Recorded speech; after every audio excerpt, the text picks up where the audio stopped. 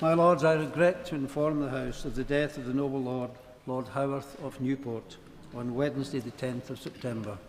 And on behalf of the House, I extend our condolences to the noble Lord's family and friends. My Lords, before we begin the second reading debate, I want to remind all noble Lords of a few important points. Firstly, there is an advisory speaking time limit for backbench contributions of 4 minutes. This reflects the large number of speakers, whilst also providing a respectable amount of time for everyone to outline their views. This means when the clock reaches 3 minutes, you should begin to make your concluding remarks, and when the clock reaches 4 minutes, your time is up. It is designed to ensure we can rise at a reasonable time. I estimate that if speakers keep to the 4-minute advisory speaking time, we should be able to finish around 5 p.m. today and next Friday. I would ask all noble Lords to respect the advisory time limit and all other noble Lords who are speaking in the debate. Of course, openers and winders, including my noble friend Lord Falkner of Thoroton, and the front bench speakers from the official opposition, Liberal Democrats and the Government Minister, will have longer as per the usual conventions. Although I'm sure those colleagues will also make sure their remarks are considerate of the overall debate. I remind those who have tabled amendments that they should also keep their remarks within the 4 minutes advisory. I'd also like to highlight the general rules to all noble Lords speaking should be here at the beginning, the end and the best part of the debate as set out in the companion. Finally, noble Lords have sincerely held views both in support and in opposition to this bill. Please respect that, and in our debate today and next Friday, remember courtesy and respect, and show those watching the debate the House of Lords at its best. Second reading of the Terminally Ill Adults End of Life Bill, Lord Falconer of Thoroton. My Lords, I beg to move this bill be now read a second time. This is an issue which has been debated for years, particularly in this House. The House is full this morning. That reflects the seriousness with which your Lordships take this issue. For the first time, we have before us a bill on assisted dying, which has come from the other place. I know that we will do what we do so well, which is scrutinise. This is an historic occasion. The current law is confused, causes terrible suffering, and lacks compassion and safeguards. People must be at the heart of this debate. The government's own estimate is that if the law was changed to introduce assisted dying, less than 1% of deaths would be assisted after 10 years. But it is right that we allow assisted dying as an option for those who, despite the best palliative care, still want an assisted death. Palliative care cannot alleviate the pain of everyone. Lucy Devonport's husband, Tom, had an agonising death from bile duct cancer, despite receiving excellent care in a hospice. He died by choking on fecal vomit. Lucy has said, and I quote, "The look on Tom's face of terror and horror, that's going to be with us forever. He would be horrified to think that was our last memory of him." For many others, it's not about pain. It's about alleviating fear or bringing to an end the terrible and continuing loss of dignity and loss of control, which has no end except in death. If the patient wants to take control of the time of their own death, they are, under the current law, legally entitled to take their own life. But they must do so without any assistance, often horribly. Many of your Lordships were with me in the Archbishop's room in Millbank as the widow of a man who had a lethal brain tumour described how she found her husband's body in their garden, having stabbed himself in the heart. Others go to Dignitas, often alone, because those who accompany them from England fear the consequences of the criminal law. Kate Fenner's mother, Alison, had motor neurone disease and died in Dignitas in Switzerland. Katie could not join her for fear of a police investigation. She found out about the moment her mum had died by text. Katie says, and I quote, "We didn't see her go, we didn't hold her hand. The DPP's guidelines make it clear that anyone with medical qualifications who provides assistance will certainly be prosecuted. Where the authorities learn that somebody has provided assistance, or they suspect that they have, they do investigate that person, invariably with compassion. But no matter how kind the process of investigation, it is an agony for the person investigated. It can go on for months, sometimes over a year.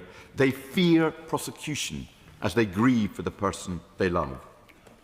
It is right and possible to pass a law which allows those who are terminally ill to die with dignity and at a time of their own choosing, without the fear and the horror I have described, and with appropriate safeguards in law. Not as currently, where people, in order to have a death at their own choosing, seek to evade the law and therefore evade the protections. 300 million people in the world live in jurisdictions where there is such a law. There must be safeguards. The bill we are debating today has benefited from those other jurisdictions. It is the most safeguarded assisted dying measure in the world, particularly in the light of the safeguards inserted in the Commons. Key provisions in the bill are as follows. The criteria for requesting assistance is that the person is terminally ill, has the mental capacity to make the decision, is 18 or over, is resident in England and Wales for the last 12 months, and is registered with a GP in England or Wales. The safeguards are designed to ensure the patient has a clear, settled and informed wish to end their life and have made their decision voluntarily and without coercion. Terminally ill is defined as having an inevitably progressive disease which cannot be reversed by treatment, with a reasonable expectation of death within 6 months. The bill is for the terminally ill only. It is about how you die when you are dying already, not for those with unbearable suffering, irrespective of their life expectancy, like in some countries, such as Canada. And the bill is clear. A person is not to be considered a person who is terminally ill only if they are a person with a disability or a mental disorder, or both. Safeguards are layered throughout the process, as set out in the bill. First, a doctor in a preliminary conversation has to lay out all the care options, including the palliative care available, in the context of the likely progress of the illness. Then 2 doctors, independent of each other, have to be satisfied that the illness is terminal within 6 months, that the patient has the mental capacity to make the decision, and finally, that it is their firm and settled wish, arrived at without coercion. After that, a panel comprising a senior judge or King's Counsel, psychiatrist and social worker have to be satisfied of the same things as the 2 doctors. If they are, then and only then can medical assistance be given. I acknowledge that some think the process is too complicated and also excludes too many people. On complicatedness, I am very conscious of the words of the Chief Medical Officer, Chris Whitty, who gave evidence in the other place that we should not create a bureaucratic thicket, and I very much hope we have avoided that. But it is vital that we should have a bill that is robust in its safeguards in a matter of this gravity. Disabled groups express fears that they may be vulnerable to being over-persuaded into an assisted death. I well understand the fears of the disabled in their dealing with healthcare providers, but the evidence strongly suggests the disabled want the same rights as us, as the rest of us, when they become terminally ill. This bill gives them excellent protection. There may be risks for them in other interactions with healthcare, but not in relation to this issue. The multidisciplinary panel, which I've referred to, was added by amendment at committee in the Commons, replacing the High Court judge alone. The panel provides a better safeguard than a judge alone because of the wider experience of the panel, psychiatrist and social worker, but accompanied by the retention of the senior judge. Beyond the current safeguards, some people have sought a compulsory psychiatric assessment for everybody, I do not believe that that is necessary or appropriate. The bill provides that if either of the doctors have a doubt on capacity, they must refer the patient to a qualified psychiatrist. The panel includes a psychiatrist, and the panel can, if they wish, require more psychiatric assessment. No doctor or other person is required to participate in the provision of assistance under the bill. Only those who opt in to participate in the working of the bill need play any part. The bill is explicit and wide in making that clear and provides extensive employment protections for those who do not wish to participate. There are those who argue it may be a terminal illness bill now, but its provisions will be expanded. Any such change would require primary legislation, and the experience of all other jurisdictions is where they start with a terminal illness bill, as this one, that is where they end. The Health and Social Care Select Committee in the Commons conducted an inquiry into assisted dying, ending in March 2024. Their conclusion on this issue was as follows. We conclude that jurisdictions which have introduced assisted dying on the basis of terminal illness have not changed the law to include eligibility on the basis of unbearable suffering. None of the jurisdictions, they said, which have introduced a terminal illness bill have revoked it, and they've been there for as long as almost 30 years. The bill provides that for England, the Secretary of State must, by regulations, make provision securing arrangements are made for the provision of voluntary assisted dying services. And in Wales, Welsh ministers may make such regulations. The difference between must and may is that we respect the devolution settlement, and it's for ministers in Wales to make their own decision in relation to that. Concern is sometimes expressed about the cost of an assisted dying service and its effect on NHS provision. I would draw your Lordship's attentions and please read the 151-page impact assessment that the Department of Health has produced. The current budget of the National Health Service is £188 billion.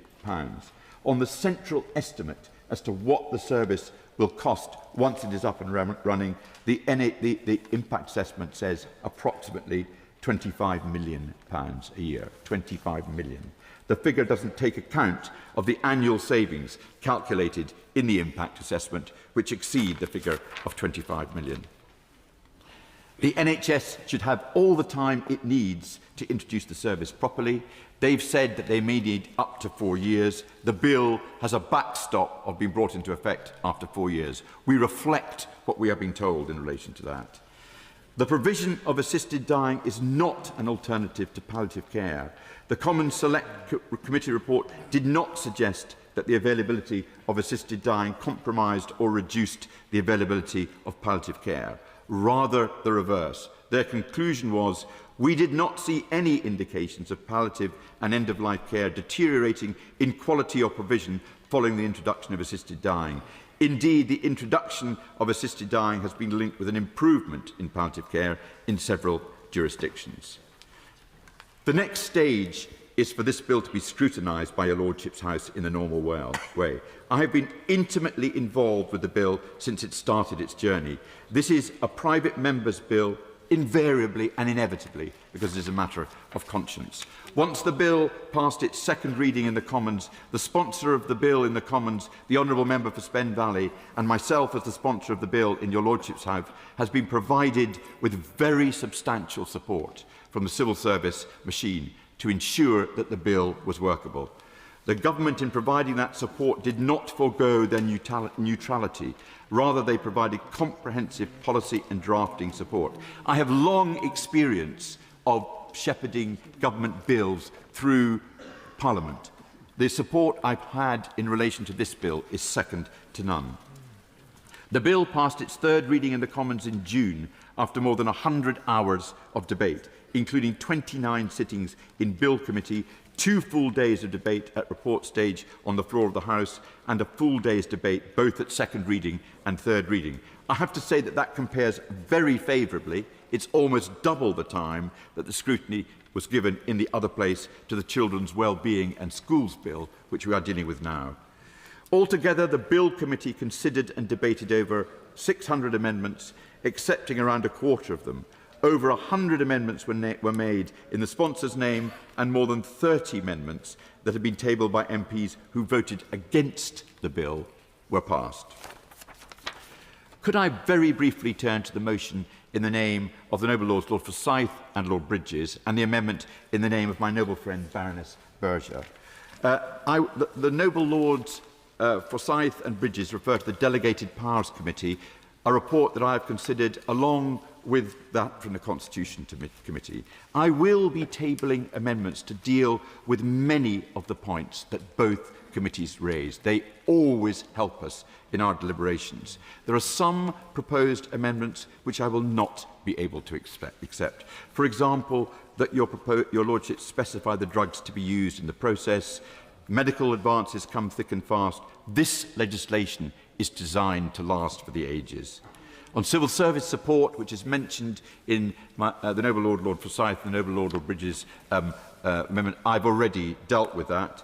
With regards to the availability of government time, which is also raised, I am confident that after conversations with the government, that your lordships will have more than enough time to scrutinise this bill thoroughly, as long, of course, as we start our process of scrutiny in the ordinary course of business after we've given it a second reading. My Lords, could I turn to the Baroness Berger's amendment? It's proposed that the select committee that she proposes, which has unfortunately I only got notice of this last night, and I didn't have the opportunity after I received notice of talking to the Baroness Berger, and she hadn't discussed it with me previously. I make no criticism of her, but these are my initial thoughts in relation to it. It's proposed that the Select Committee precedes the Committee of the whole House. It's been clear for some time that at least 7 days will be required to complete the passage of the bill. 4 days of committee, 2 days of report, and a day for third reading. There will then need to be ping-pong between the two houses. If the process cannot start until January, which is what my noble friend the Baroness Berger's amendment suggests, and must complete by the spring is when the government says this session will end, we will have to fit 7 Fridays in between the 9th of January and the 31st of March. Having regard to recesses, the need for the normal intervals, and the fact that other business will be conducted on some of those Fridays and not every Friday, I am afraid it is not possible to do that, and I will be therefore opposing that amendment on the basis it is not a workable timetable. That does not rule out a select committee running in parallel to the committee stage, and I would be more than happy to discuss such a proposal with the Baroness Berger or anybody else who has such a proposal to make. But we must do our job in this House, and our job is not to frustrate, it is to scrutinise. My Lords, the bill has been passed by the Commons. The decision on whether to change the law in our democracy should be for the elected representatives. We should improve where we can, but we should respect the primacy of the Commons. There are so many people who have been following the debate who recall the agonising death of a loved one, or like the people I mentioned at the beginning of this speech, who fear what their own death might be like. The public want this. The elected House has expressed his will. I am confident that your lordships will now do what you have done so well in the past. Whatever view we might take on the decision the Commons arrived at, the way the debate was conducted there enhanced the reputation of Parliament. I hope and believe we can embark on our scrutiny in a manner that will reflect just as well on our House. This bill before us has already given hope to those with personal experience of the injustice of the current law. They will be looking to us to play our proper role. If we can improve it further, we should, and we will have done our duty. My Lords, I commend this bill to the House. My Lords, I beg to move. The question is that this bill be now read a second time. My Lords, can I thank the noble Lord Faulkner for the comprehensive way in which he presented this bill. And my Lords, in opening the debate for the official opposition, let me be clear that as a front bench, we have no collective view on either the principle of terminally ill people receiving interventions to end their lives early or on the drafting of a bill. Noble lords on this side of the House will have a free vote, both on the bill and on the motions we are debating. The official opposition does not have a collective position on those motions. So given this fact, I will speak neither in favour nor against the bill. But as a noble lord said, this is a historic occasion. So it's not hyperbole to suggest that this bill may be one of the most significant pieces of legislation ever to be considered by this Parliament, with far-reaching implications for our society and the sort of society that we want to live in. Noble lords will appreciate this significance simply from the sheer volume of correspondence received. And those speaking on both sides of the debate will be informed by their own experiences, whether that be professional or personal experience. And we will hear many moving stories in these debates, and perhaps even shed a few tears. But as a revising chamber, I know noble lords will respect those experiences and reflect upon them in good faith, as we work to properly scrutinise and improve the bill where necessary. My lords, as the noble Lord Faulkner said, we have received a clear signal from the elected House on the principle of the bill. And while that does not prevent noble lords from opposing the bill per se, it is the duty of your Lordship's House to do its work as a revising chamber diligently. This bill has received much scrutiny in the other place, over 100 hours across all stages, more than other private members' bills. But we should also not forget that 174 amendments were made to the bill in committee, and further amendments were made at third reading, not all of which have been properly scrutinised. So the bill your Lordships received in this House is much changed since its introduction and is in need of thorough scrutiny. The arguments around this bill are finely balanced. A noble friend of mine who, let's put it this way, is not exactly known for sitting on the fence, said to me that he attended the last time we debated this, and he said almost after every speech he found himself agreeing with the speaker. To this day he still remains torn.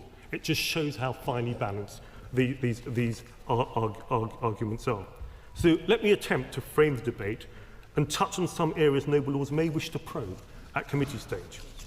But my lords, in debating this bill, we must have in mind the well-being and dignity of those for whom this bill was originally proposed, the terminally ill who want to end their lives early.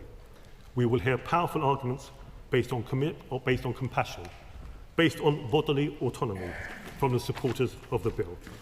And I understand, as the noble Lord Faulkner Thoroton said, he's indicated his openness to amendments to the bill. These benches welcome that openness. And I expect members will come from supporters of this legislation who want to make it the best bill possible. We've seen this in some of the emails that noble lords have shared with each other.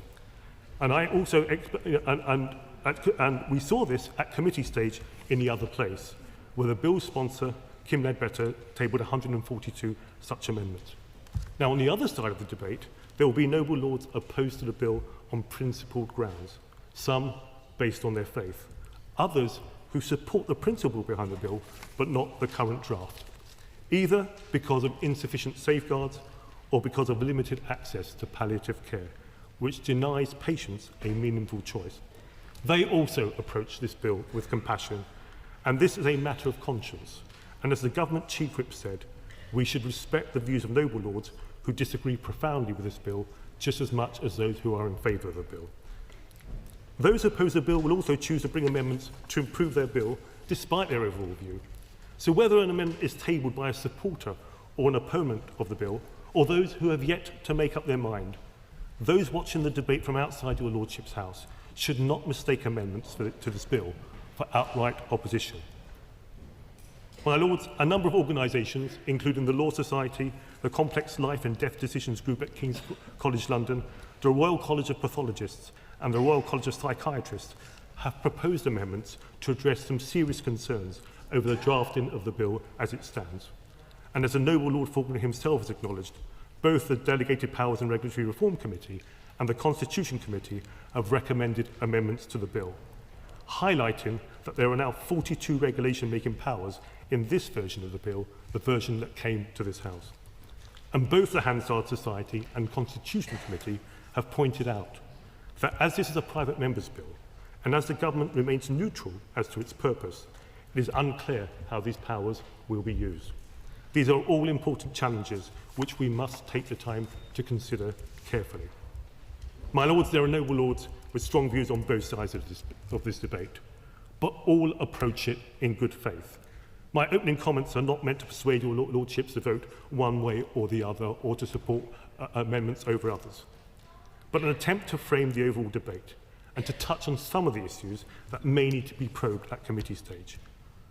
The decisions we take are not easy, the consequences not always clear, but I have no doubt that in this House, this bill will receive the scrutiny needed, whether we are in favour or against, with all the emotions and concerns, how challenging that may be. Let us work together to examine the bill in detail and to do our work diligently. Yeah. My Lords, although I am the first Liberal Democrat to speak in this debate, I'm not speaking on behalf of all the Liberal Democrat peers because, like all the other groupings in your Lordship's House, there is a divergence of views on these issues. The divergence is not just between members, it is often within each of us that there are dilemmas of an almost insoluble kind on some of these questions.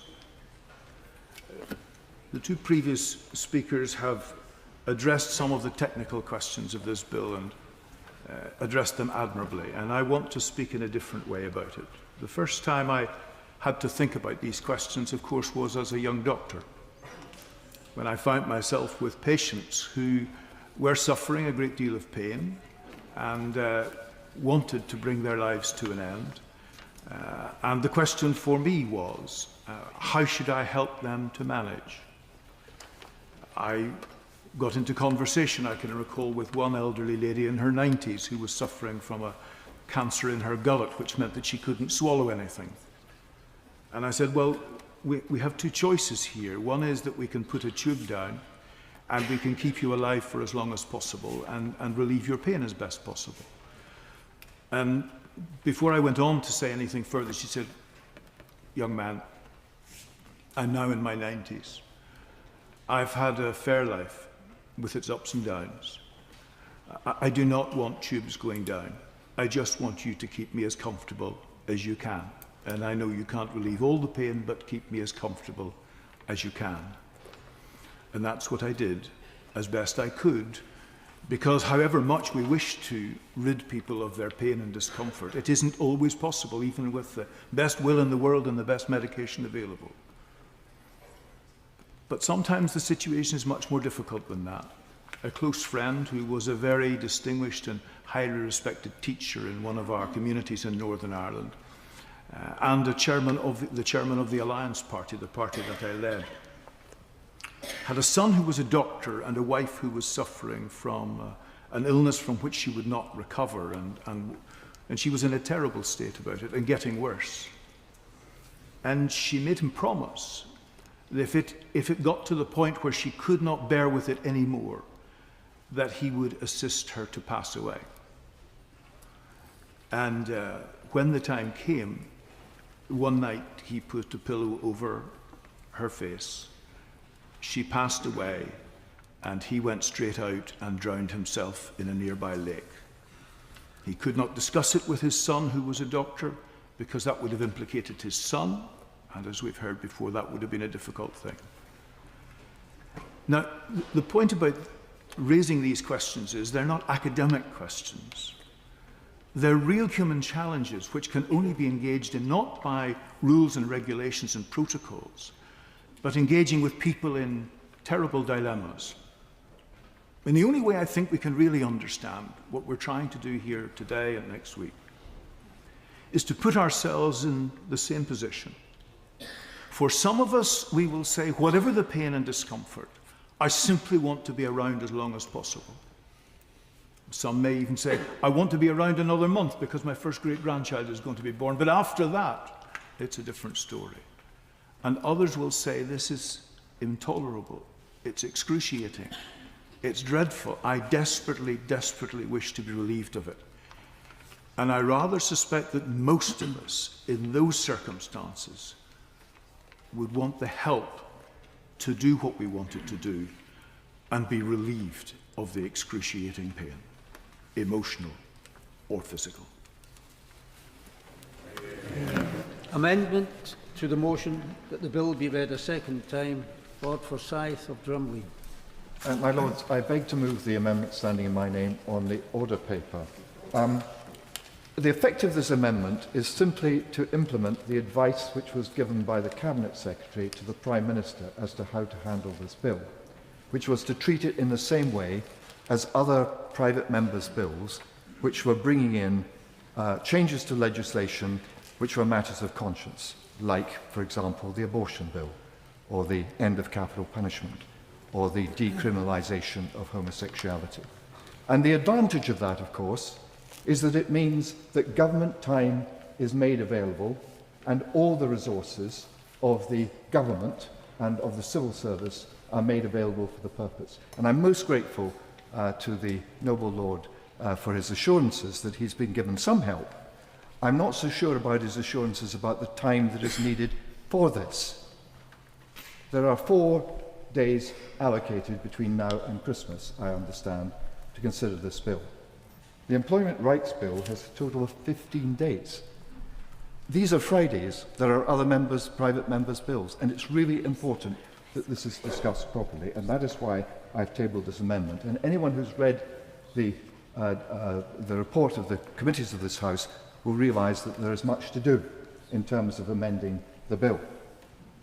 My father died in agony. And when I went to see him, I said, "I'm so sorry that your cancer is causing you this distress."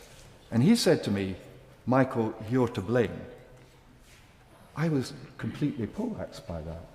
"How can you say I'm to blame?" He said, "Because you have consistently voted to prevent me getting what I want, which is having the opportunity to decide how and when I come to die." Now, I have thought about that long and hard. As a Christian, I've thought about it long and hard and come to the conclusion that my father was right and I was wrong. And therefore, I support absolutely the principle of this bill. But I do have some problems with it. If you look at the page 7 of the very excellent paper which has been produced on the explanatory notes of the bill, it sets out a table there on what is actually required. Now, I suspect that people will get to the stage where they just can't go on any longer. They'll do their best to hang on, but they will get to the stage where it's just too much, like my father. But under the provisions of this bill, you have to see a GP, then you have to see another GP, and then you've got to see a panel, and then there's got to be a holding period of no less than 3 weeks before you can actually get to the position where you are given what you want. That, to me, is completely impractical and impossible. Now, I know that some people will say, we're doing that in order to provide protection. But whom are we protecting? Surely the patient should come first before anything else. And one thing more, I'm conscious of time, one thing more that worries me about this bill is the provisions in the bill leave the Secretary of State for Health, who is against the bill, up to 4 years to delay the implementation of the bill. Now, the noble Lord, the sponsor of the bill, said that this is giving hope to people. Well, there's not much hope if the possibility of the bill not actually coming into effect until well into the next Parliament. So I say to the House, we need time. We need every resource available in government. And we need government time so that we can get this absolutely right. Because there won't be a second opportunity for a very long time. And anyone who's read the letters that have come into us will know many people are holding great hopes for this bill. And it's up to this House to try to amend it so that the other place can actually make it worthy of their hope. My Lords, I beg to move the amendment of the noble... The original question was that the bill be now read a second time, since when an amendment has been moved, at the end to insert the words set out in the order paper. Amendment to the amendment in the name of Lord Forsyth of Drumlin, Lord Carlile of Berry. I do apologise to the Lord Speaker. My Lords, I beg to move the amendment in my name to Lord Forsyth's amendment. I should make it clear at the outset that I am opposed to this bill in principle, But above all, I'm opposed to this bill because, in my view, it is not an adequate bill to deal with all the issues raised and does not provide anything like sufficient protection for those vulnerable people who might be persuaded against their real will to accept assisted suicide. I agree with Lord Forsyth's words in his amendment, apart from his bold bid that in effect this private member's bill should be treated as a government bill. That was not what the noble and learned Lord Falconer said was happening. And indeed, I'm sure that Lord Falconer would confirm that civil servants are absolutely insisting on their neutrality being maintained, even when they are looking at the feasibility of this bill. I see him nodding in agreement. Lord Forsyth asks for full support at ministerial and official level for the peer in charge of a bill. That would put the noble and learned Lord in the position of a minister.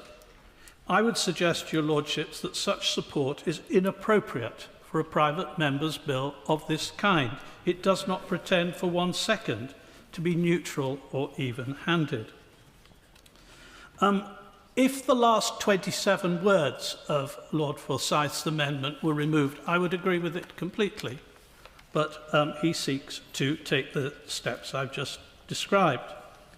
Indeed, despite the large resources supporting the purposes of this bill and the involvement of many experts, including the noble and learned Lord Falconer, one of our most respected and knowledgeable legislators, this bill earns a D- for its draftsmanship, even after all those committee meetings in the other place. The bill needs to be dismantled if it is to be an effective and proper bill, to give it what I would, as a shortcut, call legislative legitimacy. What evidence is there for the propositions I make? Well, I'll cite 2 pieces of evidence that emerged from your lordships in the last 2 days. First of all, the committee chaired by the noble Baroness Lady Ramsay of Wald Heath, the Delegated Powers and Regulatory Reform Committee, produced a report a couple of days ago which there is no time to read out. I'll simply summarise that by the calm standards of that committee, their criticism is excoriating. I was on that committee for a considerable period, and I never saw any bill being criticised to that extent. They say the bill is simply not fit for purpose, breaking several standard rules of draftsmanship. It is, my lords, incompetently drafted, after all the time that's been spent in it, with the steersmanship of the noble Lord Falconer. Then yesterday, the Constitution Committee reported and endorsed the views expressed by the other committee and said that the bill was not fit for purpose in effect. My lords, we must remember that this bill would allow a citizen deliberately to perform acts which are intended to cause the death of another citizen. Since the end of capital punishment, no such act is allowed in our law to any citizen other than in war. That is the change, the weight of the change, which this bill sought to make. And I believe that we must be given time and the space and the methods to amend this bill, if that can possibly be done.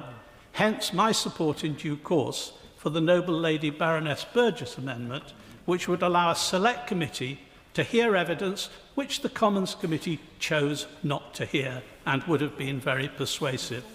So, my lords, I beg to move my amendment. The original question was that this bill be now read a second time. Since when an amendment has been moved as set out on the ordered paper, and a further amendment has been moved to that amendment. The question I therefore have to put is that Lord Carlile of Berriew amendment to the amendment in the name of Lord Forsyth of Drumlin be agreed to. My Lords, as I rise to speak on this bill, I declare my interest as an ambassador for Thames Hospice. But the views I express today are my own. And I say that I recognise that across this House there will be very firmly held views on both sides of this argument, some coming from real personal experience, as we heard from my noble friend, Lord Forsyth. But, my Lords, I oppose this bill, and I wish to set out my main reasons. First, I do not believe that the safeguards in this bill will prevent people from being pressurised to end their lives, sometimes for the benefit of others. I also worry that, as we have seen in countries where there is such a law, that people will feel that they must end their lives simply because they feel they are a burden on others. I worry about the impact it will have on people with disabilities, with chronic illness, with mental health problems, because there is a risk that legalising assisted dying reinforces the dangerous notion that some lives are less worth living than others. And again, as we have seen in other countries, once a law like this is passed, the pressure then grows to extend the scope of it. I also oppose it because I believe that in the absence of by disapplying the default of a coroner's report, there is a danger that this could be used as a cover-up. A cover-up for mistakes made in hospital, or for perhaps a hospital-acquired illness, infection, which has led to an increased likelihood of death. I have a friend who calls it the Licence to Kill Bill. And finally, my Lords, this is not an assisted dying bill, it is an assisted suicide bill. As a society, we believe that suicide is wrong. The government has a national suicide prevention strategy. We bemoan the number of young people who are lured into committing suicide by social media and what they read on the internet. This week is World Suicide Awareness Week. Suicide is wrong, but this bill effectively says suicide is okay. What message does that give to our society? Suicide is not okay. Suicide is wrong. This bill is wrong. And in my opinion, it should not pass. My Lords, as Lord Kamar has already pointed out, we in this chamber share the same goal, for people to die with dignity and compassion. They are critical concerns for those like me who believe that this bill is deeply flawed. You will know that I'm a former government chief nursing officer and I chaired the UK Bereavement Commission. But as a nurse, a priest, as a daughter and as a granddaughter, I have had the privilege to be with many people as they die. Most people die well, although, as we have heard and will continue to hear, that is not always the case, but most people die well.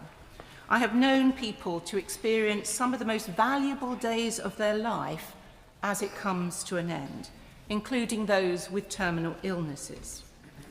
As Baroness May has just pointed out, to change the law is to change society. Any law that introduces choice for a few is not limited in its effect to only that few. If passed, this bill will signal that we are a society that believes that some lives are not worth living. This bill would become our state-endorsed position, and our NHS would be active in its delivery. It is the role of this House to scrutinise, but there are no amendments to this bill that can safeguard us completely from its negative effects. I am concerned for those who will face internal and subtle pressure to end their lives in the absence of adequate palliative and social care, or to avoid being a burden to their families. I understand the fear of many that they may be offered free assisted death before they are offered the care and equipment that they may live. I am concerned that we are still in the dark about how this bill will be integrated into a struggling health and social care system, as the Delegated Powers Committee report has shown. I am concerned that the bill is unequal to the task of preventing avoidable deaths due to the existing problems of discrimination, inequality and abuse. I am deeply concerned that so many in this Parliament are not heeding the voices of professional and representative bodies that are raising the alarm. Above all, this bill fails in its central claim, that it delivers choice. A meaningful choice would see the measures in this bill set alongside equally available, fully funded palliative and social care services. Without the choice offered, this choice is an illusion. It may not be the will of the House to take the decision on the principle of this bill today, but I firmly hope that we will do that in the third reading. If it is necessary, I will table the amendment myself, so this House is given the same opportunity as the other place to decide. Until then, I have no doubt that the scrutiny given to this bill in the coming stages will make plainer its inadequacies. As we have heard, much of the debate is about fear. Fear of pain, of illness, of dependency, of loss of control. Being someone somehow unrecognisable to yourself and to others. But the challenge is that life is not something to be managed or limited when it becomes difficult. Life is often more than we can ever understand it to be. I believe in a God whose very being is life, and in that gift of ability and innate worth, even if we are dying. To speak of God is to speak of the one who never is indifferent to human fragility, but who holds it and tends it. And that is why I believe that there is always hope. Hope that what looks like an ending is not the last word. Hope that with proper care, support and research, dignity and compassion is still possible. It is this firm belief that compels me to resist this bill. My Lords, whilst I respect the views of the Bishop of London, I speak in support of the bill, not only in support of the principle of assisting people to die with dignity, but also in firm support of the legislation before us.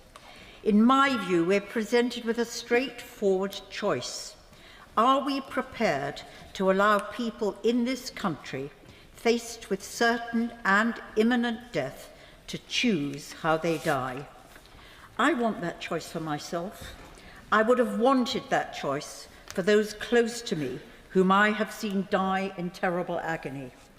I want it for the 650 terminally ill individuals who take their own lives each year, for the thousands of terminally ill who attempt suicide each year, and for the roughly 50 who travel often alone to Dignitas each year, and for the many who die in pain each day, even with the very best of palliative care. I would ask each and every one of you to reflect on whether what you want for yourself you are prepared to deny to others the choice of how they wish to die. Who are we to deny others their right to choose? Denying choice represents a fundamental attack on the freedom and right of individuals to control their lives at that terrible time when they're dying. There are those who argue that they are not opposing the principle of assisted dying, they just want yet more time for yet more consideration of yet more changes. I have to say to my noble lords, I had 30 years in the House of Commons, and I have never seen such scrutiny, such openness to considering amendments, such attention to detail as I saw when watching the bill make its way through the House of Commons. We're deeply indebted to my honourable friend for Spen Valley for the collaborative and collegiate way in which she steered her bill through the Commons.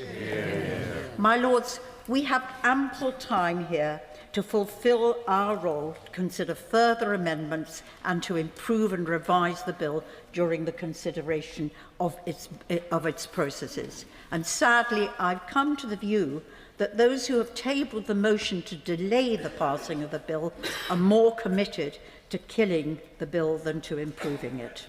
For that, my lords, would I fear be the inevitable consequence if we adopt the proposal to establish a select committee. My lords, we're not elected, so in carrying out our duties, we must look beyond our own interests and views and listen to public opinion on this very personal and very sensitive issue. We know from the most recent surveys that nearly 3 out of 4 members of the public want us to make it lawful for an individual to seek assistance in dying in the UK. And we also know that nearly 4 out of 5 of those who live with a disability support a change in the law, and that 2 out of 3 respondents with faith also express support for the law. The time has now come to change this law. Across the world, jurisdictions are introducing laws to enable assisted dying. We should proudly be the standard bearers of this important societal change in Britain, and we should demonstrate by our support for this bill care and compassion for those who need it most, those who are coming to the end of their lives and dying. Yes. Declare an interest as a Director of Living and Dying Well. While my view on this subject has been publicly expressed, today is about the contents of this terminally ill adults end-of-life bill and the implications for wider society with all its pressures and tensions. And we should therefore learn from other jurisdictions. But just as good laws are not made from hard cases, sound bites don't make watertight bills. We've heard that this bill is the safest in the world. However, during the committee stage in another place, judges were replaced with a panel in a contradictory term called Judge Plus. This change was made after the Ministry of Justice and senior judges raised concerns about the impact on courts. And the Royal College of Psychiatrists say the suggested model is not even possible. The EHRC stated that the impact assessment in another place was published too late for it to be properly utilised to strengthen the bill. And this bill gives the Secretary of State extensive powers. The Henry VIII clauses allow statutory instruments to be endlessly rewritten. So specifically, my Lords, Clause 5, Subclause 4 requires the provision of adjustments for language and literacy barriers, but there is no requirement for modified information for those with learning disabilities or additional needs. Additionally, the doctor only has to ascertain that the person has been coerced. But how? It's not in the bill. Clause 25, Subclause 8, allows the coordinating doctor to assist the person to ingest or otherwise self-administer the substance. This blurs the line between assisted dying and euthanasia. And at a recent meeting with those who provide voluntary assisted dying in Australia, claims were made that all deaths were peaceful, but there are no requirements to report adverse events and no impartial oversight.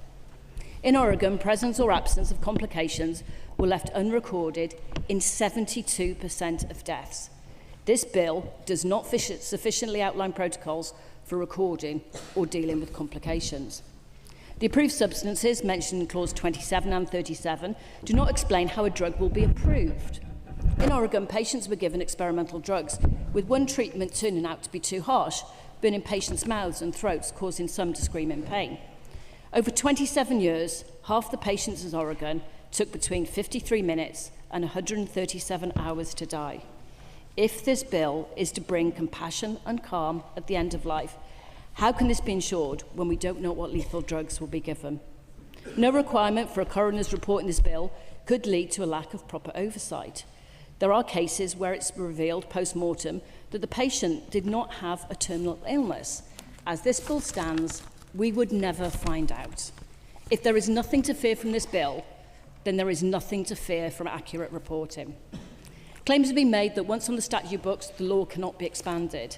Just as this bill amends the 1961 Suicide Act, fundamentally, our role is to scrutinise and improve legislation. Parliament can do anything, but it cannot bind its successor.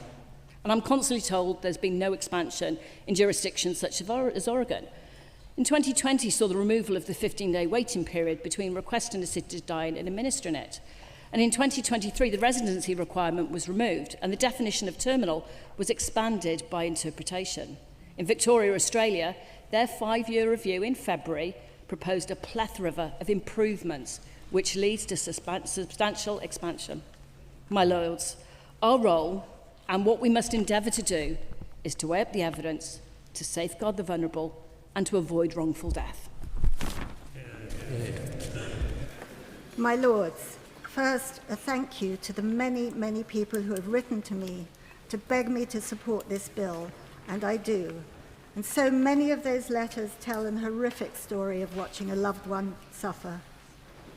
And the proportion of support in these letters, as to those opposed, is overwhelmingly in favour by a ratio of 4 to 1. But today I want to speak for myself, for my rights, for my autonomy, for what I want to happen should I face the appalling circumstances of a terminal illness with 6 months to live. My right to choose. It is a central principle in modern ethics and law, autonomy, the right to make decisions about your own body and your own life. And if people can refuse life-saving treatment, create advanced directives, or choose risky medical procedures, consistency suggests that they should also be able to choose when and how they die if terminally ill. And assisted dying does not force anyone to end their life. It simply respects the choice of those who want that option. We already recognise the right to live according to one's own values, freedom of religion, reproductive choices, sexual orientation, marriage or not. Why not this, the most intimate and important decision of our lives? And choosing assisted dying should be framed not as a rejection of life, but an embrace of dignity. People facing terminal illness or unbearable suffering may wish to avoid a drawn-out decline that strips them of control, of independence, or even their ability to recognize themselves. And respecting their choice acknowledges their humanity, rather than reducing them to passive recipients of medical care. And John Stuart Mill's philosophy was that individuals should be free to make their own choices unless they harm others. Choosing to end one's own suffering does not harm others, whereas forcing someone to endure against their will is a harm. And there is a divide. Those with means can travel abroad to access assisted dying, creating inequality and often a lonely end. Allowing it locally ensures that choice isn't only for the wealthy or the privileged. And when assisted dying is illegal, people sometimes take desperate or violent steps to end their lives. Allowing a safe, regulated pathway gives people peace of mind, and it reduces traumatic situations for families and for healthcare workers. So in conclusion, I just want to thank Kim Leadbetter for her calm and thoughtful approach to addressing the fears that people naturally have about coercion. And it seemed to me from reading the Commons debates that those concerns had been addressed and changes had been made. But I have absolute confidence that should there be any remaining issues that give rise to further concerns, they will be found and addressed in this House. And may I say to those with disabilities who are understandably very nervous and worried that this does not apply to disability. Disability is not a qualification. And to those who raise palliative care as the answer, I wish it was the answer, but it isn't a good enough answer in the reality of the circumstances people face today. And very lastly, may I say to all those who may vote against this bill for religious reasons, assisted dying is not compulsory. And if your religious convictions require that you do not take advantage of this bill, then please have compassion and enable us who do not have your convictions to have the right to choose. My Lords, palliative care may not be the answer, but it has to be part of the answer And unfortunately, that is just not the case across England and Wales as we speak today. It's estimated by my colleagues at the King's College London, Florence Nightingale School of Nursing, Midwifery and Palliative Care, some of the foremost experts in the country, that over 100,000 people die each year in this country without the palliative and end-of-life care that they would have benefited from. Two-thirds of people report being fearful that the absence of that palliative care, that they will not have access to palliative care when they need it. And so to the extent this bill is about autonomy, you can't have meaningful choice without having palliative care as part of that choice. Now, advocates for the bill, and by the way, I place high weight on the principle of individual autonomy. My question is, how autonomous can you be when you don't have a meaningful set of choices? Advocates for this bill make the point that in some countries that have introduced assisted dying legislation, palliative care services have improved. I've looked at those instances. That is because when the legislation has been progressing, there has been a matched government effort specifically to increase funding for palliative care. I'm not aware of any such effort on offer in this country.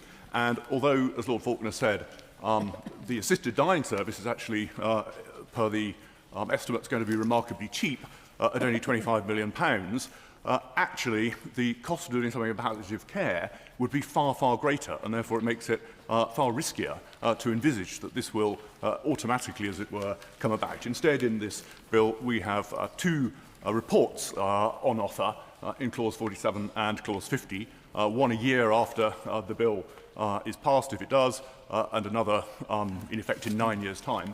I don't think those reports on the state of palliative care are frankly going to be worth the paper they're written on. It's the Secretary of State of the time marking their own homework. It's a one-off assessment, and in any event, it has no consequences because the bill will have, or the Act will have automatically commenced within 4 years anyway. So what can be done about this? I do think there are some practical amendments that would improve the prospects, and I would like to see, as it were, a triple lock for palliative care. First, I would like to see the attestation that the two doctors are being required to provide to attest that there has actually been a comprehensive offer of palliative care and end-of-life support made available to any applicant to this scheme, not simply that they've had described to them the availability or lack thereof of any palliative care in their local area. Secondly, I think we should see an attestation from the patient themselves that that genuine offer of palliative care has been made available. And thirdly, it would obviously be entirely perverse if the only way you guaranteed access to palliative care was by going through the assisted dying service. Therefore, we need to see an attestation periodically independently verified by the Care Quality Commission that everybody who might benefit from palliative and end-of-life care has access to it across the country. Absent safeguards such as that, I think we should take very seriously the warning of Hospice UK, which is, quote, that the introduction of assisted dying while palliative care is underfunded and inequitably delivered, as is currently the case, brings evident and substantial risk. I want to start by saying that I'm very grateful to the hundreds of people who have written to me about their views on this bill, both for and against. And many of the letters made for very difficult reading. Goodness knows how difficult they were to write. And we all have personal experiences of loved ones' painful deaths in circumstances in which they were denied the choice of how they died and when. This is, of course, an important debate for the whole country, and it's right that your lordships balance legal and ethical considerations, the level of public support, and the requirement for practical safeguards in legislation, whilst responding to clear signals from the majority that they support this bill as drafted. But I believe, and the point that I want to make, above all the considerations that we will discuss, there is one towering point. It's the fundamental right of the individual to exercise agency and autonomy over their own lives. And as Lord Alderdice so eloquently put, those choices are hard indeed and not taken easily. Denying the ultimate right to end one's life in peace and dignity in the manner and circumstances of one's choosing, when the alternative is so scary and appalling, is not being compassionate. We need to facilitate this bill. I'm reminded of when I was a health minister, of the complex interactions, human interactions, and how we try to legislate, particularly when we undertook reforms in the embryology bill. My lords, we took on the challenge, we got the detail right, and we did not delay or deny the choice of those who seek this bill. The bill is not a reckless attempt of unchecked freedoms. Far from it. It provides measures that will offer carefully regulated paths to ensure only those with confirmed diagnosis of illness are covered by this bill. The imperative here for me is to respect human agency and autonomy, and that it's a travesty and ultimately wrong for the state or any other agents in civil society to intervene with or impose their values above the right of the individual to self-determination in circumstances where there is no perverse impact on community. My lords, democracy and in democracy, we must trust individuals to make informed decisions about their own bodies and lives. We must resist imposing our values on others when we have no right to intervene. To deny agency to those seeking freedom to end their lives on their own terms is wrong. The greater good is not served by sacrificing the few to the pain and suffering they face. My lords, I support this bill. I support it as it is drafted, and I will vote to resist any attempts to delay its passage through this bill. This House. My lords, I speak with enormous hesitation on this very complex, sensitive issue. Any second reading of a bill must inevitably discuss the principle behind the bill. I acknowledge the principle of choice and acknowledge the argument that by changing the law, we may avoid unnecessary pain. Against that has to be weighed another principle, attitudes to human life. The wider consideration that legislators must take into account is not just the immediate consequences, but those over the longer term, not just the intended consequences, but the unintended consequences as well. And we have to take into account the patient-doctor relationship. Assisted dying is not a treatment and sits oddly with the concept of a cradle-to-grave national health service.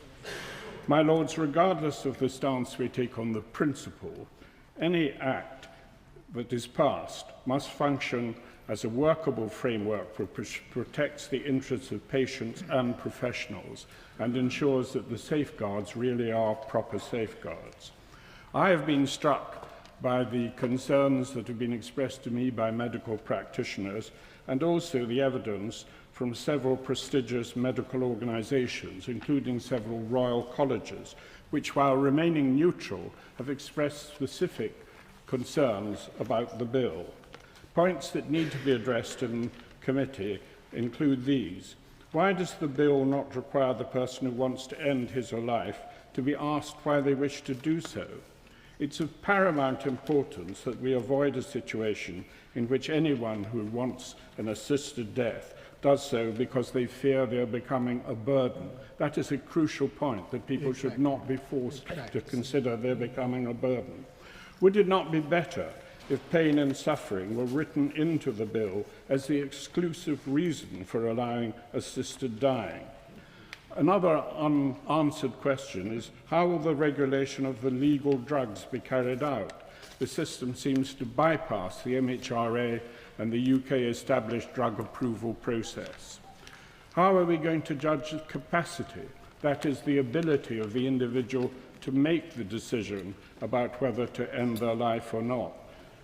Should there not be similar prohibition as there is in certain countries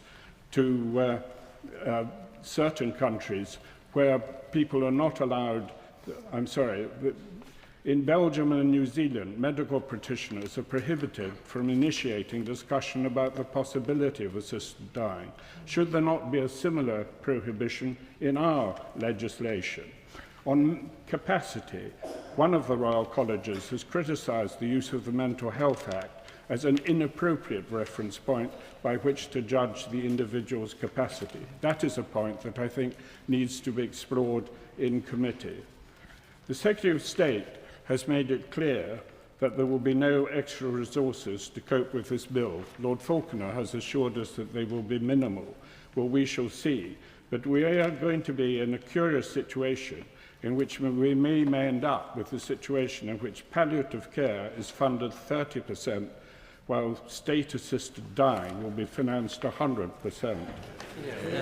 My Lords, the crucial point, I think, about this bill is so much, as the Delegated Powers Select Committee has pointed out, is left to be decided later, to be decided over time, delegated to other decisions by ministers. This is an unsatisfactory position. We need to know more detail. And for this reason, I think many amendments need to be made in committee. We do need intense scrutiny, and the bill as it is at the moment is not satisfactory. My Lords, I acknowledge with deep respect that those arguing for the passage of this bill are often speaking from personal experience of the pain and suffering of someone's final illness. Yet, along with many other speakers, I have deep concerns about legislating to permit the practice of assisted dying. I caution the House against the remedy of choice in this area. My concern is that the most vulnerable and those who are most vulnerable in society will become more vulnerable should this bill find its way onto the statute book. Related to this, and as a bishop, I wish to say something on the subject of life, which I believe we must consider in any bill making provisions for its termination. My Lords, in the Old Testament, the principal word for life is the Hebrew word hayim, which is a plural noun. This expression signifies both our physical life and our source in God, who is the source of all life. It is a relational term, and like most societies up until our own age, it reflects a view of life as gift and one lived out with others. It is a sign of the deep richness of the journey of life, which of course encompasses mortality and the finality which takes us to our very last breath. We need, my Lords, to be immensely careful in supporting a departure from the practice and wisdom of centuries. My Lords, the consumer age in which we now live presents us with a technology with built-in obsolescence on a narrowing timescale. It tells us that choice will make us free, but choice needs itself to be examined closely. Humanity acknowledges instead finitude, which gives our lives meaning, for we are all mortal, and each of our lives will in due course come to an end. But in this life, in the words of the General Thanksgiving, we give thanks for our creation, preservation, and all the blessings of this life. That is not to ignore the imperative of compassion and assistance for those who are suffering. The Christian conviction retains the belief that life is of intrinsic value at all stages. There is never a point at which it may be said, it is not worth it, or life is not worth living. Assisted dying, my Lords, would dangerously introduce the concept of limited worth of human life into our medical practice and into our relationships. We'll be signing up to an essentially consumerist understanding of life with many potential perils. Life is to be cherished, my Lords, and for those of faith, we acknowledge life to be sacred. That is why it is imperative that we address the chronic underfunding of palliative care and resource our hospices to do the work they do with such care and dedication for those who need their services. This provision would enhance a dignified dying and should be our first priority. I cannot in all conscience support this bill. My Lords, I declare an interest as Chair of the Equality and Human Rights Commission, but I'm speaking in a personal capacity. This is particularly pertinent today because EHRC itself has briefed on the bill, and I must stress, therefore, that my remarks are entirely personal and to my own circumstances and knowledge. Some colleagues will know that I was found to have advanced stage 3 ovarian cancer last summer. After 7 months of an unsuccessful diagnosis at a major NHS teaching hospital, my experience in that distressing period was of a disregarding and at best incompetent NHS. Finally, I turned to the private sector last August. Since then, I've had 2 rounds of chemotherapy and 3 operations, and I'm now on relatively debilitating medication until 2027. So in this period, my Lords, I too feel that I have glimpsed the Grim Reaper through my hospital window in a morphine-induced haze. We know that 460 people die of cancer every day in this country, so I know I'm not alone. Before going further, I want to acknowledge the great suffering that is caused in several other illnesses that may result in applications for assisted dying. But today, in our limited time, I'll concentrate on cancer. This is because the data tells us that for every 4-week delay in treatment, a patient is 10% more likely to die. The EIA on this bill tells us that in New Zealand and California, 2/3 of those who seek to end their lives this way are cancer sufferers. Now, I recognize the need for disparity and objectivity when one is trying to pass legislation. So let me turn to the flaws that I see in this particular bill. The Constitution Committee of this House has also stated that a private member's bill on this subject is wholly inadequate. Recognizing the repeated attempts in my 21 years here to put this kind of legislation in the statute book, I would have expected government to have taken over the bill and paused it for pre-legislative scrutiny through a joint committee. Baroness Burgess' amendment may give us that opportunity, and I would intend to vote for it. The second flaw lies in the definitions of the bill. How do we define terminal illness or measure 6 months to live, or calculate monetary equations which measure our lifespans more poorly than they do bats in HS2 railway tunnels, as in this impact assessment? What do we make of the impact of these measures? The lack of compassion for those genuinely concerned about the impact on disabled people, or the questions of mental capacity, or for religious individuals, and of course the elderly who feel unwanted enough as it is. Importantly, the most critical agents in this story, other than the patients themselves, are given an impossible task: GPs and specialist doctors. Doctors dread that inevitable question from the patient: how long do I have? It puts them in an invidious position. This is particularly so in the case of cancer care, where management of the illness is the challenge. How well and how long are the critical questions asked on a daily basis? In England, a third question arises: how much? This is because NHS drugs for some cancer treatments in Scotland and Wales are simply not available here. That is the most cruel aspect of that postcode lottery. So there's much to discuss in the scrutiny of this flawed bill. I say this as someone who supported assisted dying previously.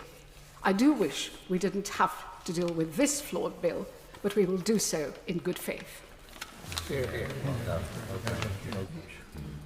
My Lords, wherever you may stand on the principle, the fact is that assisted dying is already a reality. It is available to those who had the means and ability to go abroad. The question before us is whether we continue with this two-tier system or whether people suffering here should be able to die at home, in our own country, within our own regulated and safe framework as set out in this bill, more stringent than any overseas. I am inspired by the experience of Michael Stubbs, the father of my son's close friend. His widow, Christine, is with us in the chamber today. After struggling with degenerative Parkinson's for 10 years, Michael was wheelchair-bound with double incontinence, seizures, spasms, insomnia, dyskinesia and depression. He was at the end stage of Parkinson's with a life expectancy of between 6 and 12 months. He wished to end his life to spare himself and his family. After much research and 2 months' review of his medical records, Michael made the arduous journey to Leith in Belgium, where physical and psychiatric assessments were completed. Then, following the requisite cooling-off period at home in Brighton, the family crossed the Channel again. Michael remained calm and resolute, as Christine says, compos mentis to the very last second of his life. The drug was administered and Michael died quickly and painlessly. The moment was sad, his son David wrote to me, but there was also a beauty and so much dignity in it. Everyone got to hug and say our last words. He seemed so at peace and filled with acceptance. 2 days later, Christine had to travel back to Belgium to collect her husband's ashes.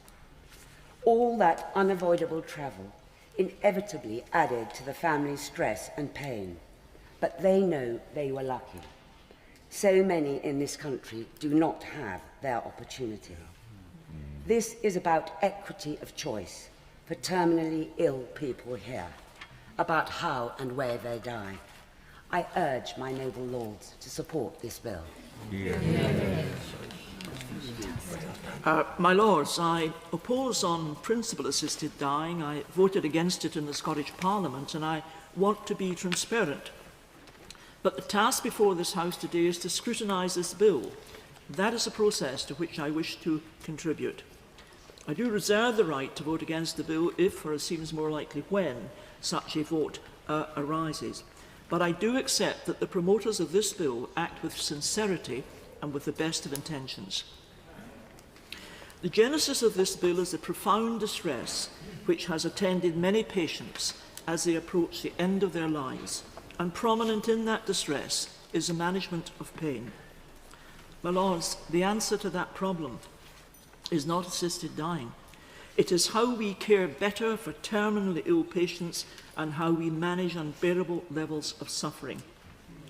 And that requires two things, my lords: a reversal of chronic underfunding over decades of palliative and terminal care, and a restoration to clinicians of their proper clinical discretion and professional obligation to always act in the best interests of their patients without fear of the consequences. My lords, if it takes legislation to provide that immunity and reassurance, that is a bill I would support. Specifically within this bill, which is literally dealing with life and death, we should find explicit detail, clarity and certainty. We should know as legislators, what are we being asked to turn into law? Well, we don't. Detail, clarity and certainty are missing. For example, the attempt to define terminal illness as an inevitably progressive illness or disease which cannot be reversed by treatment and death reasonably expected within 6 months is incapable of precision.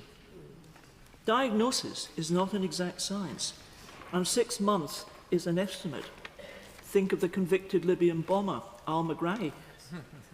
But the patient will certainly be influenced by that opinion, even if wrong. There is an attempt to spell out the criteria which must apply to a patient requesting assisted dying, a clear, settled and informed wish to end their own life, doing so voluntarily and not being coerced or pressurised by any other person.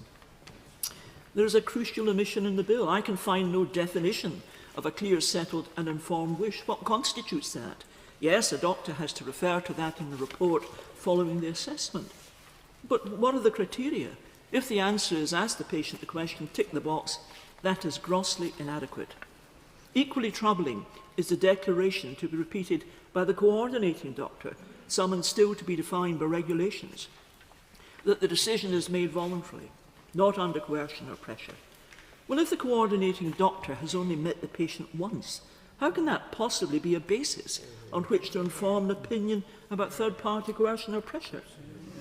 As many of your lordships will know, such coercion and pressure is not trumpeted from the bedside. It is furtive and covert. It will take a skillful doctor visiting the patient on a regular basis to be able to make any informed judgment on such issues. On that, the bill is silent. My Lord, this takes me to the most concerning omissions from this bill. Where we should have explicit provisions in primary legislation, we have repeated reliance on delegated powers. And that is what makes this bill opaque and impossible to understand. On an issue of life and death, that is completely unacceptable.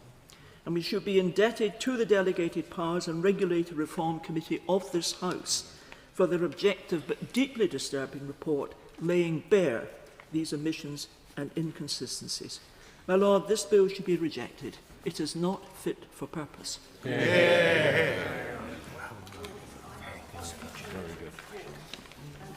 Debates in this House and in every bill to introduce assisted dying to England and Wales since the Joffrey Bill in 2005, and will continue to support it.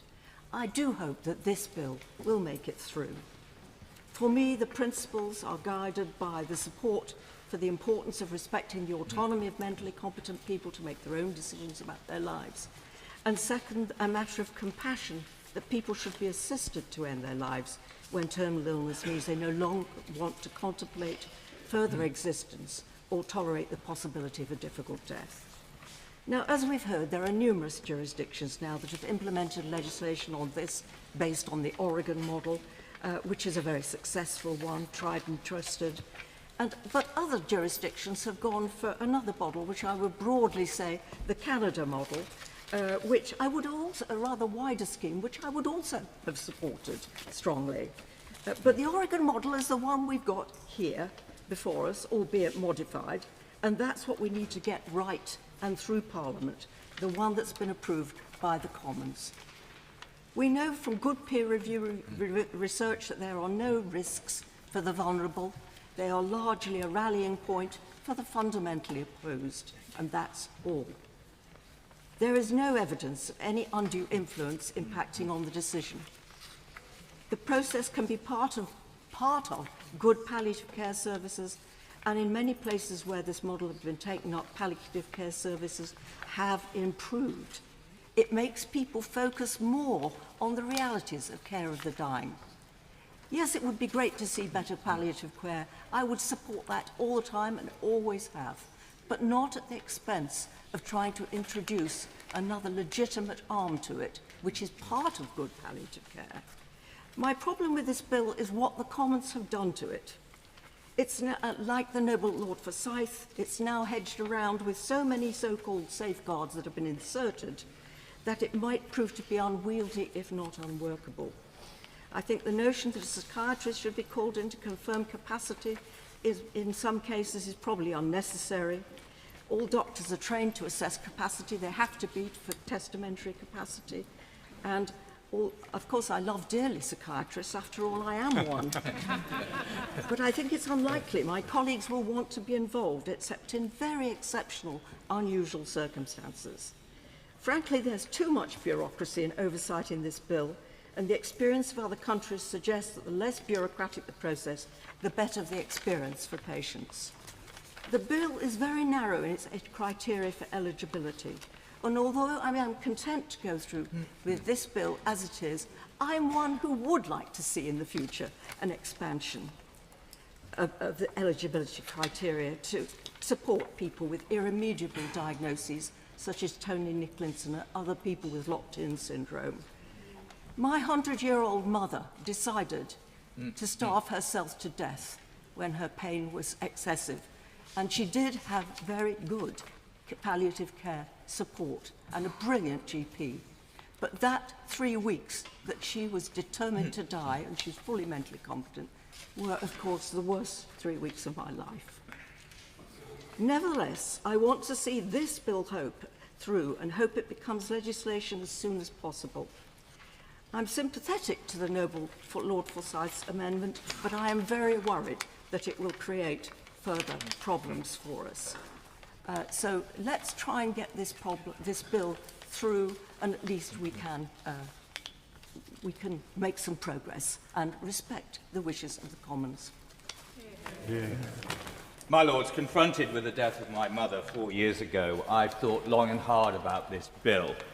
Just days after celebrating her 99th birthday, she suffered a stroke and died 3 months later. Her final weeks were distressing, prolonged by unnecessary medical intervention. And the experience to me showed really the urgent need for a huge improvement in end-of-life care to prevent futile treatments and avoid unnecessary prolonged suffering. But, my Lords, for me, this is very different from assisting suicide at a person's most vulnerable moment. And as I sat with her in those last days, I of course understood why so many noble lords here today argue that dying people should have the choice of the time of their own.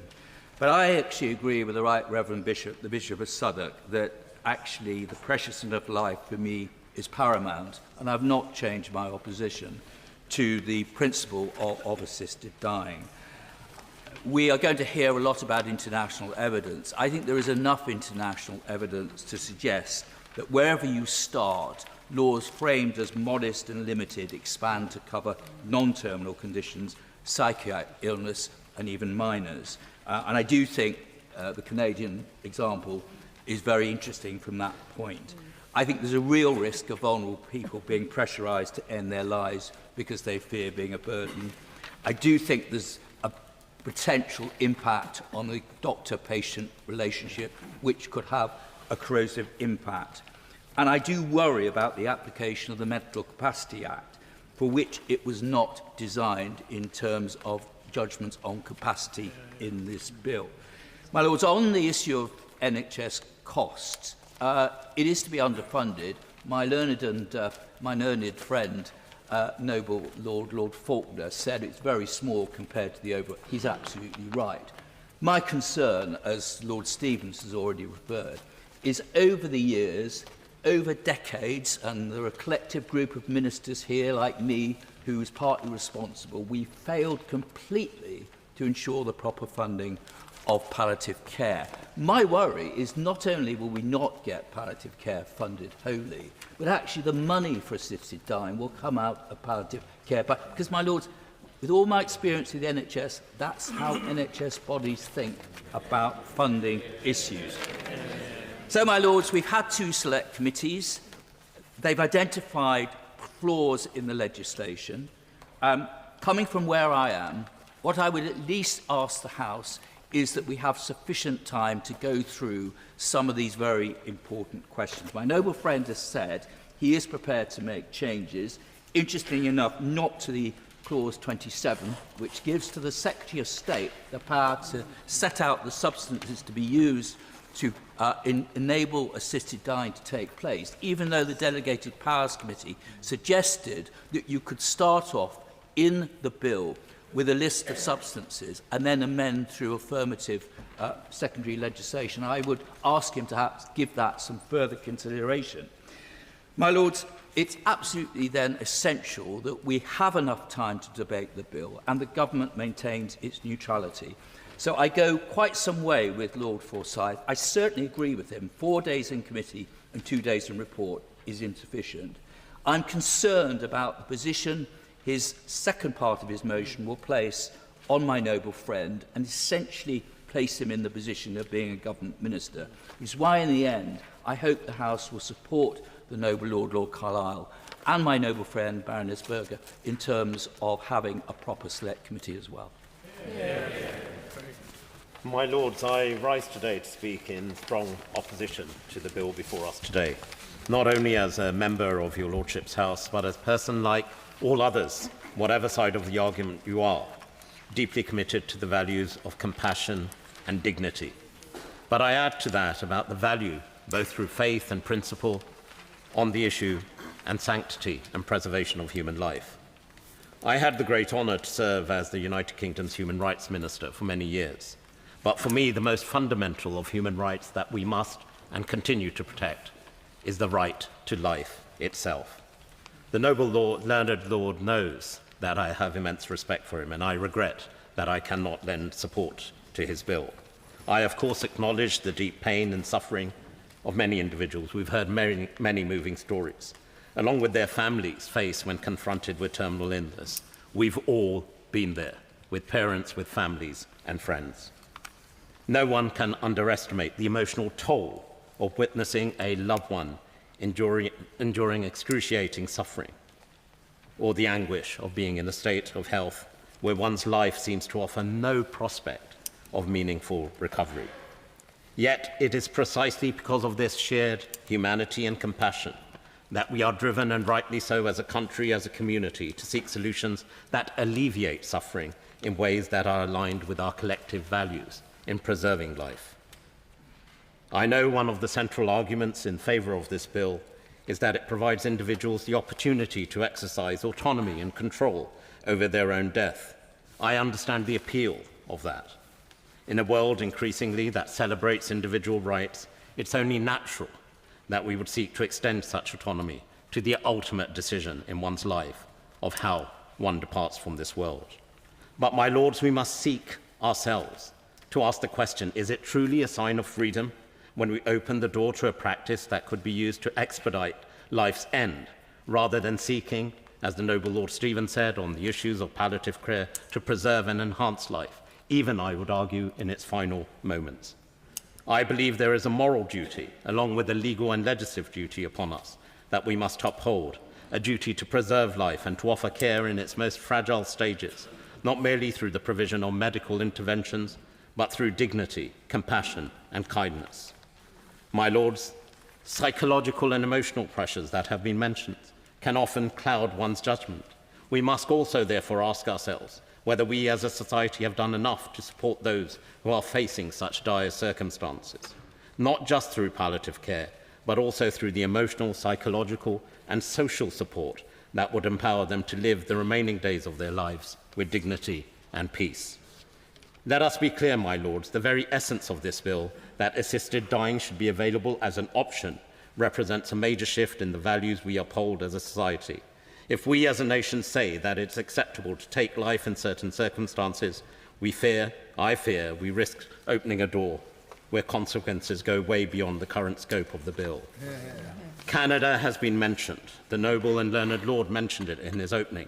But we saw after that bill was introduced in 2016, in 2021, changes were made. The words terminal illness were removed. We've seen 1 in 20 deaths in Canada now are through euthanasia. The fundamental question we must ask, are we truly offering compassion when we facilitate death? At a time when technology is advancing, pain management methods are improving, we must ask ourselves whether assisted dying is the right approach. The role of state is to protect life. I have many concerns about this bill, about the lack of family involvement, engagement. The actual reflection of our diverse communities are not included within this. And ultimately, my Lords, we must ask the question, when we offer choices towards the end of life, it is certainly my view that we as a society that cherishes lives, provides the dignity of every individual, provides not only the medical care, but the emotional and social support and investment that's required, with help when people are seeking and are at the time of ending their lives to live with dignity, and that they choose, and we choose, life over death.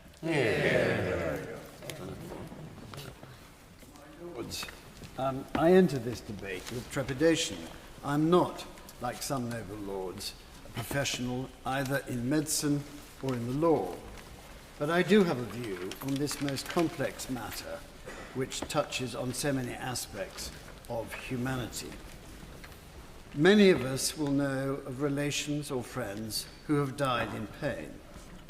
And therefore, in my opinion, we must do something to alleviate the unacceptable situation that in the 21st century, in a developed country, there are still too many people dying in pain or with total loss of dignity.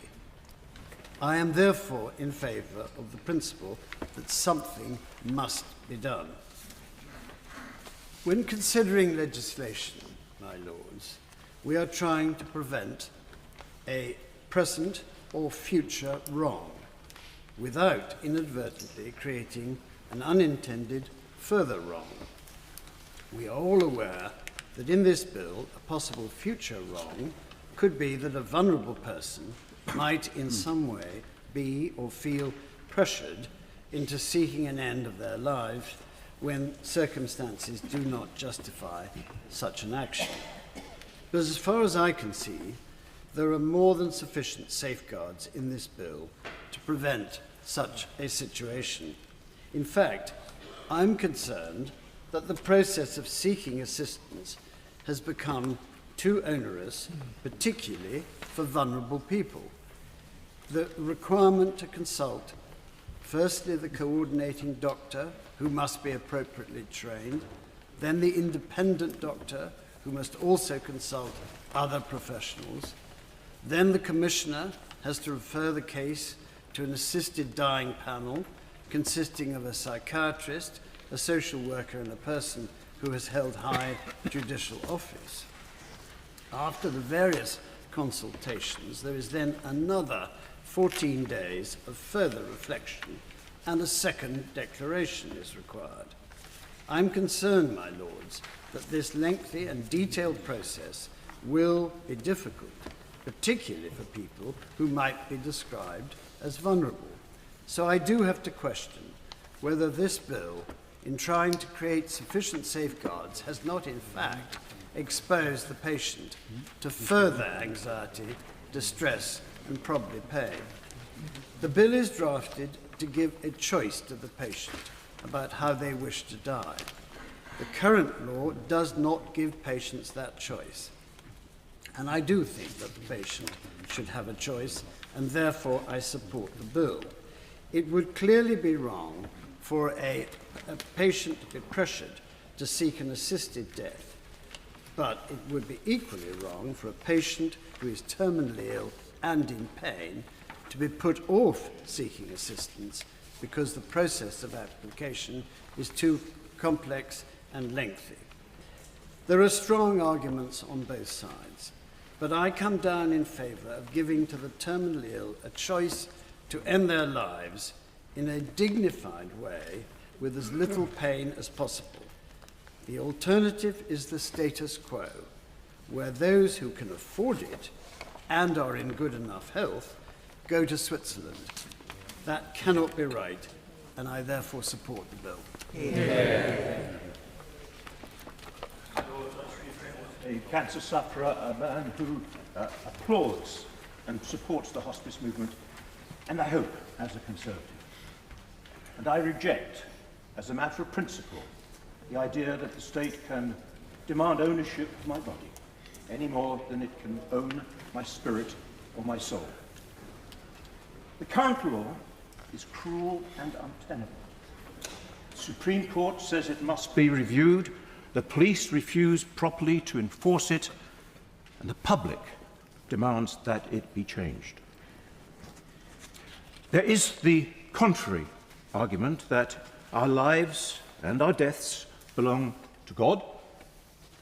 I understand the strength of opinion of those who plead that case, but I suggest that you have no right to impose your view on others who don't agree. And with respect, I see no hand of any God that I recognise in laws that condemn innocent men and women to die in agony even when they beg for their pain to stop. Why are we so afraid to change?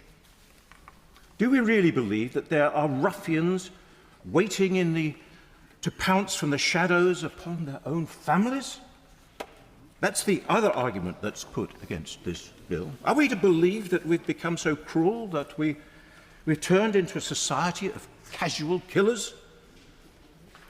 Is that what we are supposed to believe? What we are supposed to have become? And such supposition, because that's what it is, my lords, supposition. Let's weigh that supposition against actual suffering, against the reality of the totally unnecessary torments that so many are forced to endure, even when they beg for mercy. Weigh those things up, one against the other. Measure fear against fact. And there is surely only one compassionate outcome, that this bill, or something very much like it, with all its many safeguards. A nurse wrote to me, "I have never met," she said, "a nurse or a doctor who is eager to end the life of any patient. But I have known," she goes on, "I have known many nurses and doctors who want to end their suffering.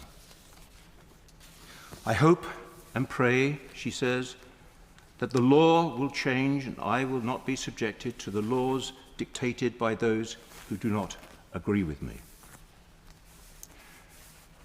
My lords, I wish I had had the opportunity, out of love, to help my mother pass peacefully in my arms, and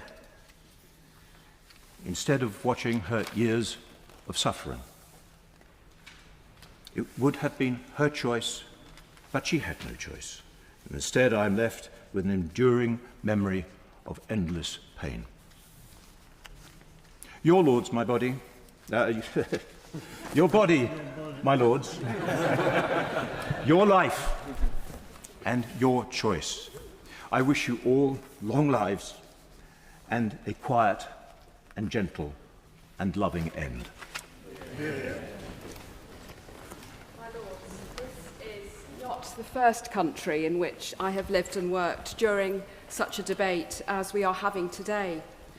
I was a bishop in New Zealand ahead of their referendum on a similar bill 5 years ago. I witnessed the arguments, heard the reassurances, and have since followed its implementation, including the pressures on healthcare professionals and the unforeseen consequences from a lack of clarity around process. Only recently, New Zealand published its 5-year review of the Act, highlighting significant practical challenges, concluding that the review committee is ineffective as an oversight body and recommending reforms. 5 years on from passing a bill, much like the one before us, it would be irresponsible not to take its findings seriously. Most strikingly, the report highlights confused principles for the service and even recommends that the New Zealand government establish specific principles to underpin the Act. This is no small matter. To be 5 years into providing the service without clarity of the principles on which it was built. For legislation where the consequences of poor drafting are so high, it is alarming that such principles were not defined from the outset. And yet, almost a year into the passage of this private members' bill, we are still discussing core concepts without sufficient detail on how a state-sponsored suicide service would be implemented. That should trouble us all. My lords, in that regard, I will support the amendment put forward by Baroness Berger to enable at least more scrutiny by professional bodies. Whilst such uncertainty remains about how the bill would operate alongside our most important end-of-life care institutions, we should not legislate at this speed or in this way. Our first responsibility must be to ensure palliative and end-of-life care is accessible and effective for all. Last week, I visited a hospice in Newcastle. I saw and heard at first hand how an affirmation of life and dignity matters for all of us. Proponents of this bill say it is about choice, yet I cannot see how this is true when the bill is both unsafe and unworkable in its current form. Within the Judeo-Christian tradition, the idea of being human begins with God, as my noble friend, the Right Reverend Prelate, the Bishop of Southwark, has asserted, the sense of transcendence which informs personhood. Our obsession with selfhood and individual choice belies our dignity and respect for others. In being human, we begin not so much with selfhood, but with the idea of the other and of who we are in the realization of community and society. My lords, surely the moral imperative is to help people live. I recall the words of my bishop growing up in the Northeast, David Jenkins, words now written on his tomb. God is as he is in Jesus, so there is hope. It is this that deepens and enriches my vision of life and faith, a vision of hope in humanity, shared with those of other faiths and none, and which are inextricably bound together. I cannot support this bill and urge other noble lords to resist it too. Amen. The third time in my life I've spoken in this House on assisted dying. The first time was over 20 years ago, when it was not very prominent at all, and I've been a strong supporter of it. But the date and the argument then was the sanctity of life was so important, and the bishops have said this today. They believe that very strongly, but many of their, do walk past, many of their parishioners don't believe that. I'm an active Anglican, and in my church, my fellow friends are all very keen on assisted dying, and he's nodding. I see you've got some as well. I would only say there's something that is very extraordinary about this, is that the recent directors of public prosecution have been most reluctant to charge husbands for killing their wives, because they know that when they go to court, and the court hears how the husband has worked not from greed but from love, he's been asked by his wife constantly to end his, because she cannot suffer and any longer, and so they don't convict. And my lords, when laws don't convict, they should be changed. But that is the reality which the Prime Minister has actually shared in. And so I would, this House has always been very supportive of assisted dying because we're much older than the Commons. I am now one of the older members, I'm 90, and so I'm much closer to death than any of you. The one thing I would say, it would be wonderful to have a choice of palliative care, but it's totally unrealistic it's going to happen. It'll cost billions. Which party? Is the Labour Party, or the Conservative Party going to say in their next manifesto we will spend billions on palliative care? I don't think even Farage is mad enough to do that. And it just won't happen. The real choice is, I only hope to be mine, because my father died watching television news, and I hope I might go as quickly. But I don't think one may. One may live, and the people that I've met, my friends, because I visited 2 palliative care homes and to meet friends, and they were looked after very well. But they all wanted to go home. They wanted to get out as quickly as possible to die at home because they wanted to control their own deaths. So it is not really an alternative, a political alternative. And so it is absurd for people to think that it is a political alternative to spread palliative care in the way that it may be needed. The other thing I would like to say is that I think this bill should be supported because it's compassionate. It wants to prevent suffering. It also wants to protect coercion. I visited some friends 2 friends who were dying, and they were surrounded by family, and there was coercion, but there was coercion to go on living, not to die. And that is often the pattern. And I believe that the safeguards in this bill are quite adequate. And those who wish to destroy the bill or to undermine it or to increase the safeguards so much that hardly anybody will ever actually die commercially, die astutely, I think they should consider very carefully the great indignity of extended old age. I'm now aware of it. One thing I would say to you, a bit of a good advice, it's very costly. Save some money for being old. You really do need it, I can assure you. And the other thing I would say is that I think people must die in dignity. And the simple reason is that you can anaesthetize suffering. You cannot anaesthetize dignity. And many people feel very indignant indeed that they're going to have to suffer for so long. So I want my death to be my death. And I don't want some intruder who's never intruded upon my life to intrude upon my death. My Lords, as one of the more younger members of your Lordship's House, I just want to start by first thanking the hundreds of citizens of this nation who have taken time out to write to us all, email us, and I've read some of those very personal letters that have been sent to us, and I want to thank them all, regardless of whether they were in support of this bill or they were against this bill. My Lords, I also want to thank the MP for Spen Valley, Kim Ledbetter, for introducing this bill, and the members from the other house, the other place, who've actually worked in the committee, and I see one of them stood there, my good friend, the MP for Harrogate, Tom Gordon. My Lords, for me, the concept of choice is always important. And I speak in favour of this piece of legislation because it's fundamentally about choice and about compassion. This bill is not about compelling anyone to act against their conscience. It's about giving individuals and families the ability to decide how they spend their final days, whether they have faith or no faith.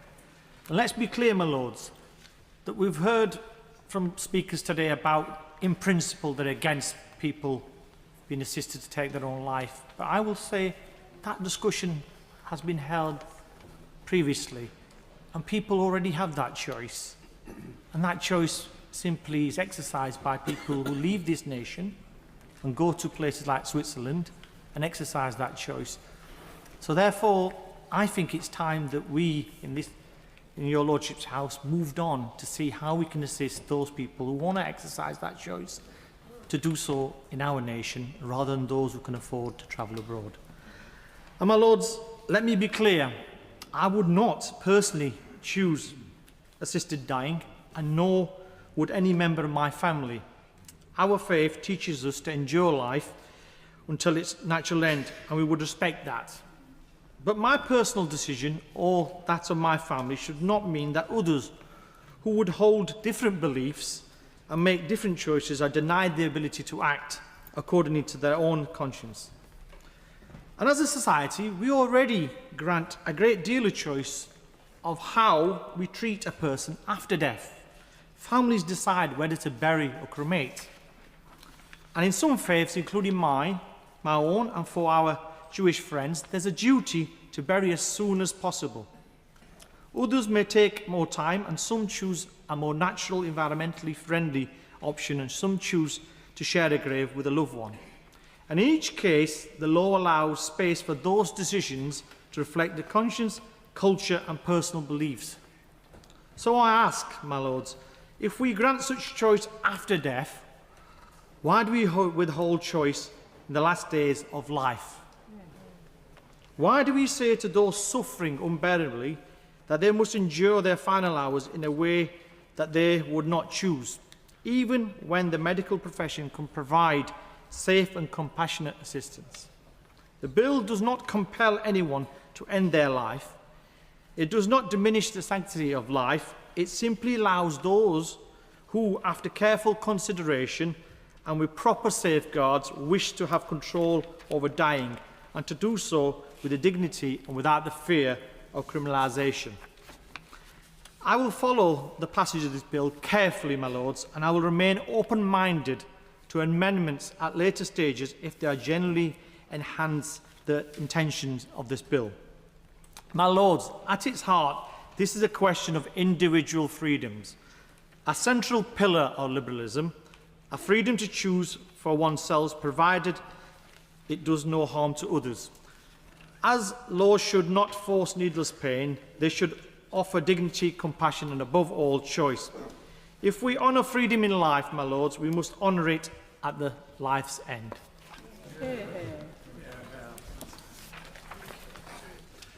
My lords, if we pass this bill, we choose to go down a particular road. Before we do that, we ought to ask where the road leads and are there any stopping places on the way. First, let me say I much respect those who have long campaigned for this bill.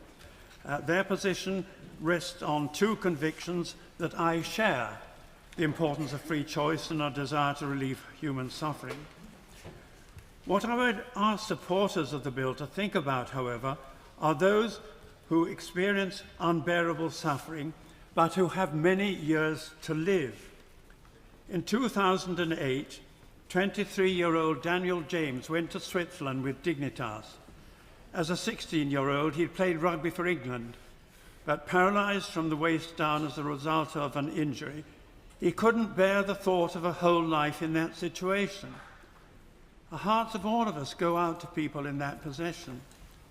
It is, of course, difficult to weigh the intensity of one person's suffering with another, but we can measure time.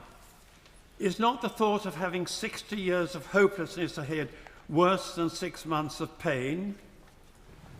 In the course of my life, I've met many people suffering from acute schizophrenia and multipolar disorder who time and again have tried to kill themselves.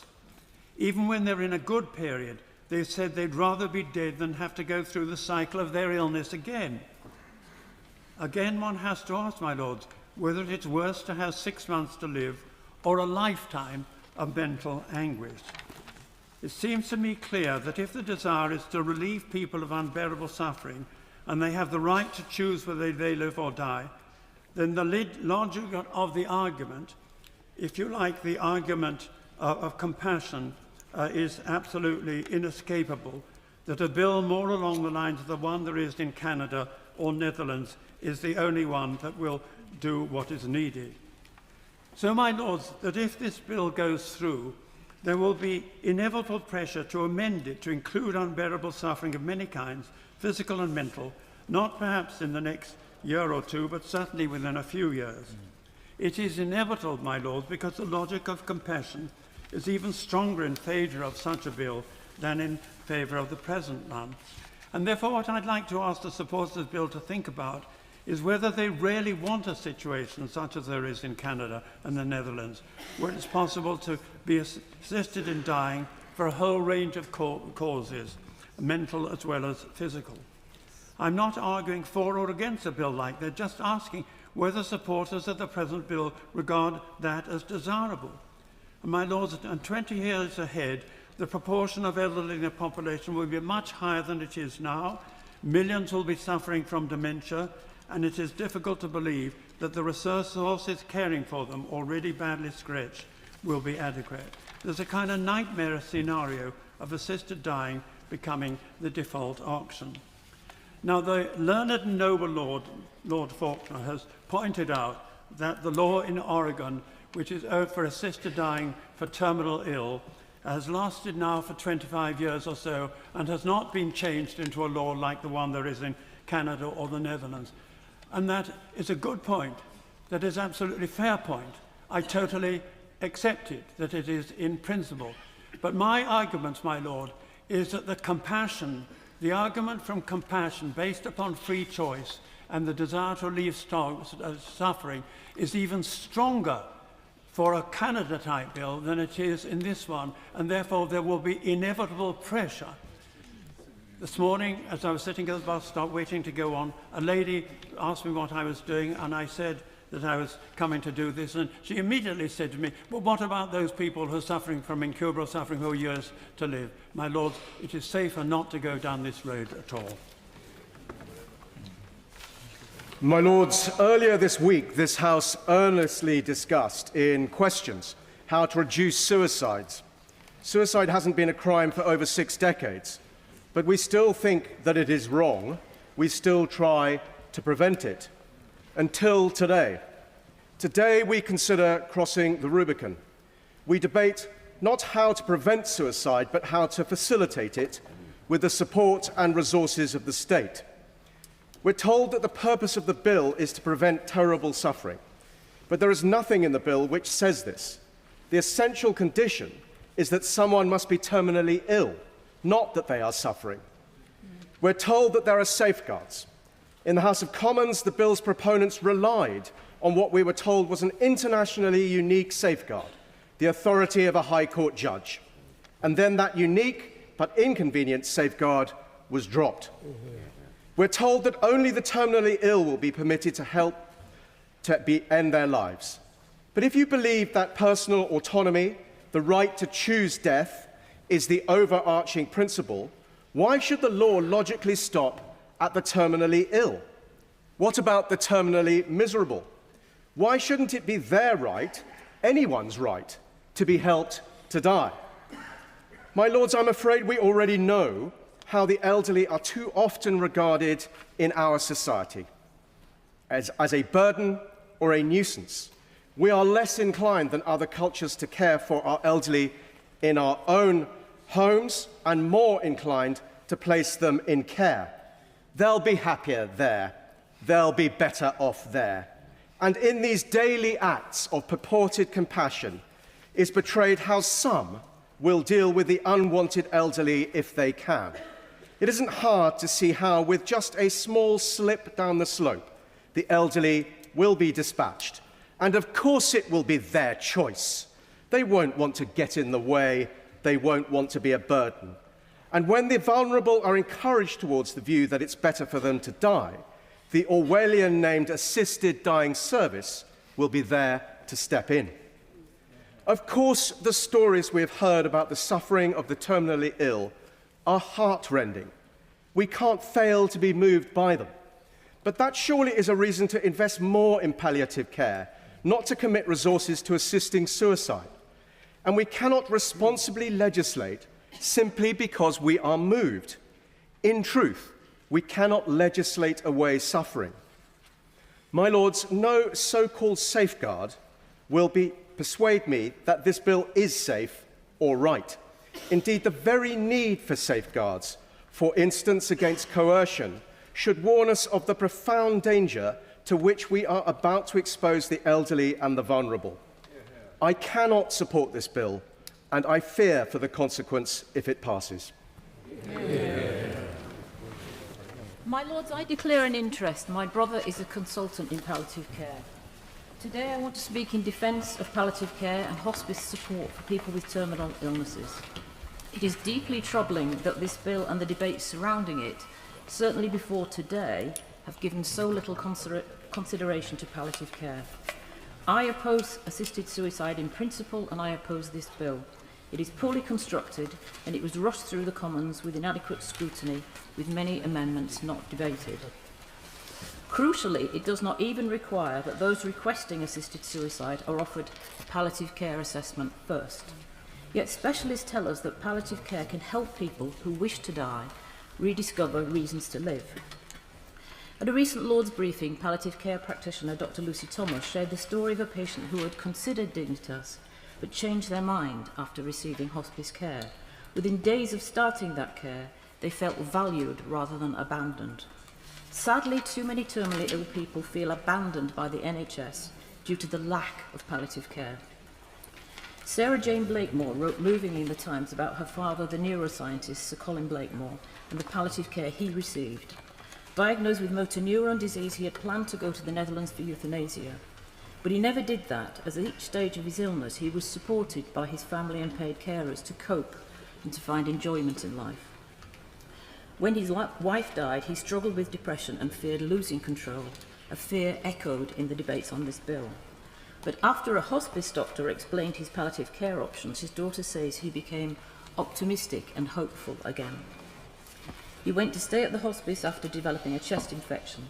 His daughter describes how for the last 10 days of his life he received, and I quote, the most gentle and attentive care from people who had dedicated their lives to end-of-life care. She acknowledges that her father was lucky to live near a hospice that enabled him to have a peaceful and dignified death. Ahead of this debate today, we have been privileged to have briefings from leading palliative care experts, including Professors Mark Tobert, Catherine Sleeman and Fliss Murtaugh. Those clinicians with decades of experience tell us that almost all patients offered high-quality palliative care benefit from it, but is often offered too little and too late, or indeed not at all.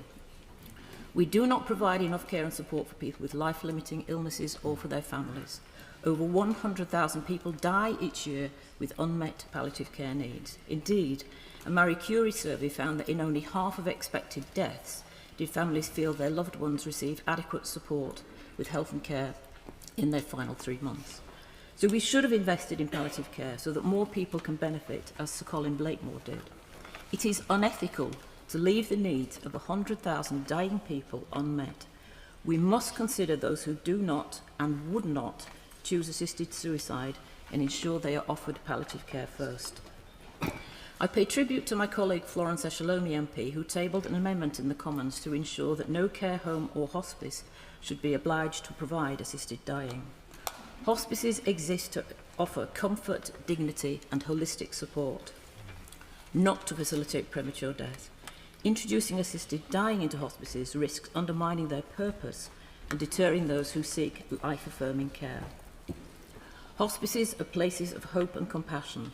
They should not be asked to become sites of medicalised death. My Lords, we must protect the integrity of our care institutions. We must safeguard the vulnerable and uphold the rights of those who dedicate their lives to end-of-life care. This bill is not the solution. We should start with investment in palliative care to make it available to all who need it, including care at home. I'm not opposed to assisted dying in principle, but I'm opposed to this appallingly drafted bill, which is a travesty of a private member's bill. It is a massive 51 pages with 59 clauses and 3 schedules, and is one of the largest so-called private members' bills ever introduced in Parliament. It is larger and more controversial than many government bills and should have proper scrutiny. Since we need proper government bills to make laws on prison sentences, penalties for killing with knives or dangerous driving, serious drugs, etc., then it is wrong to pass a law on how people should die through the private members' bill procedure.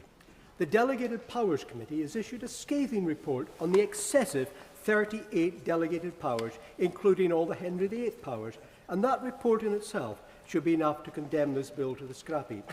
And then yesterday the Constitution Committee criticised it also. My Lords, if this bill passes, then MPs and we peers, we won't be writing the law on how we die, but civil servants in the Department of Health writing up all those 38 delegated powers. Quite simply, I don't trust the Department of Health to write one word on the implementation details.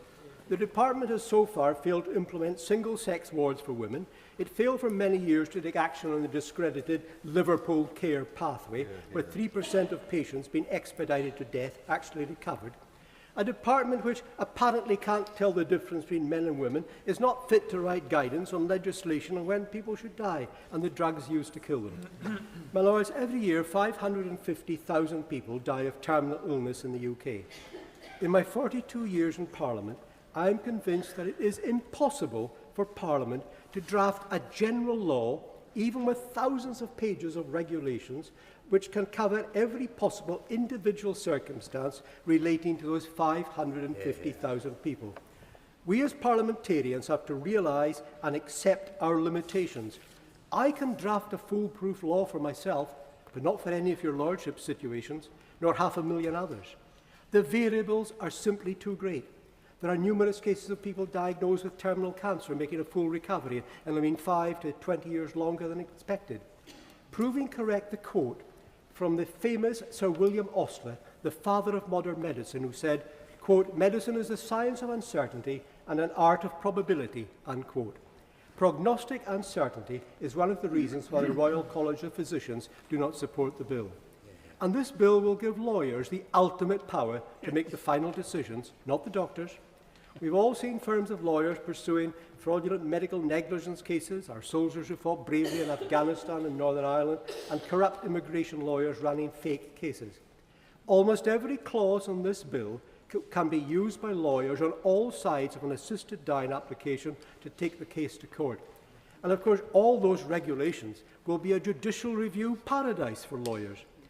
I will trust my doctor to do what is in my best interest on my deathbed, on the basis of the medical mantra, first do no harm, but I'll be damned if I let any lawyers decide how I die. In 2016, I helped pass the Medical Innovation Act, the Lord Saatchi Act, which aimed to promote innovation in medical treatments in England for terminally ill patients. I recall at the time that most doctors were in favour of it, but the lawyers were opposed, since we removed their ability to sue if the treatment did not work. Now, my perception is that most doctors have serious concerns about this bill, but most lawyers are in favour. My lords, I do not want lawyers to come within a million miles of decisions on how people should die. I believe we need to start again, possibly with a royal commission led by doctors who will set out the principles and all the safeguards which are required. Then there needs to be proper public scrutiny on a draft bill which a joint parliamentary committee can consider. And finally, we need a proper government bill and we need to see drafts of all the regulations which will be made. We cannot buy a pig in a poke, which this bill is, and I hope that the regulations will be just all right in the night. First, thank the noble Lord Falkland of Thoroton, for having introduced this bill in your Lordship's House, and thank many noble lords for their thoughtful and deeply insightful contributions to this debate, which have helped inform effectively the crux of the matter. That is, this is a very complex and serious issue that will ultimately change the relationship between the citizen and the state, and indeed between patients and their doctors, but have also highlighted the important principle that, as a matter of course, we offer our fellow citizens rights, as long as those rights do not result in harm to other fellow citizens. And therefore, I think it's appropriate at this moment in time we do consider the question of whether citizens should be given the right, when terminally ill, to consider when and how their lives are ended. But in doing so, we need to be deeply sensitive to the many residual anxieties that still exist and the many issues that have been raised that attend this bill in its current form. Now, the principal consideration here is whether, in introducing a right for the individual, the bill inadvertently creates the opportunity for harm to other individuals, and whether sufficient steps have been taken to protect against those potential harms. There are a series of other issues as well. But there is precedent when bills of this nature have arrived in your Lordship's House, the nature being bills that have a profound societal impact, that the government of the day has made additional time available. Two examples are the Murder Abolition of the Death Penalty Act in 1965 and the Abolition Act of 1967. So at the very least, I think it's essential for His Majesty's government to ensure that time is made available for appropriate scrutiny. And that appropriate scrutiny must consider a series of issues, many of which have been raised in this debate already. But one that has been made to be by many colleagues in active practice is that they are strongly in principle of the provisions of this bill, but in practice they are very concerned about how it might be applied in the NHS, and in particular how the bill might end up in what is described as a substantially protocolized fashion, where the thoughtful and insightful application of its provisions to the individual are lost in the way that so much care is now organised in the NHS. And this is something that we will need to explore. The other point that I think has been exceedingly well made are the implications and the message sent by passing a bill that makes provision for the state to pay for an assisted dying service in its entirety, whilst not fully funding the provision of palliative care. What are the implications? What message does that send? And indeed, what might be the inadvertent consequences of pursuing that approach? Another matter that will need to be considered very carefully during the committee stage of this bill. But ultimately, if this bill is to pass, it must pass enjoying the maximum amount of confidence possible, having provided the appropriate safeguards. To pass it in any other way will regrettably result in very serious adverse consequences. Hear, hear. Yeah. Very good. In the last 35 years, I've attended and spoken at most of the debates on euthanasia. And one of the features that has always struck me is that the debates have been full of anecdotes. And perhaps we ought to consider that the Greek word anecdote means unpublished, which is arguably what most anecdotes should remain. So I'll avoid anecdotes and stick to my practice over the last 50 years, looking after people who are dying. And perhaps I can best illustrate that by a lady aged 28 who came in with an inoperable cancer of her throat. She was in pain and in great respiratory distress. And I said to her that I could relieve all her symptoms with an intravenous injection of an analgesic. Would you like me to do that? I said to her. Yes, she said. I put a needle into her vein and started to titrate her, as it were, with a very powerful drug. And I was amazed how much I had to inject. And eventually, all her symptoms went. And she died 3 weeks later, having had 3 weeks symptom-free.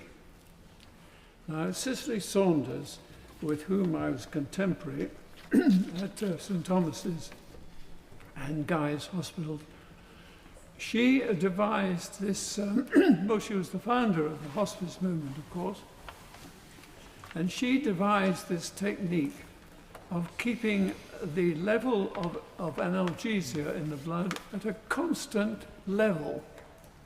She found it was best to prevent pain rather than wait until it had come. And of course that worked, and the patient was much more wide awake and could enjoy what life remained with this technique. Now, one of the worrying features of this whole subject is that those who are keen on euthanasia have taken it into their heads, many of them, to rubbish the hospice movement and spread rumors around that they don't know how to relieve pain. This is a lie. I've worked in hospices for all these years, and that is not the case. They say, oh, well, we weren't allowed to give more analgesia because of the law. There is no law that prevents that. You can give as much as is needed. And that's the thing that Cicely Saunders promoted and did so very well. Now, we hear a lot about freedom, that people must have freedom. Well, a man came into the hospital, into a hospice rather, and he had multiple myeloma. So it was infecting his bone marrow and releasing large quantities of calcium. And that means if you have too much calcium in the blood, the heart stops beating. And he said, no, I want euthanasia. And they said, well, look, you're having a drug that keeps your calcium down to stop you dying. If you want to die, all you have to do is to stop taking the drug. My lords, he never stopped taking the drug until the day he died. So much for freedom.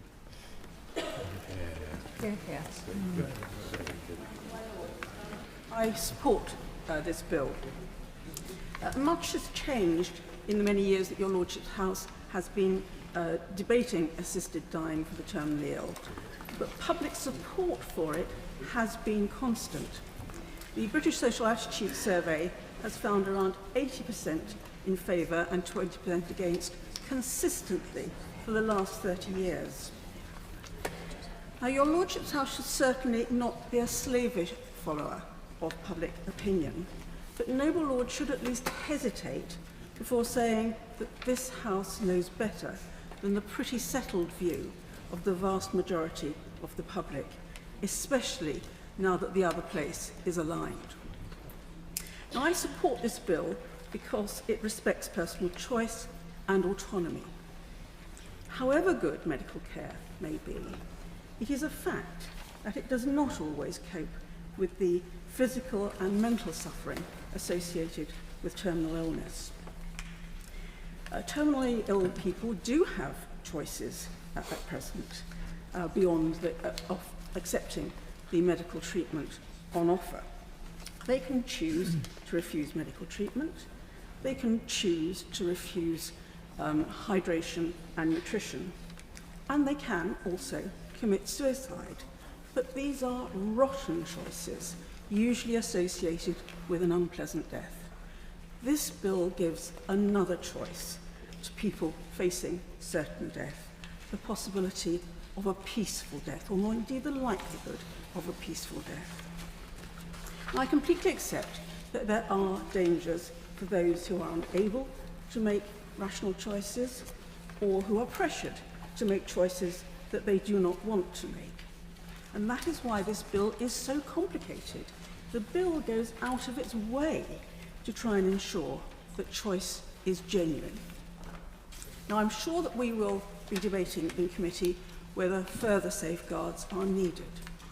But I hope that Noble Lords will accept that there will never be a way of eliminating all risks without, in practice, denying choice to those for whom this bill is designed. That is why I think that, in many ways, the most important parts of the bill are those relating to the Commissioner and to monitoring and review of the Act. If problems emerge, they will be reported and they can be acted on, and that is an important safeguard in the bill. Lastly, my Lords, while I respect the Delegated Powers and Regulatory Review Committee, in this instance, I think they have gone a little bit too far. Secondary legislation and Henry VIII clauses are not the devil incarnate. They are often the most effective ways of getting the details right on a sustainable basis to deal with how things evolve over time. I hope, my Lords, that our approach to delegated powers, and indeed to the whole of this bill as it moves through the remaining stages, I hope that we will be pragmatic and that we will not let the best become the enemy of the good. My Lords, on Wednesday we marked World Suicide Prevention Day. This year the theme was changing the narrative on suicide, and we were reminded how simply being willing to open a conversation with a person in crisis can interrupt suicidal thoughts and renew hope. It is with tragic irony that just 2 days later we are debating legislation that would indeed change the narrative on suicide, but in exactly the opposite way than intended.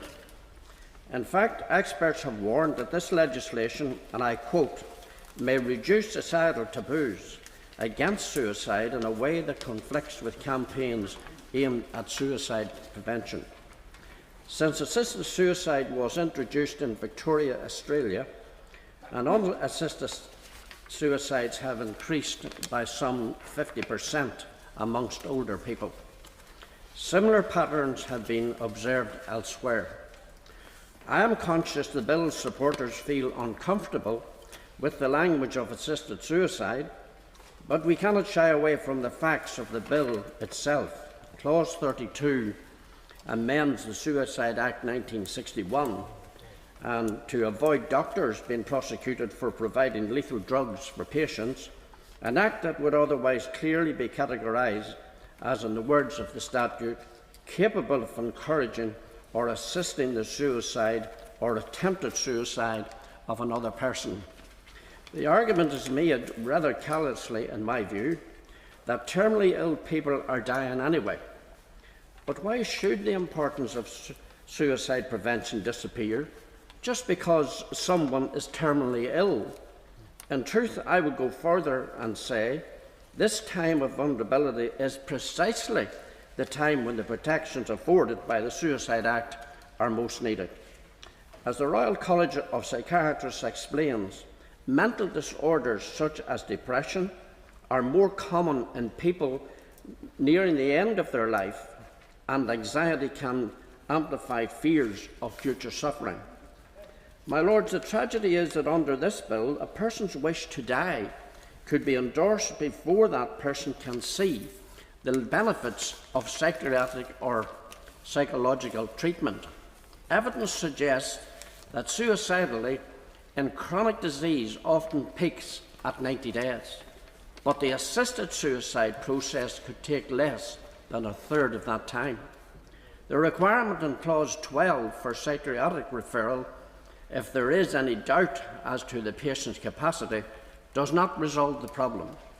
Many people may reach the low threshold of capacity set out in the Mental Capacity Act, but still have their thinking obscured by poor mental health or other disabilities.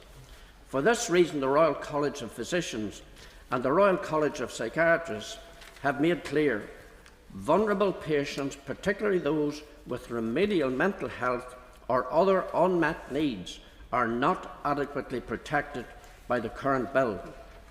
Human rights lawyer Tom Cross, KC, goes further, warning that as drafted, the bill unjustifiably discriminates against those persons whose disabilities manifest in the expression of societal ideation, and so breaches Article 14 of the European Convention on Human Rights. To finish, it is inconceivable to me that a doctor might be seeking to persuade a societal terminally ill patient of the value of life 1 week, only to be effectively abandon suicide prevention and endorse despair once he considers they have only 6 months to live.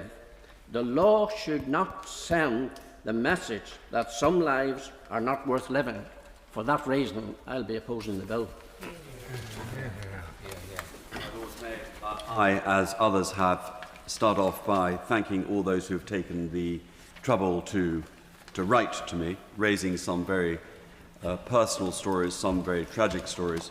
I have no personal stories myself, but I am very moved by those who have. Actually, it's one of those debates, one of the few debates I wish I was speaking much later on, so I could sit and listen, as I seem to change my mind with every speaker, with their own personal experience. So here we have a piece of legislation which raises profound ethical and moral issues, and therefore we owe it to ourselves and we owe it to the country to spend as much time on a deep dive into many of the issues they raise. And I have to say, I think it is the duty of this House to do that. I don't agree with what the noble Baroness Hodge said, that in some way the Commons being elected have more rights than we do. I think we have absolutely every right to amend or send it back if we are not happy with what is in it. My Lords, this bill, as currently construed, leaves me with an overriding nervousness. What happens next if we pass this legislation? Now, the noble and learned Lord is reassuring on the matter of primary legislation being required were this to be amended in any way in the future. But the noble Baroness Murphy herself was honest enough that she would be seeking immediately an extension of eligibility. And you can quite envisage how, in a few years' time, people would say, well, 6 months, well, things have changed, medical things have changed. Shouldn't it be 12 months? Shouldn't there be others who could come into this category? Shouldn't we extend the category, as they have done in Canada, with all the rather profound problems that have arisen in that part of the world? So I am nervous about that. I have a deep unease that we are going to be asking part of the NHS, staff full of dedicated people who are working there on the whole because they wish to preserve and enhance life.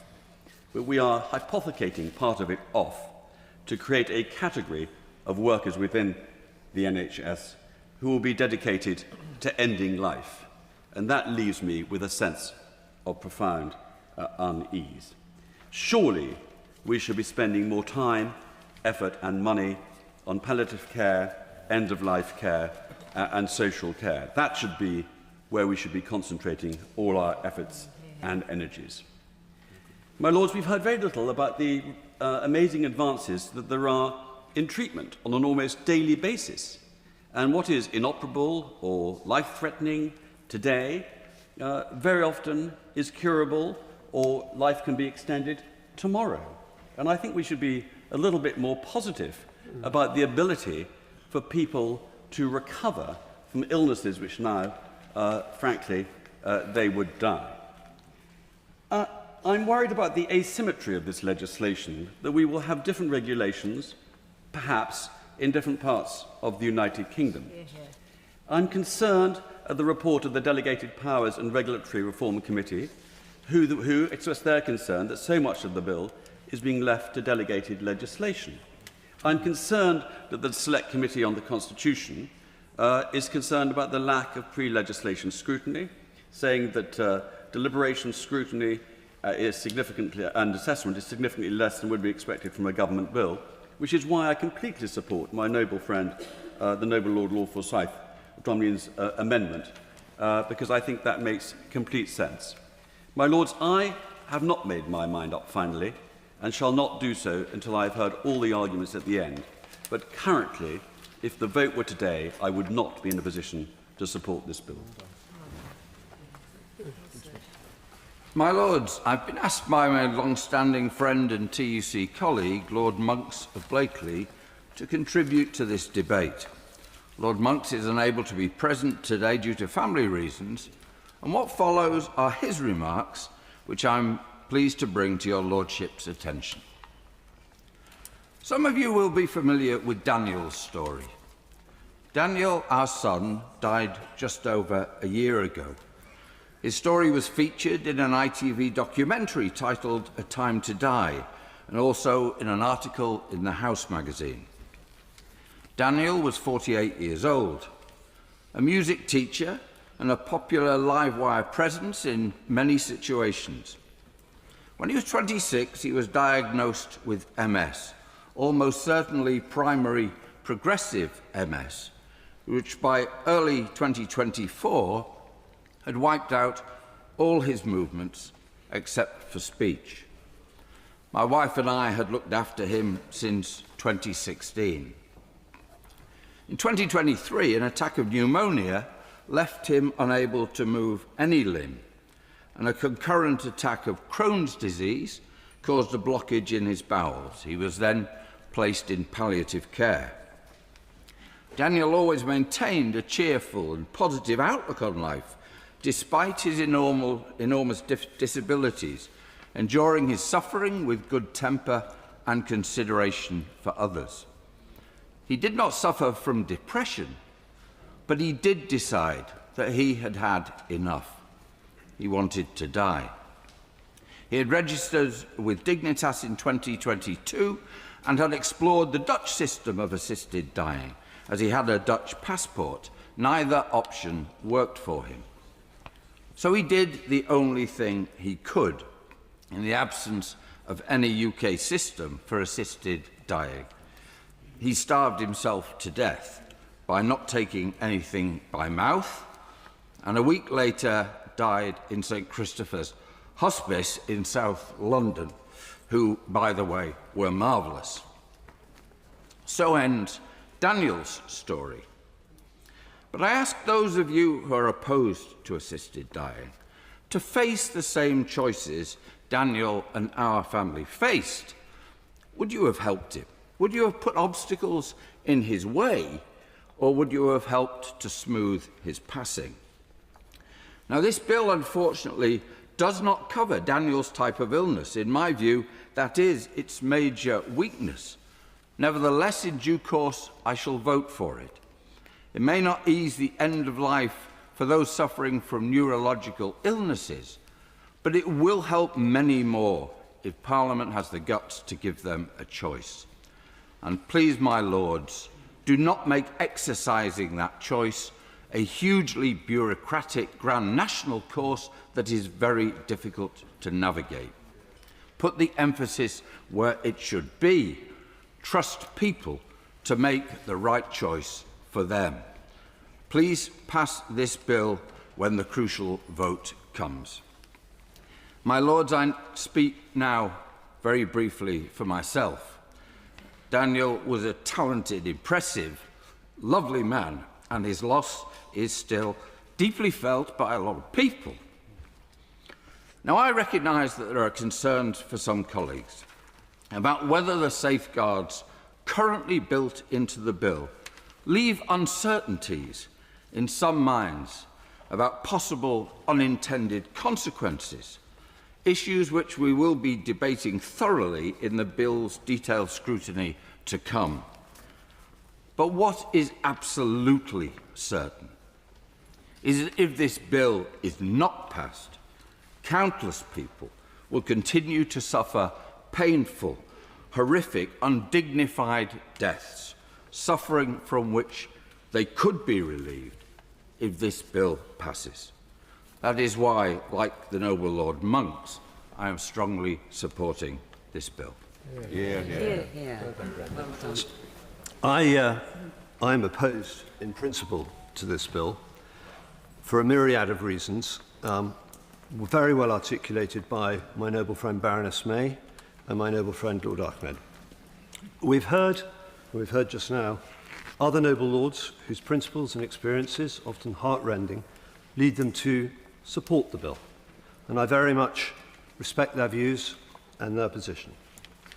But to those who disagree with me and other noble lords on matters of principle, and those who support the bill, I'm sure we can all agree on one point, and it's a simple and obvious point, but it's worth meriting saying. On legislation on an issue as sensitive as this, we cannot and must not rush ourselves. Quite the reverse. On this subject, almost more than any other, indeed more than any other, it is imperative that we set a very, very high bar in terms of the scrutiny we give this bill, which is why I support so wholeheartedly what my noble friend Lord Forsyth has put in his motion. For if this bill is to pass into law, that law must not just be merely workable and practical. It must be a law that commands people's trust. A law which ensures that those who implement its measures can be held to account. Now, my lords, although I hear the heartfelt points being made today, I do not think that this bill in its current state does meet the exacting standards we should demand of it.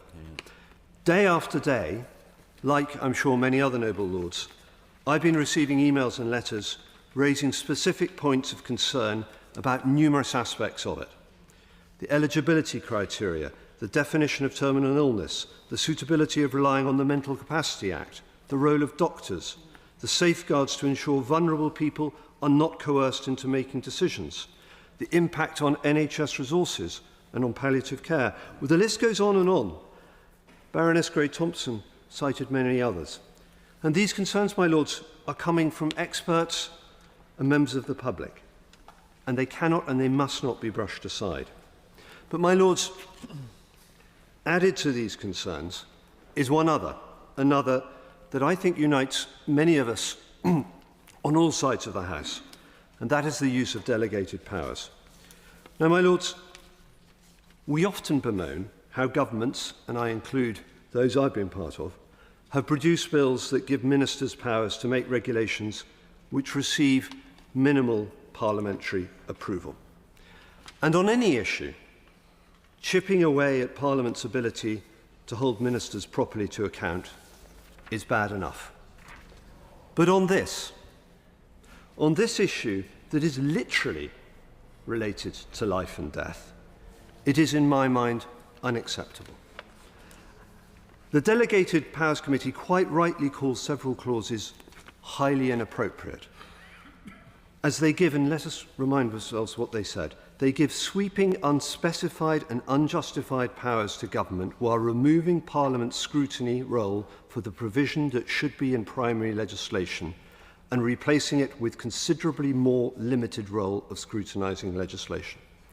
Now, the noble Lord Faulkner, I'm delighted to hear that he has suggested that he'll address this, and I'm pleased to hear about that, but I'm not surprised by it, Just last year, he gave a lecture in which he bewailed, and I quote, primary legislation giving huge power to ministers and other bodies which would previously have required either primary or secondary legislation, citing, for example, skeleton legislation, Henry VIII powers, legislative subdelegation of powers, and disguised legislation.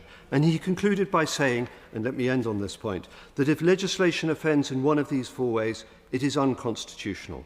Well, my lords, this is one other reason why this bill is flawed, why it needs a complete overhaul, why it is laced with ambiguity, riddled with unanswered questions, and is breeding anxiety among so many people.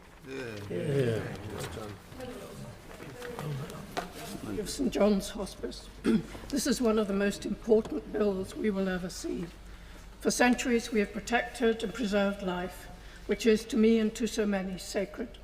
We're now asked to change utterly and create a way to help people die. The opposition is massive, particularly among medical practitioners and their professional associations. My lords, this is a profoundly dangerous and flawed bill. The Constitution Committee rightly affirms our right to scrutinise, amend or reject it. My lords, the noble Lord Alton was to speak today. He was seriously injured last week and he can't travel. He's not permitted to speak remotely. Had he been here, he would have warned against coercion, inadequate safeguards, inevitable incrementalism and the risk posed to human rights. Very important issues. But my lords, is this bill clear? The consequences are not known. There was no pre-legislative consultation, no proper impact assessment. The committee was selected by the bill's promoter. Witnesses selected largely supported the bill. The evidence secured did not reflect a wide evidence base. Most amendments tabled at report weren't debated or voted on. Many MPs who wanted to speak weren't called. The Constitution Committee said yesterday the degree of deliberation, assessment and scrutiny is therefore significantly less than we would expect to see for any equivalent government bill, especially concerning given the subject matter of the bill. The bill is a framework for assisted death, nothing more. There are 42 delegated legislative powers, including Henry VIII powers which the DPRRC described as sweeping, unspecified and unjustified. Eligibility is very uncertain. What is a reasonably expected death? The definition of terminal illness is unclear. 36% of such diagnoses are recorded after death to be inaccurate. Only 48% of prognoses are accurate at 6 months. 1 in 2 prognoses will be wrong. Is it safe? Capacity is to be assumed under the Mental Health Act. The assessment process involves 2 doctors, only one of whom must meet the patient. How will they determine capacity, especially in those suffering from shock, grief and depressive illness after diagnosis? How will it be assessed, monitored? Deaths may take place in hospices. Hospices have said it's not safe, this bill. In care homes, how could that be safe? In people's homes, are doctors going to be able to manage their practices if they have to stay until the patient is dead, up to 137 hours? And what if someone doesn't die? It does happen. Nobody has to check why someone wants to die. Coercion, for someone who feels they're a burden to others or is lonely or isolated. And my lords, how will we keep our doctors and other clinicians safe? My lords, clinicians are being asked to forget first do no harm and to provide medication to terminate a patient's life. Many will not do it. But what will the effect of this be on our doctors? Suicide rates are already higher among doctors than generally. A doctor dies by suicide every day, every 10 days, according to the BMJ. How will we care for our doctors and keep them in practice? There's a shortage of obstetrician and gynecologists because of the processes around abortion. And the president of the Royal College of Radiologists recently said there's a chronic lack of radiologists and oncologists. The outlook is bleak. What will be the effects of the introduction of assisted death in this situation? And finally, my lords, is it accountable? My lords, if only 1% of people seek assisted death, that will be nearly 6,000 a year. How will the VAD Commissioner find the psychiatrists, lawyers and social workers to constitute panels for 6,000 applications a year at a time when all 3 professions are understaffed?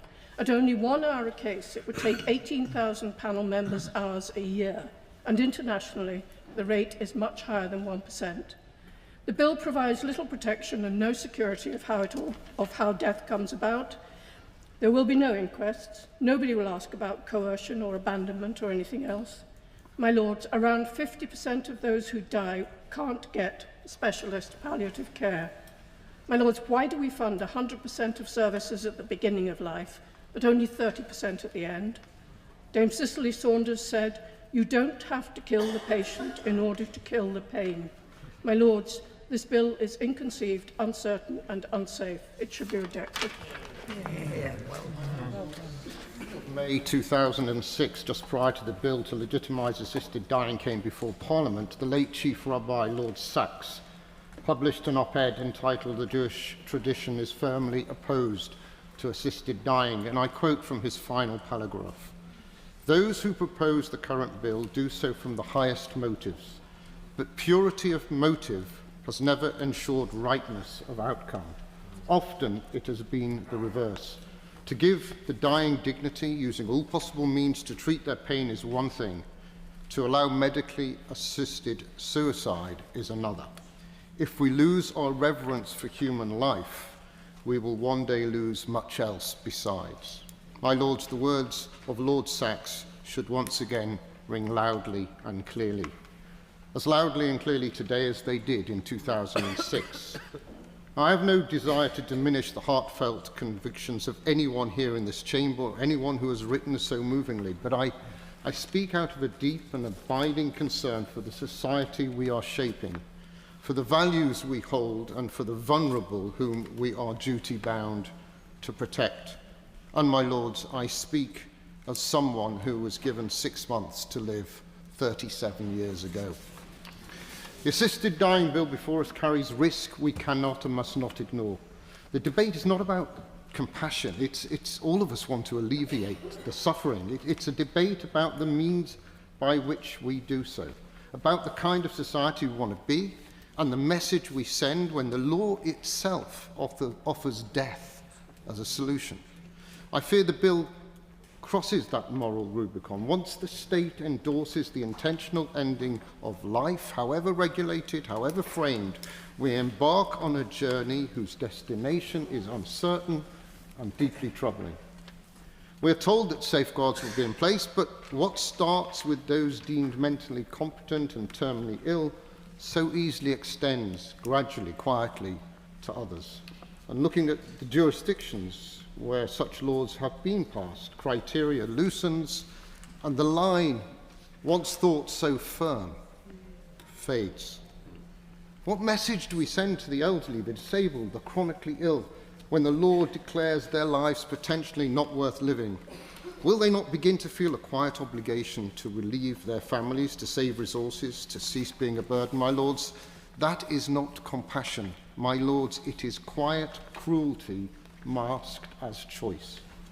Rather than offering death, let us commit to better palliative care. Let us train, fund and support hospices and home care so that no one is forced to consider death out of fear, loneliness or despair.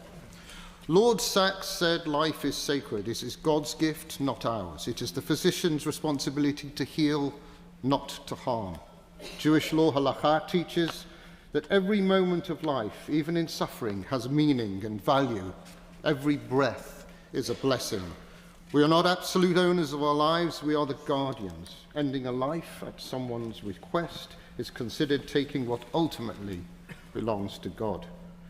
We all recognise the terrible fear of degenerative illness, the dread of indignity, the anxiety of being a burden, but my lords, enshrining this bill in law risks turning the immeasurable sanctity of life, kedushat hachayim, into something to be weighed, measured and judged. Lord Sachs reminded us that life is not ours to end. I urge your lordships to consider the long-term consequences of this bill, not just for the individuals, but for the moral fibre of society. My lords, in that moment of suffering, do we offer death or do we offer care? I choose care.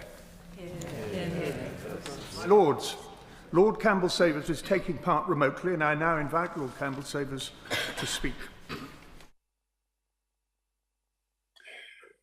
My lords, I do not intend in a brief intervention to argue the case for the bill.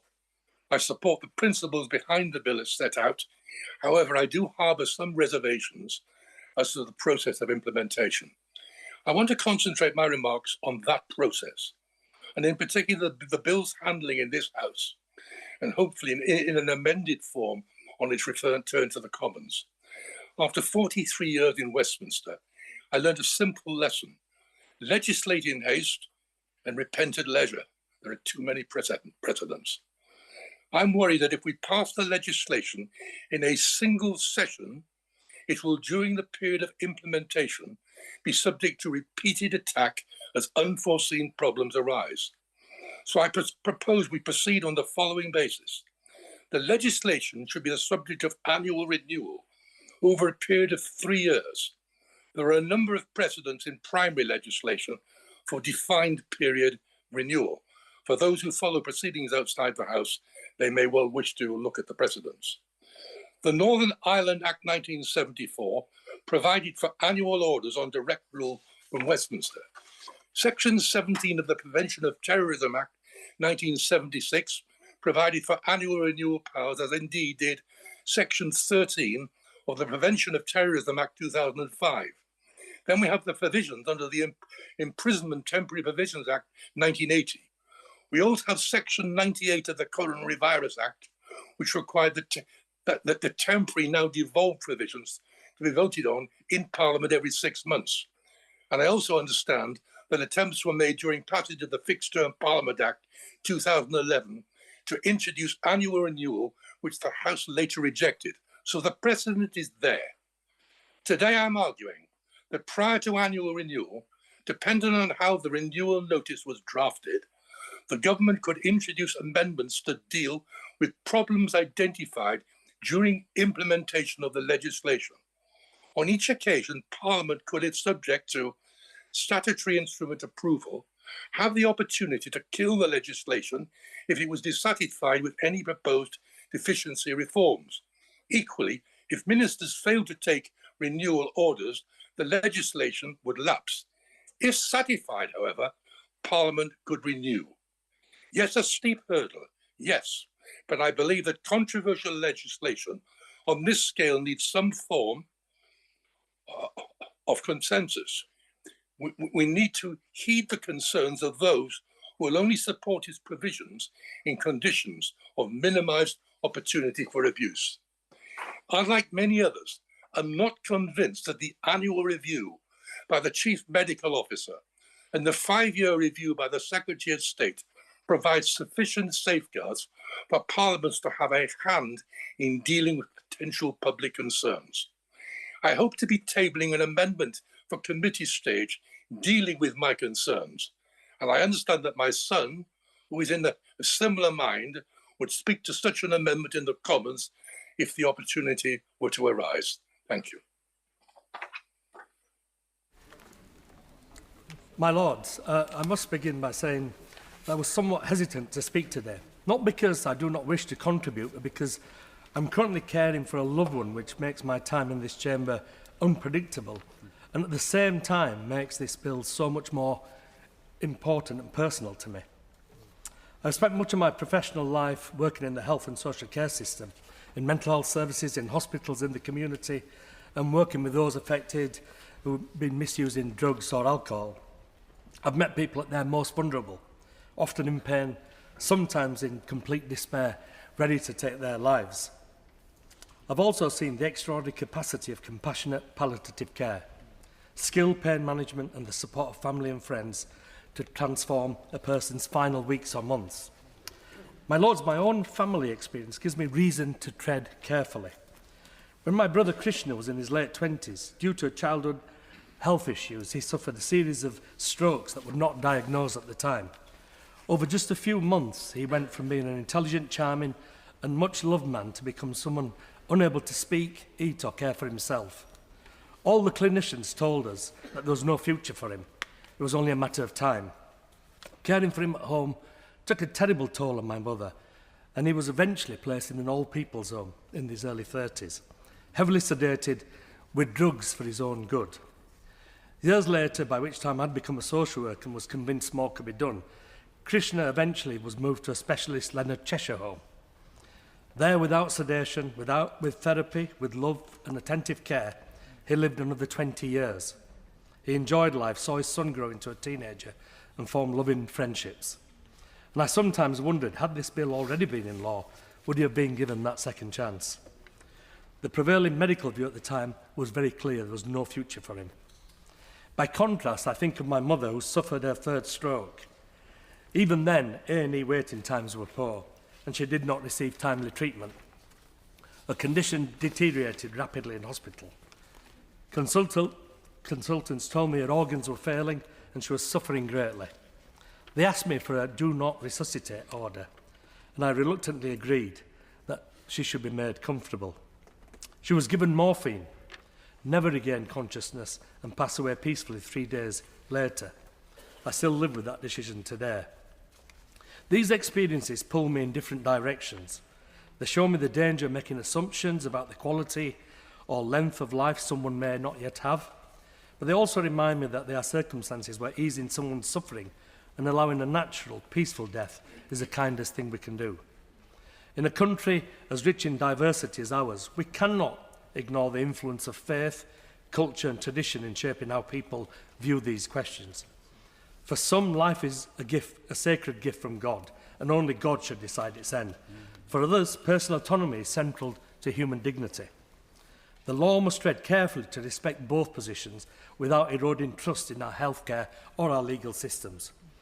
The bill before us seeks to set out a set of frameworks for assisted dying with safeguards. But there are questions that remain unanswered. How can we ensure that safeguards work in practice as well as in theory?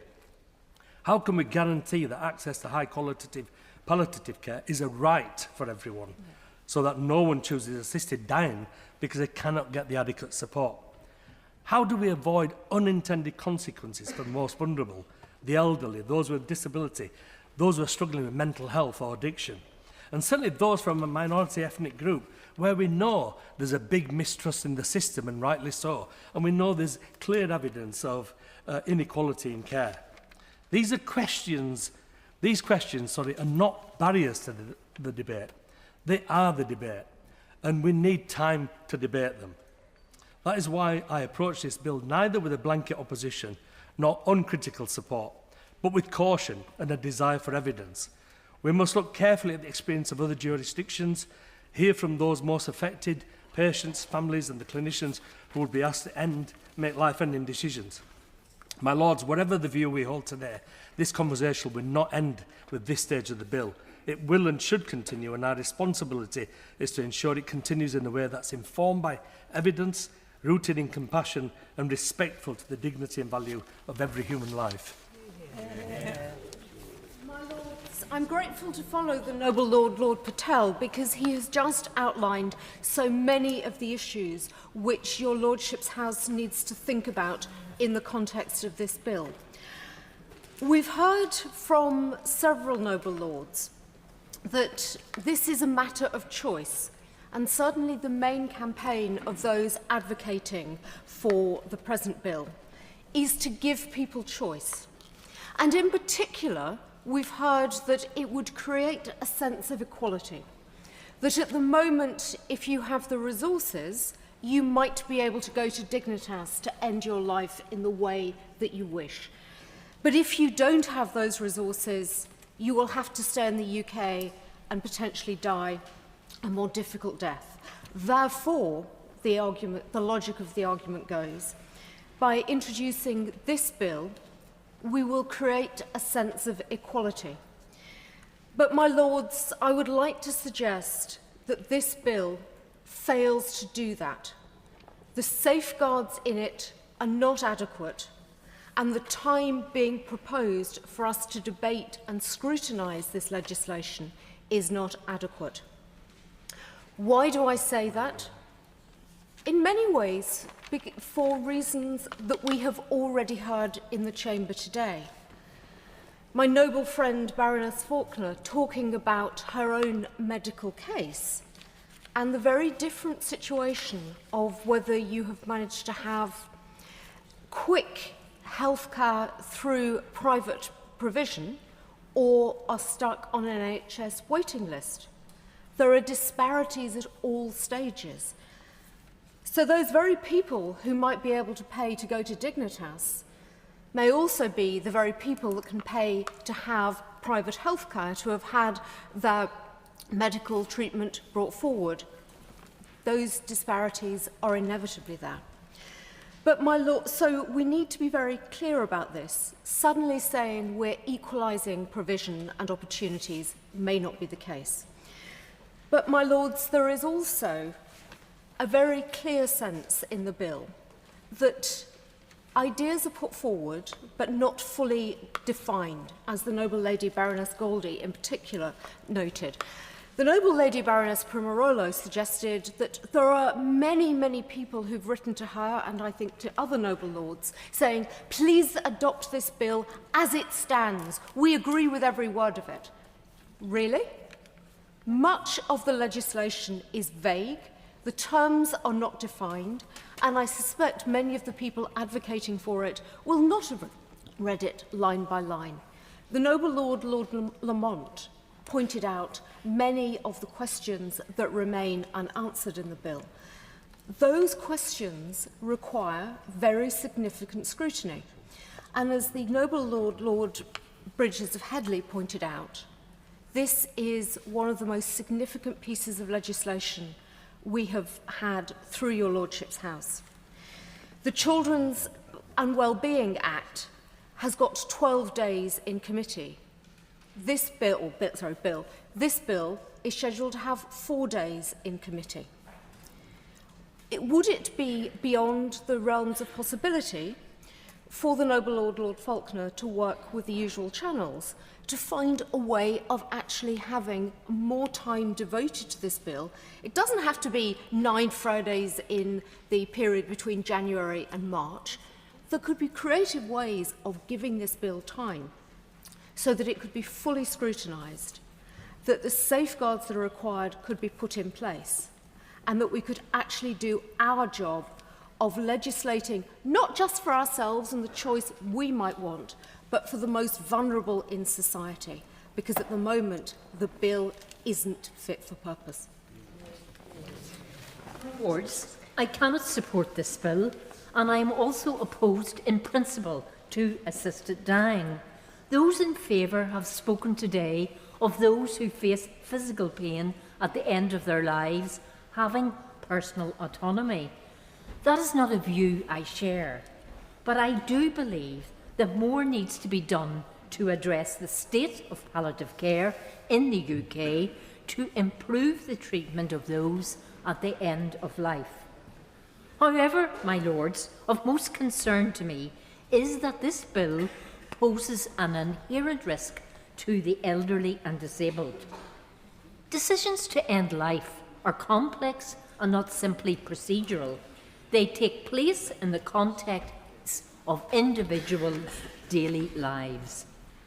The context of many elderly and disabled people today should raise red flags about how we are caring for them and whether they will face abuse and pressure to end their lives. A context where 46.6% of those who have died in Oregon have cited being a burden, where 21.1% of those who died in 2023 in Canada, where death was reasonably foreseeable, cited isolation or loneliness as a factor in their decision-making. Age UK reports that 1.4 million older people in the UK are often lonely, where according to Hospice UK, 90,000 of our citizens die in poverty every year. That is 247 people daily who have faced the financial impact of a terminal illness. One where, as Disability Rights UK have observed, the government sadly does not have a good track record of protecting the vulnerable and disabled, and I talk about all governments in the last 30 years, and that this bill poses a danger to disabled people. Where the British Geriatric Society says that many of its members are not confident that effective legal safeguards could be developed to protect older people from unwarranted harms. And perhaps most worryingly, research from the other half, just from June this year, says that we should prepare for 1 in 7 of those being assisted to die in a single year, being a recent victim of elder abuse. All of this is especially pertinent in a nation that is rapidly ageing. In 2022, 19% of our population was aged over 65, and this is expected to rise by 27% by 2072, with several millions more elderly and sick to be expected in the coming decades. What will be our message to them? Will it be that we are a burden on our NHS and economy and should therefore consider ending our lives before it gets worse? My Lords, I believe as a House we have a duty to protect the vulnerable, and should our response to the elders of our nation be to reverently love and support their need? Should it not be to invest in our care services such that they do not have to suffer alone? My Lords, I am not persuaded by the apparent procedural safeguards contained in this bill. None of them do anything to ameliorate the concerns I have raised for the elderly in particular. My Lords, I will be supporting the amendments in the names of Lord Carlile of Berriew and of my noble friend Baroness Berger. My Lords, I believe let us fulfil the duty of the state in protecting the vulnerable, not encouraging them to die.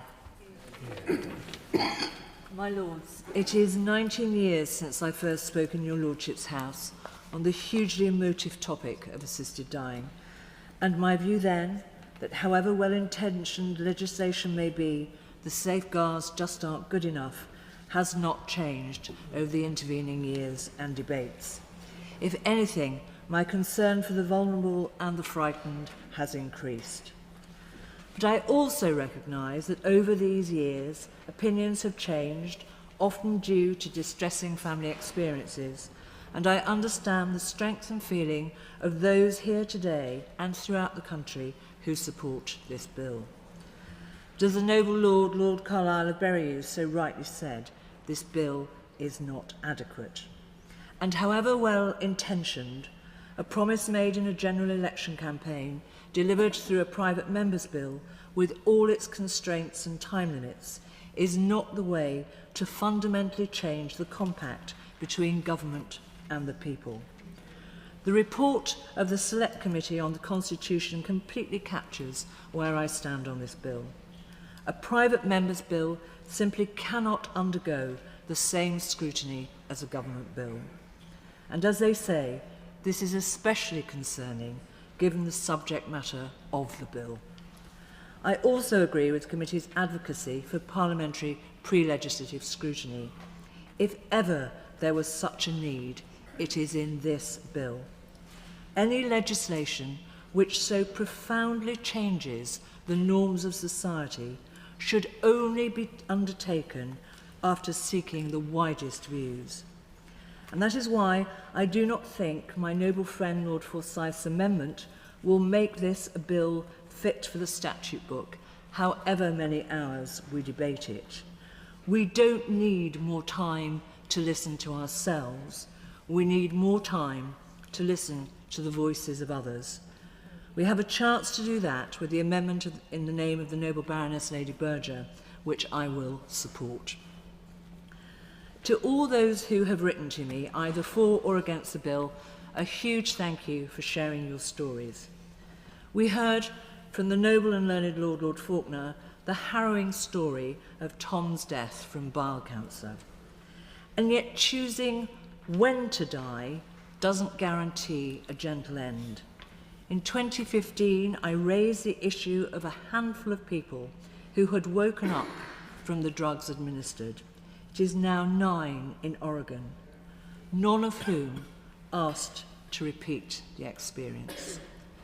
And with the drugs taken now with tablets, it's just not one tablet, you have to swallow something like 100. And I thank those who have written to express their concerns around the issues of complicated grief, which haunts many relatives of those who have chosen assisted suicide and of which we hear too little. In almost all the letters I received, there was a desire to address the fear and reality of dying in pain, which exists. And as we have heard so eloquently expressed around the House, any discussion of assisted dying has to go hand in hand with the provision of and access to the very best of palliative care. If we could achieve that, my lords, then we really would be fulfilling this bill's stated purpose of giving those who are already dying a choice over the manner of their death. But as things stand, I wholeheartedly agree with the noble Baroness Lady Smith. This bill is not fit for purpose. My lords, I can beat the noble Baroness of Bolton by 2 years, I think. It was in 2004 that I was appointed a member of the Select Committee of this House to investigate the bill brought forward by the noble and much missed Lord Joffe. Yeah. My lords, since then, since that bill, that committee had an extensive programme of work. It travelled, not as far as it would have to travel today to see all the jurisdictions where there is legislation in place, but we travelled, we saw Dignitas, we took many, many evidence sessions, and listening to the debate today, I just wondered how many members of your Lordship House had actually read that report and seen how these issues come up again and again. And of course, there have been other bills, other debates, more in this House actually than the other place. And there have been many reports, most notably, I think, the Select Committee of the other place on the health and social care. So we've had a lot more evidence. We've looked at different ways of approaching it. What we haven't resolved, of course, is the issue of principle that divides many people in this House.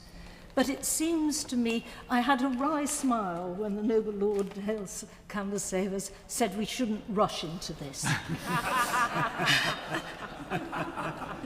21 years, I'm getting near to retirement, you know, I would like to see some progress made. And I think we have to recognise that other jurisdictions have made progress, that there have been advances in palliative care, and of course, I support that. But I do have to say to the noble Lord McCall, however advanced palliative care is, it does not help everybody. I am still haunted by the last conversation I had last year with someone very close to me who was dying in a London teaching hospital, who had cared for him for many years with wonderful palliative care. The last things he said to me were, every night I go to sleep, I pray that I won't wake up. My lords, in our visit to Oregon, one of the things that struck me most, that was new to me, was to learn how many people asked for a prescription for the drugs to end their life, but didn't actually use them. It was around 40% then. I think that's been a pretty constant figure, and it's been replicated in other jurisdictions. The Right Reverend Prelate, the Bishop of London, said absolutely rightly that if we change the law, it will affect more people than the 1% who have an assisted death. But I think that's a good thing. I think that would give tremendous comfort and courage to many people with terminal diseases, knowing that if the worst comes to the worst, if palliative care can't help them, that there is an option that they could choose to take. I think that would be a good and a compassionate thing, not just for the 1%, but for many more of us. Yeah.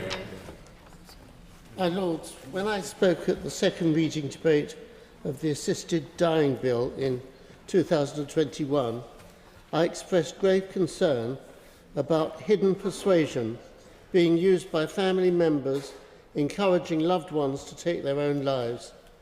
This means that by words or conduct a patient is made to feel guilty that they continue to live, that they are a burden and expense on the family, that it would be better for everyone if they were no more. This new bill fails effectively to address this issue. Yes, it outlaws coercion, but doesn't deal at all with the issue of hidden persuasion. In the earlier bill, a High Court judge would have been required to confirm the patient's eligibility for assisted dying. Those involved could be questioned and the process tested. The role of the judge is now to be taken by a panel comprising a legal member, psychiatrist and social worker. But the lawyer's view could be ignored, as decisions are by majority vote.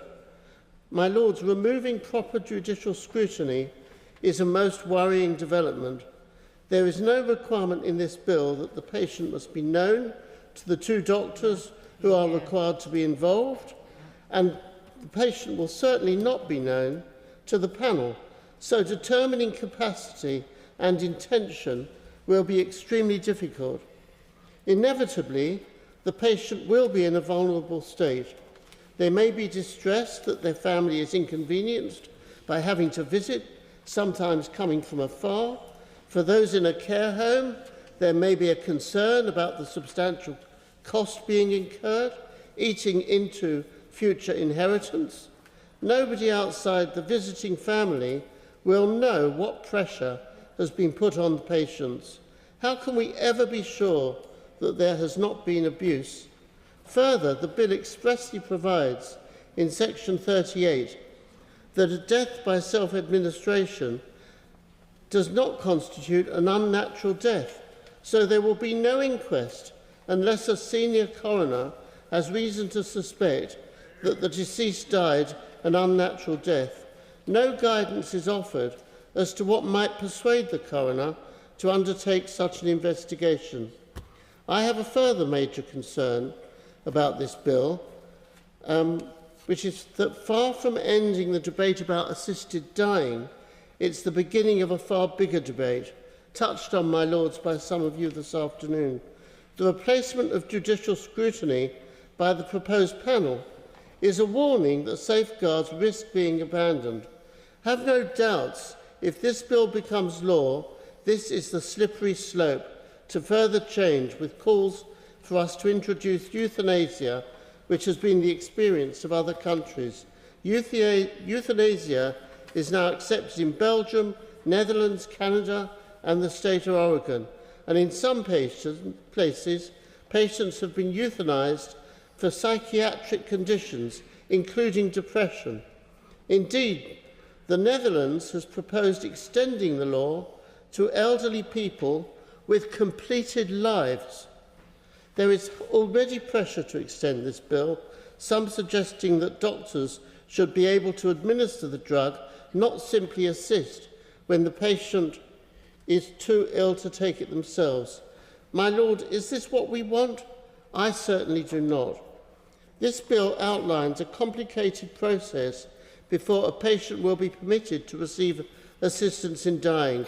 The bill is silent as to how this is to be done. I am concerned, my Lords, that none of this has been sufficiently thought through. I do not believe that our present medical staff can cope with assisted death, in addition to the very valuable work they now do, so something different is needed. The NHS is finding it hard enough coping with the patients who want to live, let alone those who want to die.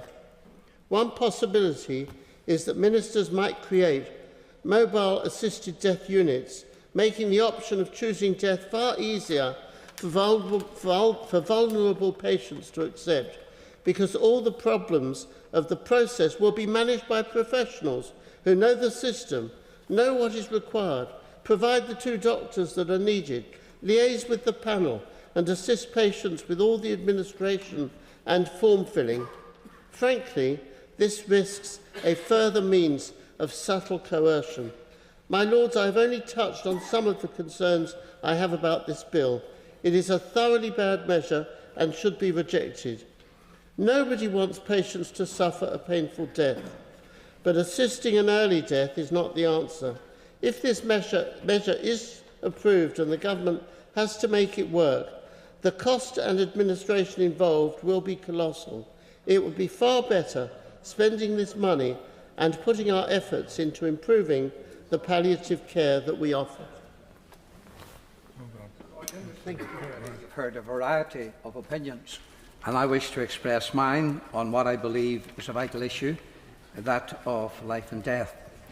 As a gospel minister, I have been present at the sick and dying beds of so many of my fellow travellers to eternity. It can be a difficult and heartbreaking experience for the individual and for their loved ones. But my Lord, sickness is a reality for us all at some time in our lives, and death is inevitable. We all must needs die. Death passes no dwelling, whether the occupant be rich or poor. It's a great leveller. In my contribution today, first of all, I wish to thank those that sent me their numerous letters, emails from deeply concerned individuals, health professionals and organisations expressing various viewpoints. But we in this House must make a decision about the legislation that has been presented to us today.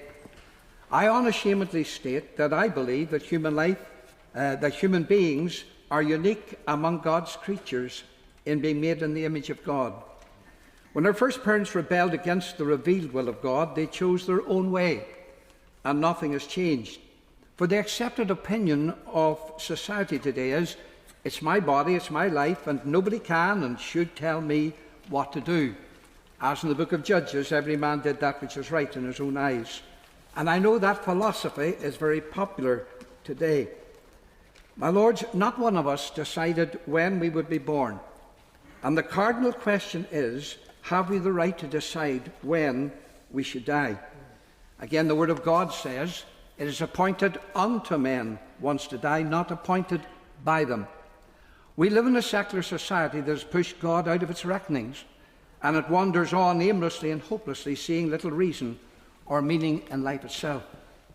Now, each of us can mention individual harrowing cases of the severe struggles endured in life and the pain of death suffered by our fellow human beings. Some conclude that the answer to these stories of human suffering is to assist the person to end their life, rather than improve the management of the end of life. My Lords, this bill makes it a legal right for patients to access assisted dying, but does not mandate a comparable right to be able to access other end-of-life services. We are aware that patients with a diagnosis of a terminal illness are very vulnerable and weak, and elderly people are at serious risk of coercion and left to feel that they are only a burden to their families. I've heard that so many times in my ministry. Also, estimating how long a patient will survive is at best very difficult, even for specialists. And I know of patients being given a 3 or 6 month prognosis who are actually still alive today 3 years later, enjoying life, making cherished memories with their loved ones. Were they to act on a similar prognosis using this bill, that decision would be fatal and final. The legislation before us is called the Terminal Ill Adult End-of-Life Bill, but in reality it is assisted suicide. Euthanasia is killing, and in most countries killing another person is considered murder, even if the intention is to ease the pain or even if the person has a terminal illness. Giving one category of sick people a legal right to exercise autonomy by killing themselves logically opens the door and creates the legal conditions for expanding it to others. Indeed, the expansion has been already applauded by some of the groups that are supporting this bill.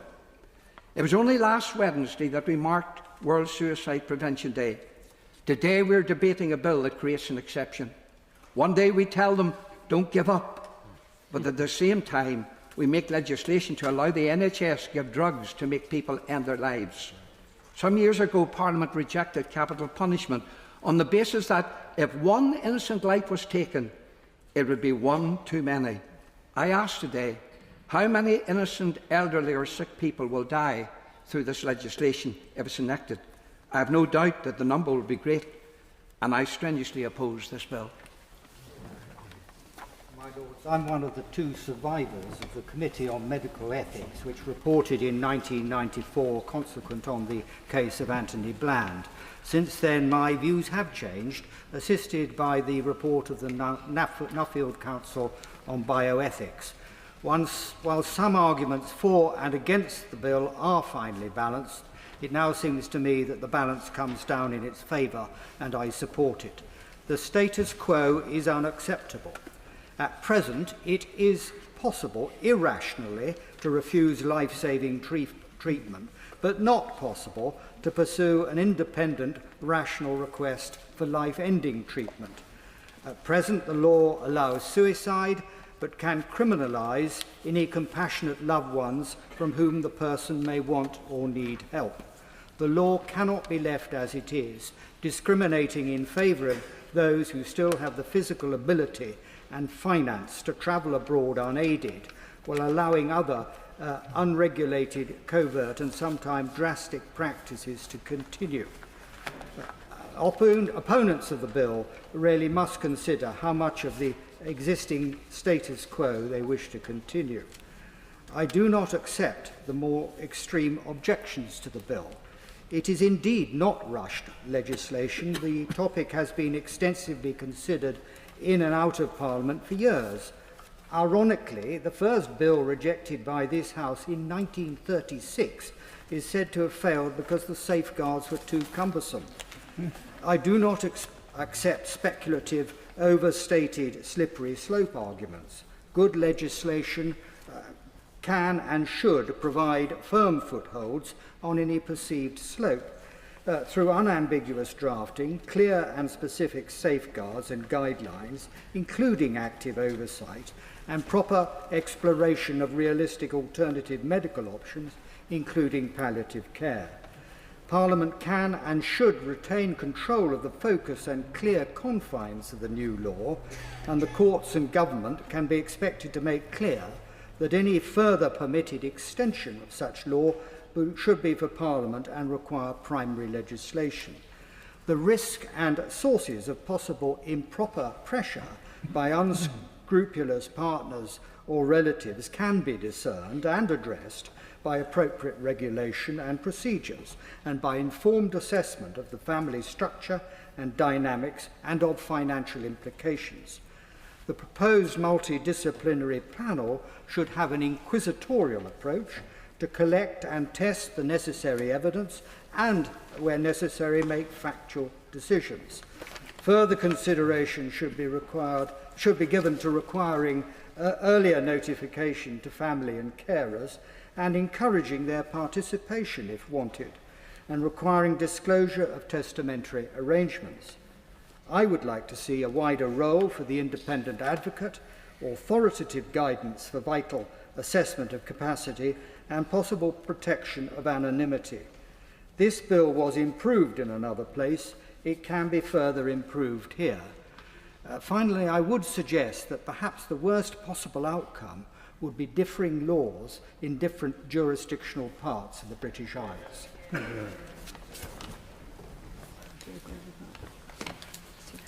My Lords, I declare my interests as Chair of Team Domenica and Patron of the Acorn Children's Hospices. In 2018, along with two other mothers of young adults with learning disabilities, I took a test case to the High Court to challenge the way in which the Mental Capacity Act was being interpreted for this cohort. Essentially, what it meant that authorities had no obligation to consult us as parents on so-called best interest decisions for our children. because they were chronologically adults and therefore, in the eyes of the law, deemed to have capacity. The High Court judgment, although sympathetic to our case, did not radically change anything, and it is still extremely difficult for parents to become welfare deputies of their own children.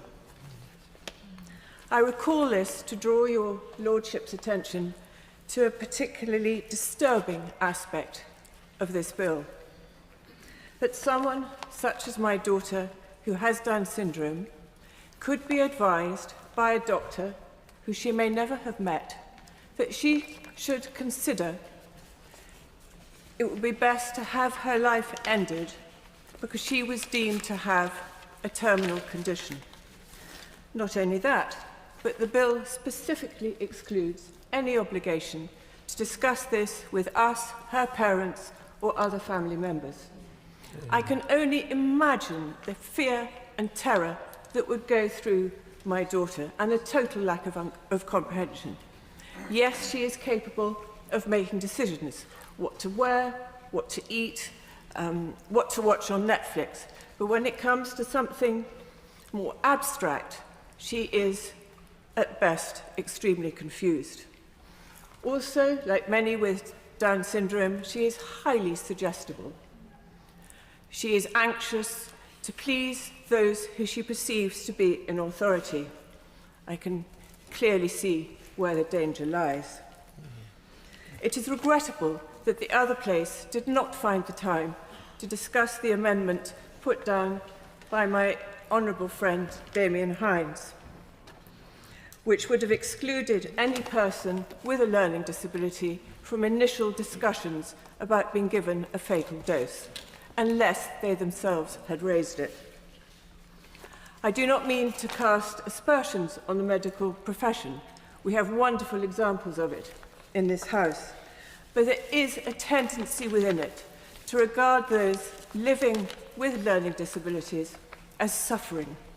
And we saw this clearly in COVID with the do not resuscitate notices at the end of their hospital beds.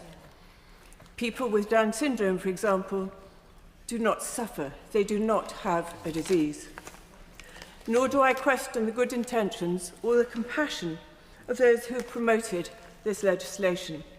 But I was startled to see in a pamphlet that was circulated to all members of this House by the campaigning book My Death, My Decision, a paragraph urging us not to contemplate any amendment which would, and I quote, encourage interference from family members. What a strange view of the very nature of what a family is. I will certainly be putting down such an amendment. I urge the House to consider, when voting on this bill, the most vulnerable among us. A coalition of more than 350 disability organisations have expressed their opposition to this bill. For parents who have spent lifetimes fighting for their children to now worry about them being disposed of by lethal potions is inhuman and devastatingly cruel. My Lords, it's a privilege to be able to take part in a debate such as this one. And even if I disagree with some of the views that have been put forward, I do fully respect the sincerity with which they have been put forward. My Lords, I'd like to pay a tribute to Kim Ledbetter. I think she's done a tremendous job.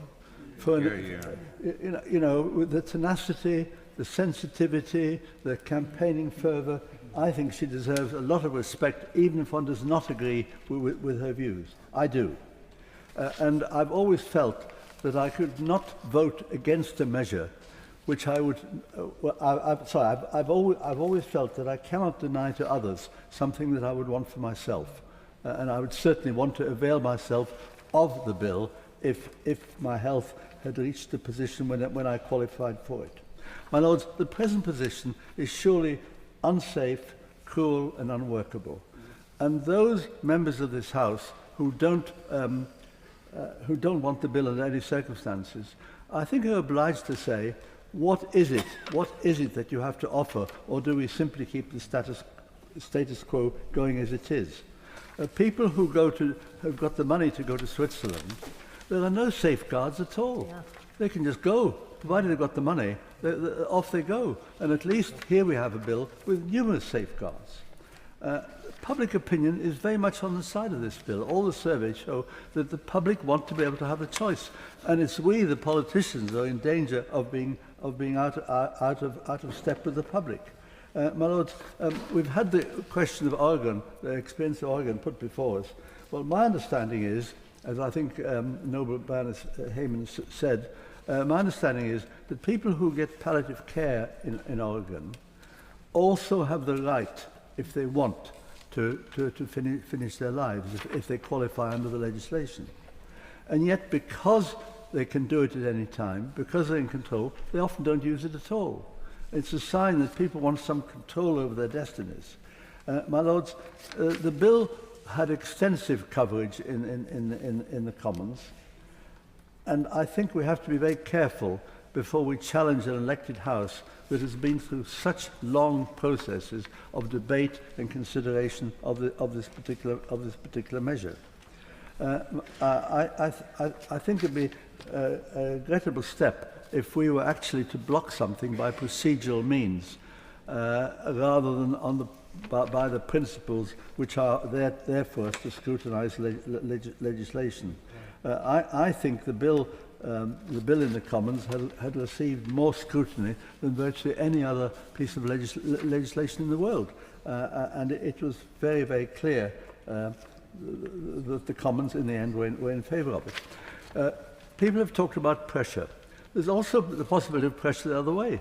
There might be an individual who wants to take advantage of the bill and whose family won't let him or her. So the pressure can work in both directions, and I think what we need is adequate safeguards. I wonder if I could just finish by describing an experience. We've all had personal testimonies. Some years ago, there was a similar attempt to pass legislation in this House. A friend of mine was very ill with motor neurone, and I used to see him quite often. But on one particular occasion, he was anxious through his family to say, could I be there, and he wanted to talk to me.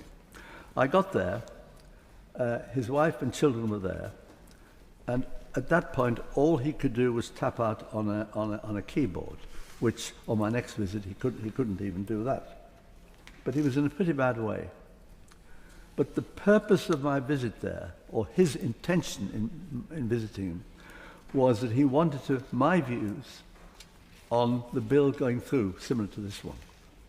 And he wanted me to give a promise that I would support such legislation. I gave him that promise.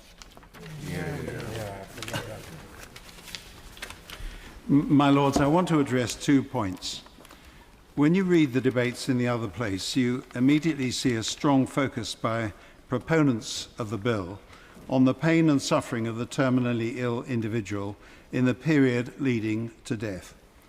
That distress and suffering also impacts the lives of the family and friends of the individual. This point has been made by other noble lords and was pressed by the noble and learned Lord Falconer in his opening remarks.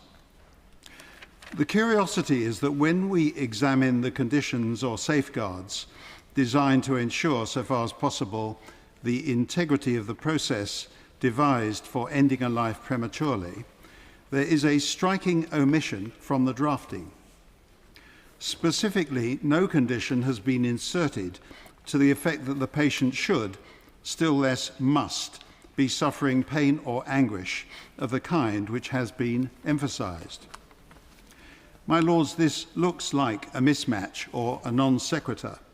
It is a convenient and emotionally appealing argument for those who propound this dramatic change in our law to stress the suffering of the patient. We all hate the idea of our nearest and dearest having to live with excruciating pain. But for some reason, the bill does not make the existence of that pain one of the conditions that needs to be satisfied before assisted death would be legally permissible. Perhaps the noble Lord Falconer will be able to and will enlighten the House with an explanation for the non sequitur. Alternatively, he may be supportive of a suitable amendment to deal with the point. We shall hear his view when he winds up. And I think that the noble Lord Lamont made a similar point when he made his remarks a little earlier. The other point I want to draw attention to is that the conditions identified in the bill are, in my view, quite inadequate to cope with coercion, by which I mean family or social pressure put on the patient, which impacts or undermines what should genuinely be the free choice of the patient. Where money is involved, people have been known to misbehave and to do so badly. I think Lord Dobbs took a different view in the course of his remarks, of which I must say I profoundly disagree. The point is neatly, if rather crudely, captured by the expression, where there's a will, there's a relative.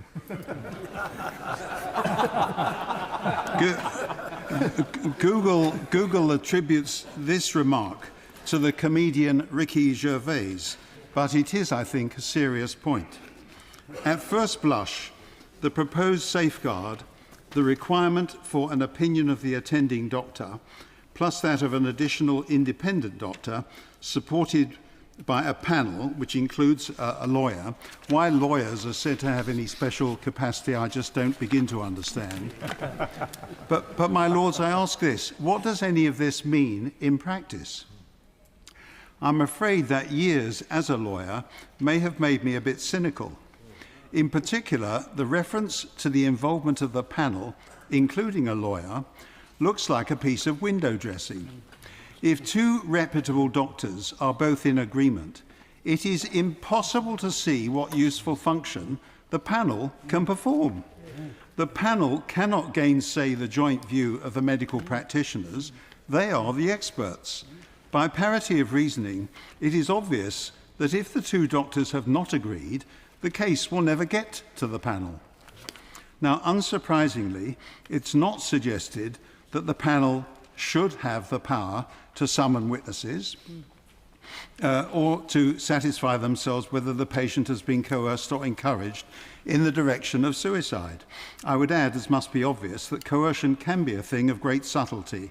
Even in court, where the validity of a will is debated, with all the panoply of documentary disclosure, witness statements and cross-examination, the truth may never emerge. None of these courtroom safeguards are contemplated by the bill. The reference to the requirement of a panel to approve the bill, in my view, is just a fig leaf calculated to cover the doubters. On analysis, it provides no comfort at all. The safeguards in the bill with respect to coercion, I think, are inadequate, and I'm not convinced they can be satisfactorily improved. My Lords, I feel truly humbled by the debate so far, and indeed the many people who wrote to me, and I thank them for doing so. I feel certain that the nation is looking to us here today, in this House, to deliver on this final liberty, that of being able to decide how in certain specific circumstances one leaves this world. I know that there are rightly concerns about the bill and how in practice the prospect of giving people this right will operate, and I do not take this lightly. Obvious and reasonable objections have been well raised today, and these concerns must be answered by the body politic. We must be aware that people may feel pushed to end their life early, as we've just heard, that vulnerable people must be protected, and I'm always sceptical as to how the state can be genuinely compassionate. Safeguarding, well-being, and other such nomenclature is often simply a mechanism to protect institutions and facades behind which officials hide. These are not technicalities.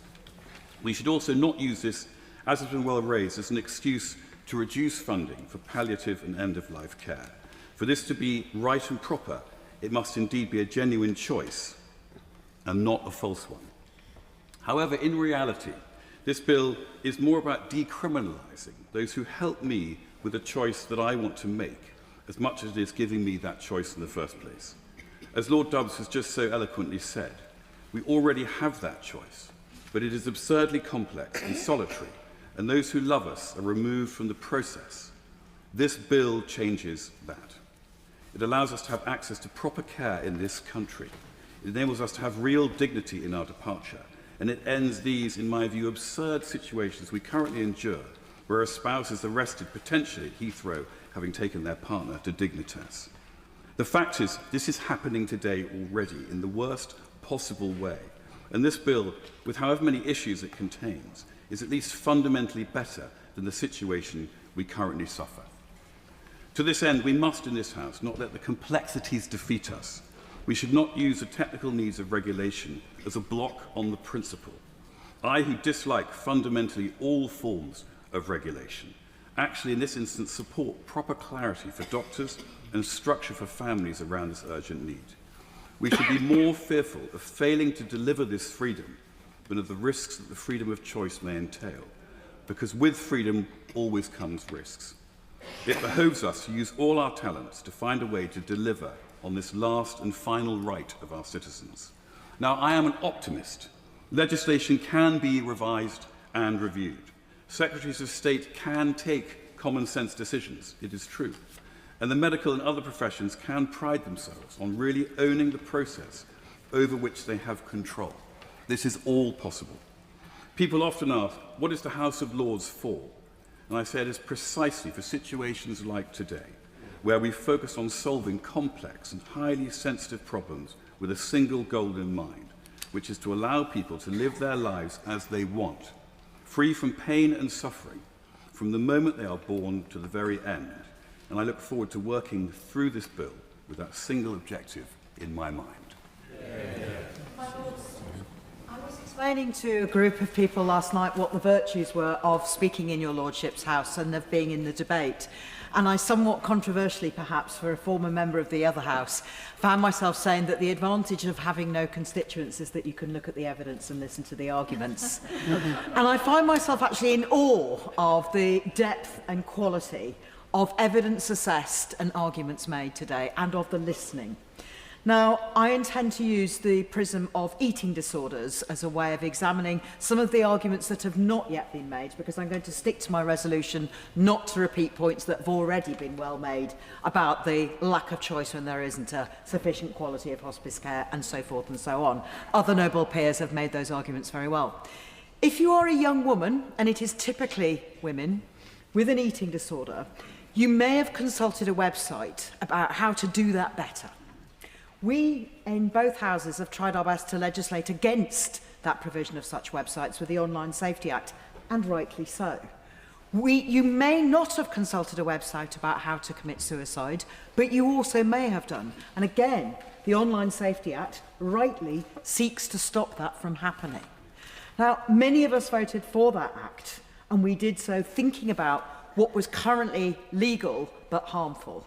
And I stand by that, and I'm committed to that. If you have an eating disorder, that is in fact a mental health condition which is not covered by Clause 2, Part 2 of the current bill as it stands, because voluntary suspension of eating and drinking is not the same as an eating disorder. They are two different things, and it's important to distinguish those. I do not pretend that this is easy for anybody. And I do not pretend that it is easy to find us all in this House taking incredibly seriously the fact that if we get this bill wrong, people die who should not die at the stage they will die. Now, that's one of the reasons, I think one of my noble colleagues has already expressed, why your Lordship's House came to the view many years ago that capital punishment was wrong. I hold that same view now about this bill, and I speak with intense pain, actually, and love for those who've made eloquent and heartfelt cases to end the suffering of those who are terminally ill. I understand that, but this bill actually isn't worded so as to end suffering. It's worded so as to end life, and I think we have to draw that distinction. If it was a bill about ending suffering or alleviating suffering, then the provisions of the terminally ill adults brackets end of life close brackets bill would be about palliative care, and they are not. They are not. In the case of eating disorders, I represented a constituency where there was no specialist treatment. There was none. And unfortunately, that doesn't mean there was no specialist treatment, but there were no specialist treatment beds in hospitals when they were needed at the point when that mental illness had become life-threatening because of the physical consequences. Now, as Baroness Faulkner so truly said, treatment delayed increases the risk of a terminal end. Now, do we really want to legislate so that people who cannot get treatment then become terminally ill and seek assisted dying as the route out of that. Is that what we want to do? Because we are, my lords, we are in danger in your lordship's house of doing just that. And I don't think that's what the intention is by my noble friend Lord Falconer, by my friend much-loved Kim Leadbeater, or anybody else who's in favour of assisted dying. I don't think that's the intention. But that is where we're going to end up. I'm not in favour of assisted dying for a complex set of reasons, but actually I'm not here to speak against the principle. I'm here to speak against the bill because we are legislators and that is what we are here to do. So I wish all noble peers in their thoughts over the coming weeks to consider the specific case of eating disorders and how that does not work in the context of this bill and why that matters, and then to consider that frame for other conditions which lack of treatment will exacerbate the risk of terminal illness, which was preventable. Thank you. Yeah. My Lords, I want to stand back from this bill and call out the dangers of the wider cultural drift towards hyper-individualism it epitomises. Freedom to end life on our terms, making death accessible as a personal convenience, desacralises and cheapens death, life and humanity itself. Professor Lewis Appleby, Advisory Group Chair of our National Suicide Prevention Strategy, warns that our socially remarkable consensus that it is right to try to prevent all suicides will be radically altered. He also said the phrase assisted suicide should not be considered offensive. At the time of the second reading in the Commons, two of my friends who were suffering terminal conditions, one has since died, both followed the debate and news coverage and told me that the subject's very airing made them feel that they were a burden to their loved ones. Assisted dying is the latest blatant promotion of personal autonomy over any obligations we owe to each other as members of a shared society and over reverence for life itself. It flouts the important do no harm principle underlying classical liberalism, as well as immediate harms to the disabled, those who fear becoming a burden, and those vulnerable to coercion. There are long-term harms to this bill, typical of what pollster James Canagasorian calls shrouded attributes of policies, costs and liabilities hidden at point of sale to the public, which inflict a later tale of pain. First, the inevitable extension to other groups beyond those catered for in this bill. International examples abound of legal creep, where mental illness, non-terminal conditions, and ever younger sufferers become eligible. Second, Canada has shown how palliative care withers, yet 2/3 of the public agree that Labour should prioritise sorting out palliative, social and end-of-life care before even thinking about assisted dying. Less than a fifth disagree. 2/3 of assisted dying supporters agree our threadbare, charitably sustained hospice movement needs strengthening first, otherwise there is no genuine choice, as we've heard already in this debate. Hospice movement founder Dame Cicely Saunders' philosophy of palliative care was, you matter because you are you, and you matter to the last moment of your life. We will do all we can, not only to help you die peacefully, but also to live until you die. Helping patients live until they die is what very many doctors want to keep offering, or offer more reliably. Fear of missing out drives calls for assisted dying. Supporters are significantly more likely than opponents to believe they will be unable to fund their own end-of-life care and that the government won't pay for it. Third, the cheapening of life and disregard for relationships which flow from outlawing physical and mental suffering, despite these being part of our universal human condition. Whilst they should, of course, be alleviated whenever possible, actively taking the escape route of death is intensely painful for many years for close family members and friends when they've had no say in the matter. When personal autonomy trumps everything, we end up, dare I say, deifying selfishness. Former Chief Rabbi, the late Lord Sachs, I think we've heard his name today already, wrote in his last book, Morality, Western society has all too often been insensitive to the dimension of time. Thinking through the long-term, unintended consequences of policy changes is imperative. Beware short-term fixes to individuals' pain, which will inflict lifelong pain on those near to them, and sow seeds of destruction into our society. My Lords, I strongly support this bill. Overall, it is well considered. Importantly, it benefits from the experience of many other countries that started this journey well before us. In no sense, my Lords, would we be pioneers. The carefully designed process that the bill sets out should address the possible risks, for instance, severe coercion, which have reasonably been identified. We know from surveys, my Lords, that there is overwhelming public support for assisted dying. All of us have received heart-rending letters pleading for the passage of this bill from individuals who have had harrowing experiences of witnessing loved ones slowly dying in extreme pain or in utterly debilitating circumstances. And this bill confers the right for such an individual facing imminent death not just to avoid intense anguish and pain and the prospect of their condition progressing intolerably, but to die at a moment of their choosing, in the circumstances of their choosing, and with dignity. I want that right, my Lords, and anyone who wants it should have it too. No doubt the bill can be further improved. The Delegated Powers Committee makes many persuasive points that we should take on board, but the explanatory notes remind us of decades of attempts to introduce assisted dying legislation which have simply failed. It is highly unlikely that any government in the foreseeable future will seize the baton. We must therefore make this bill work, then pass it. I only have one personal point of reservation which I share with others, including Lord Forsyth.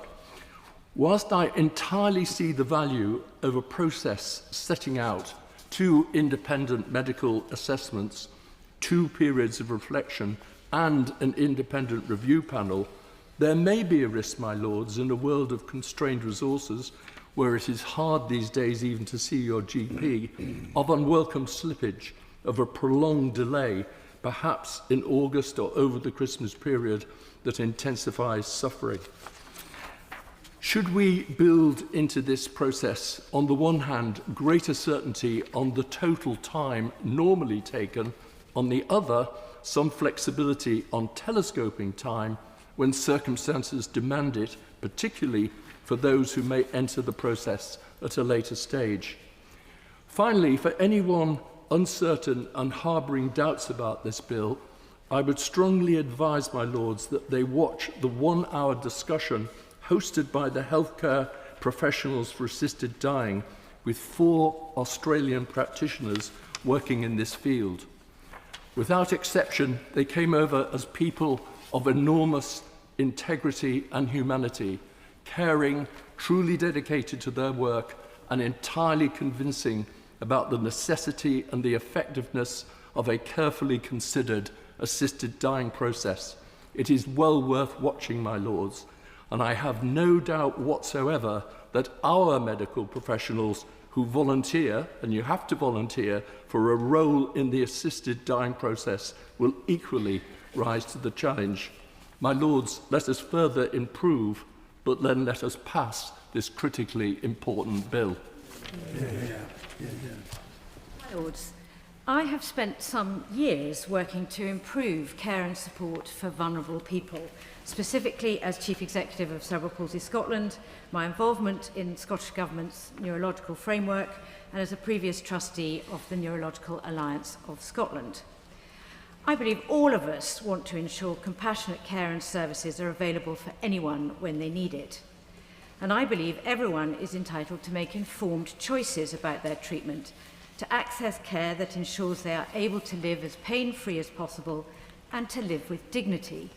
But sadly, as we have heard, for too many people, this is not the reality. Lack of access to condition-specific support, lack of access to palliative care, lack of access to social care are all reasons why the status quo doesn't work for too many people. Set in the context of clinical backlogs and constrained funding in health and social care, people will not make all their choices in a context that is equal. Here, in this chamber, we are all in the main healthy, competent, articulate, and above all, privileged people. I have been asked, would I not want an assisted death if I was unable to speak for myself, dress myself, or eat by myself? But, my lords, this is the reality every day for many disabled people. In seeking to ensure this bill leaves this place fit for purpose, we must consider assisted dying not through the lens of what we think we might want for ourselves, but rather its impact on the most vulnerable in our society. We have been told that this bill gives people choice, but which people and what choices? As it stands, this bill leaves me profoundly uncomfortable. The personal stories of people seeking choice and control over the manner of their death, or the heart-rending examples of poor care, seem to me not likely to be resolved by the provisions of this bill. I'm also concerned about the differences between this bill and the bill currently going through the Scottish Parliament, and the implications of these differences for service provision and regulation across the UK if both bills pass. I gave evidence to the lead committee scrutinising the bill on behalf of Cerebral Palsy Scotland in Holyrood, and both bills leave too many details to be agreed later. Sweeping consequential powers, such as the process for the approval of drugs or other substances and the regulation of professions, will require cooperation and coordination between two administrations and should, I believe, require full and transparent scrutiny in both parliaments. Where these bills use words such as terminal, progressive, or treatment, we need greater clarity on what exactly those terms mean. Otherwise, such broad terminology and the lack of detail around the process of assisted dying will result in unintended gaps that would be challenged. I also want to seek provisions to ensure mandatory involvement of health professionals who actually know the person and are experts in the condition the person is presenting with. But there are a host of other issues that currently concern me, including greater clarity on how people will die, especially if they are unable to use their hands or ingest a substance, direction on what medical professionals are supposed to do or not do in case something goes wrong, stronger protections for conscientious objectors, and far, far greater clarity on training and reporting standards and requirements. So at the moment, my lords, the bill presents too many questions and not enough answers, and I look forward to playing my part during its passage, as it's essential that these questions are not brushed aside or dismissed, and that clear answers are provided.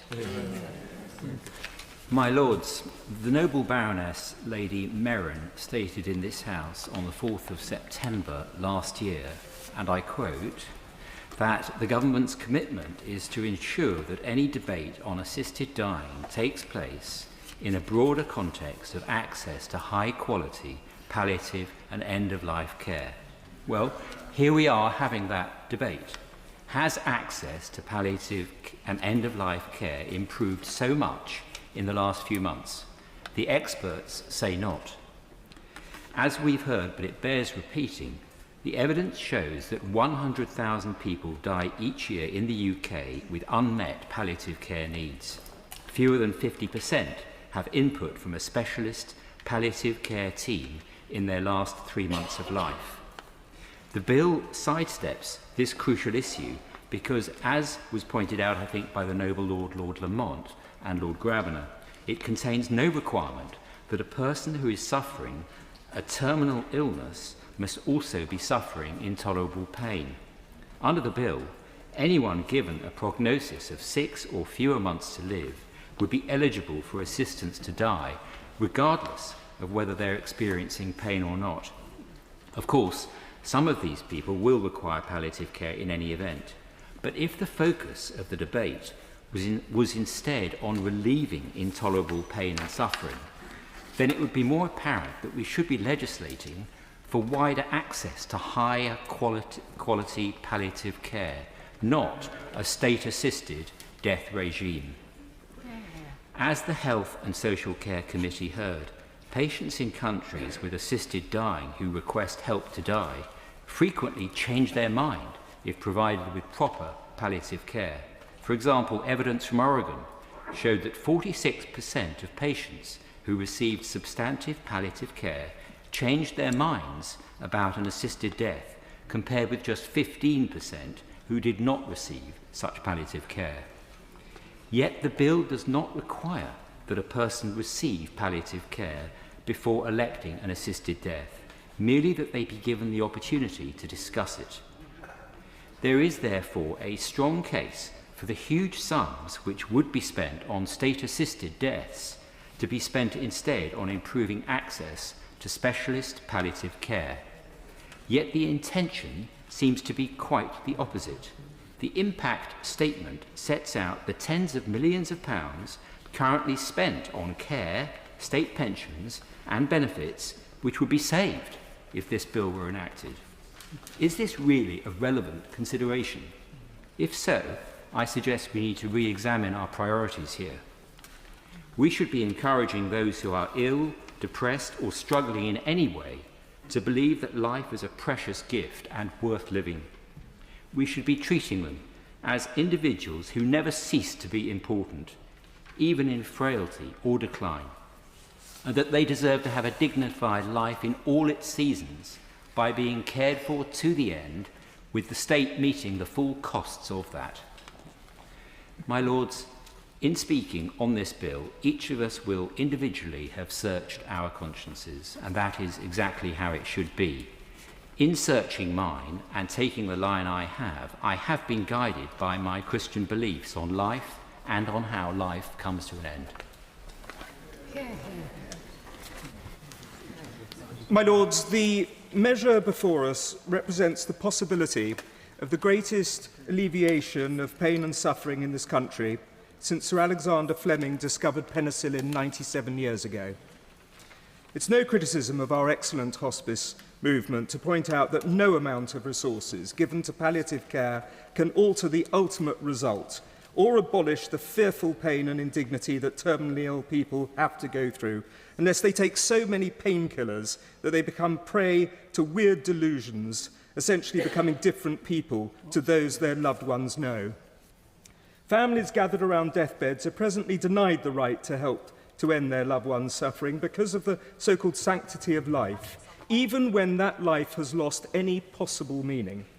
Hamlet wishes in his first soliloquy that the everlasting had not fixed his canon against self-slaughter. But the commandment, thou shalt not kill, can be suspended in exceptional circumstances, such as in wartime, and so it should be in the case of the horrendous pain of an irreversible slow death. Wanting to avoid it, such excruciating pain, is not selfish, it's a human right. Going back further in history, beyond Augustine of Hippo and Thomas Aquinas, the theologians who proscribed suicide, the ancient Greeks and Romans recognized there was nothing ignoble in it if the alternative is far worse. It should be up to the individual, along with their doctor and family, protected by robust safeguards and oversight mechanisms, but not up to the state or the church to decide whether he or she wants to escape pain and suffering in their final days. The autonomy to die on one's own terms, not on those imposed by others, should not be denied any longer. The defenders of the status quo have been talking about this being the thin end of the wedge, but, my lords, there's hardly any legislation we consider here that can't be seen as the thin end of some wedge or another. The idea that Britain is going to turn into some kind of a hecatomb of grannies, being killed off by families eager for bequests, is ludicrous, and this bill has safeguards against it anyhow. This is not about the disabled, or about the mentally ill, or about those with eating disorders. Future generations will consider us monsters for stopping people from shortening their death agonies if they wish to, especially as the majority of the population and of the elected House support this bill. People will rightly condemn this House if we refuse a person in desperate pain with only 6 months to live the right to choose the time and method of their death. we spend a good deal of time criticising our ancestors for their antediluvian views on race, sex and class. But those people who come after us will stand aghast that we allowed some of our old people to die in pain akin to torture, rather than simply overturn a medieval and sadistic practice. My Lords, I apologise for giving you 3 very personal examples. When I was in my late 20s, we had a baby son who died, and I almost died giving birth to him. For a few short hours, it looked, while our lives held in the balance, it looked as if choices would have to be made. In fact, this wasn't the case. There was nothing to decide. But the whole experience gave me a much deeper understanding of where law and medical ethics collide. I learnt that to be kind, law must be very clear. And I was able to use this in my later practice in coronial law and, for example, in representing the government in some very high-profile cases on this issue. Secondly, my point is that death within the law can be, and indeed usually is, as the Bishop of London said, very good. My parents' deaths are examples of this. My mother's 6 years ago, my father's 12 days ago, were assisted by excellent palliative care. Drugs were able to help my parents to breathe and ensure that their pain could be managed at the last. These were good deaths, but my concern is that doctors need to be empowered to be frank and to be honest and to provide holistic care for the person that they're caring for. One of the best things we did for Dad was to go round his body disconnecting some of the bleeping machines and some of the syringes that were in him and ask, why do you need that? What's that for? You know that he's dying. Let's take it away. And those on my side of this debate must be honest as well. There is a small group of illnesses for which a peaceful death is not a likely outcome. And we need to focus our efforts collectively on these and on managing these and on managing the law to support these being better deaths. My third concern is that the ill are very vulnerable.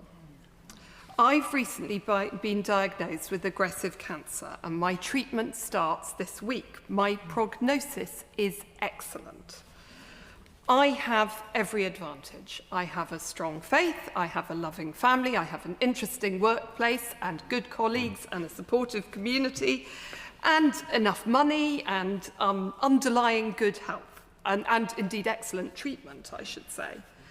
But there have been some very low moments in the past few weeks when I've realised the burden I am to my family, who are currently arguing who should take next week off to look after me. And also my concerns about watching me suffer, as well, of course, as my own fear, frankly, of pain and loss of control. I watched that final debate in the Commons, and what struck me was that woman after woman, ethnic minority after ethnic minority, disabled people, stood up and said, this bill is not good enough for my vulnerable community. My Lords, please don't write me letters and messages. I'm drowning in kindness. Instead, I ask you to think hard about me with all my advantages feeling like a burden. Just briefly, not all the time, don't worry, I'll be back this time next year, bouncing around. But I ask you to think instead of messaging me. Think about the vulnerable and how easy it is for them to feel that their lives are not worth living. Yeah. My Lords, like others, I'd like to thank the many people on both sides of the debate who've written to me, sharing views and deeply personal stories. For the sake of transparency, I'll say that on a personal level, I'm supportive of the principle of assisted dying in very narrowly defined circumstances. However, I'm deeply concerned about this bill as it stands and do not consider it to be either safe or deliverable, and I'll focus on just one aspect.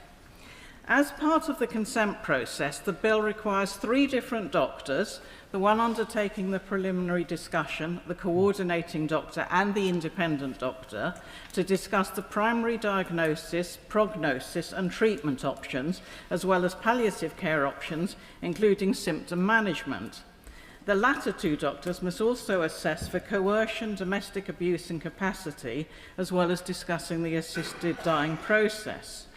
Now, I believe I'm the most recently retired medic in this House, having given up my licence to practice last month. And throughout my recent review, I've devoted much time and discussions to thinking about meaningful, informed consent. Now, back in the day, when I was a junior houseman, we were expected to take consent without knowing much about the relevant procedure or how to adequately answer patients' questions. And we've come a long way since then. Options are explained to patients firsthand by clinicians who are specialists in the topic they're discussing, because it's impossible for other doctors to be up to date with the rapidly evolving range of treatments. Now, you may assume that in the case of those seeking assisted dying, this has already been done by the treating doctor. But when someone imparts a serious diagnosis, you often blank out everything that's said thereafter and may be fearful of asking additional questions. We know nothing about the background and qualifications of the 3 doctors who are expected to fill this potential gap. The latter 2 are at least supposed to be able to examine the patient's medical records and speak to treating professionals. However, written records are rarely adequate as a basis for such discussion, and there are major complexities in doctors external to an organisation accessing electronic records. Furthermore, the treating doctor may not be available in a timely way. And as for advising on palliative care options, the only professionals who can explain the full range of symptom control measures are palliative care consultants. In other words, the coordinating and independent doctors are being asked to take on 2 wholly different roles. The first is to substitute for a full multidisciplinary assessment involving the team managing the primary diagnosis, a palliative care specialist, and in some circumstances a psychiatrist and social worker. And I would submit that such an MDT assessment should be a core NHS function. It should identify the patient's main concerns and fears and share information about possible options, ideally in a family context.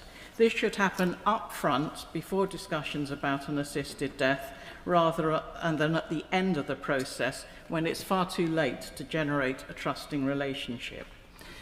The second role is the process of consenting to assisted dying, which should be considered separately once other options have been discussed and rejected. And for the reasons that Lord Lamont said, I believe this should be through a service external to the NHS. Now, I've worked in MDTs throughout my career, and what is key is respecting the unique skills of colleagues and listening to their views. So I formed my views on this topic not just on the basis of my experience, but in large part by listening to organisations representing key professionals, GPs, psychiatrists, palliative care consultants and physicians. So I'd strongly encourage noble lords to take their views very seriously in further deliberations, and for that reason I will be supporting Baroness Burge's amendment.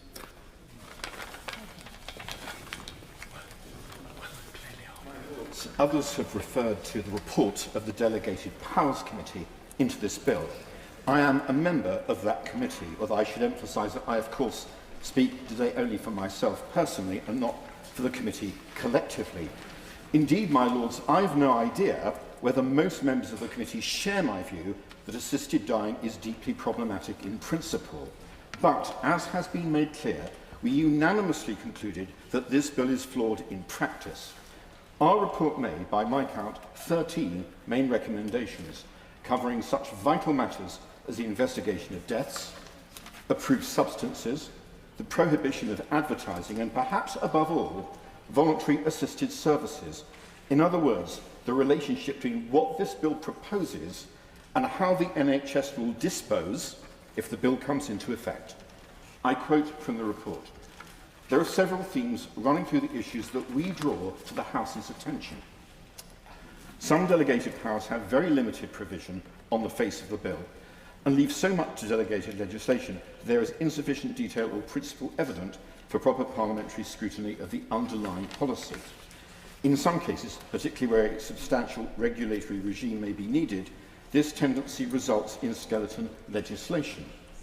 There are several clauses where delegated powers can be used to do anything that an Act of Parliament can do.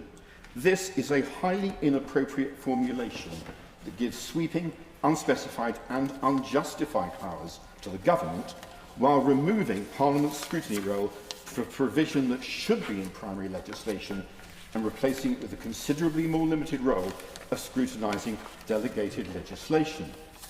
Now, noble lords will have perceived that the main question the committee was tasked with answering was not what does the bill seek to do, but how does it seek to do it? Can I suggest that this is the key question, not just for the committee, but for the whole House, which, for better or worse, my lords, tends to scrutinise legislation more exactingly than is sometimes the case in the other place? And if the answer to the question how is inadequately, a further question then arises, namely, how could the bill be made adequate? Indeed, can it be made adequate at all?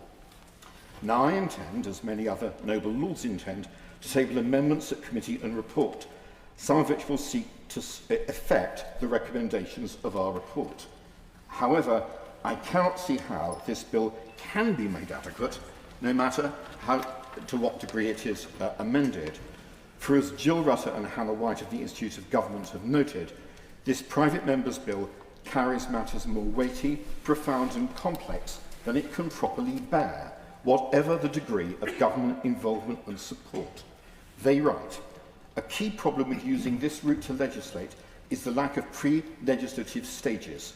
Legislation on an issue like assisted dying would have benefited enormously from a more thorough preparation phase. A well-led review involving many of the people on both sides of the argument and with a mandate to engage the public could have addressed the whole range of issues that MPs are now trying to navigate. And I should add, my lords, that this view was also backed up by the Constitution Committee, which has echoed many of the criticisms of the committee that I have the privilege of sitting on. I end with perhaps the most crucial criticism of the bill in the committee's report. It surely cannot be right that a matter so vital as the relationship between assisted dying services and the NHS is left to ministers to propose by regulation. I ask noble lords to consider whether a bill that contains such a proposal can possibly be fit for purpose. Yeah. My lords, we've had several references in the debate so far to a settled public view that the public is in favour of this legislation. I may now briefly revert to a previous existent as a Member of Parliament who took part in the 2015 private members' legislation on assisted dying. And my constituency was Birmingham Edgbaston, which had some interesting aspects, like Harborne had the highest concentrations per square mile of doctors anywhere in the country. Across the road from the constituency was the Birmingham Oratory with very strong Catholic views. As the debate was coming up, I thought I'd do something very unusual for a politician, an elected politician, because if you're elected, your voters only want to hear your certainties. They never want you to go out and say, no, I really don't know what I think about this, could you help me? So I organised 3 public meetings. One was organised by the Birmingham Medical Society and was largely attended by members of the medical profession. The other one was organised by St John's Church in Harborne and brought in all the faith groups. And the third one was a public open meeting to all my constituents, so anybody nearby who wanted to come. And the format for all 3 meetings was the same. I had a lawyer there who would explain what the bill was about, and I said, I'm going to make up my own mind. By the way, you're not going to mandate me how I'm going to vote, but I really want to test my views and hear what you have to say. And the outcome was very, very surprising. The one group which was almost unified in its view were the doctors.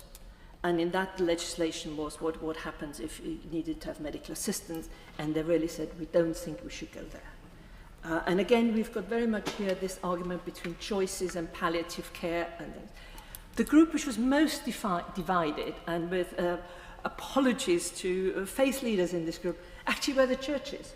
The churches were arguing from one end of the argument to the other. And the most thoughtful debates were the public, who essentially were making the cases for and against. And at the end of the meeting, where I said, broadly speaking, what should I do? One of them got up and said, "You've got a really tough job on your hands, love. Just try and do your best." And I'm explaining this because I think we should be very careful when you have the kind of public opinions where, of course, if you have a survey which says, "Do you want to reduce pain?" Of course you say, yes, you want to reduce pain. But as so many speakers here have said, it is about palliative care, it is about where the money goes, the consequences of that. And I don't think we have really considered that. The other thing which I really want to specifically address is about personal autonomy. Can I just say, to make choices for the few and assume that that will not have implications for society as a whole is deeply, deeply misguided. The essence of society is the collective of the individuals. And if we make something acceptable, we can permit it as when we stop criminalizing suicide. But to make it suddenly an option, I think is problematic. And I want to finish with something which Baroness Debonair started to address. And I want to quote Pronowski, who in one of the episodes towards the end of The Ascent of Mensa said, "Science is a very human form of knowledge. Each judgment in science stands on the edge of error and is personal. In the end," he quoted words by Oliver Cromwell, "I beseech you in the bowels of Christ, think it possible you may be mistaken." And what Baroness Debonair also reminded us, that this is one of those occasions where if we are mistaken, we cannot reverse it. My Lords, it's a privilege to follow Noble Baroness Stewart, who makes a very good point on public opinion. I am persuaded that one of the reasons why this bill should pass is that the public broadly do support it. But they support it only if it works. And if it doesn't work, and if it doesn't deliver what it's promised, then the public will be extremely sceptical and angry that we've allowed this to happen. And in this matter, I have some concerns on the fundamental workability of aspects of the bill. And in this, I'm going to be invoking my noble friend, Lord Goodman, and the noble Baroness Cass. This bill creates a vast laundry list of new responsibilities without, I think, the clarity and consensus on execution that such a bill requires. And I convened a meeting of frontline clinicians earlier downstairs in the Attlee room on Tuesday to listen to some of these concerns. And the feedback echoed what we've been hearing from medics time and time again. Testing for capacity, which a number of noble lords have alluded to, the criteria remains contested. The signing off on medicines, the processes are extremely unclear. Huge palliative care expectations, which are totally unfunded, which noble Lord Stevens referred to. Expert panels consuming vast amounts of very, very senior professional time, particularly psychiatrists. My lords, we don't have that many psychiatrists in this country. If they spend all their time on these panels, then I'm afraid to say the rest of us won't get any support at all. Ambiguous doctor roles, including in the presence of death. The 6-month prognosis judgments, again, not a very clear methodology.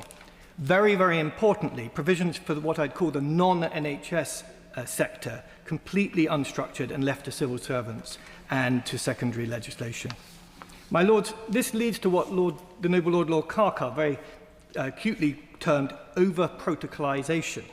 And I think what he meant by that was the sort of bureaucratic complexity without clinical clarity that blows up the intimacy that is needed for the best medical care without actually managing down the risks of something going wrong. My lords, I know from my time as a minister that confusion in the business of health and in that matter in the business of death very quickly wastes vast amounts of resources, it breeds litigation, and it costs lives. So who will be defending these court challenges? The DHSC's already stretched legal teams? Who will be paying compensation if things go wrong? NHS resolution that already has a £60 billion liability bill.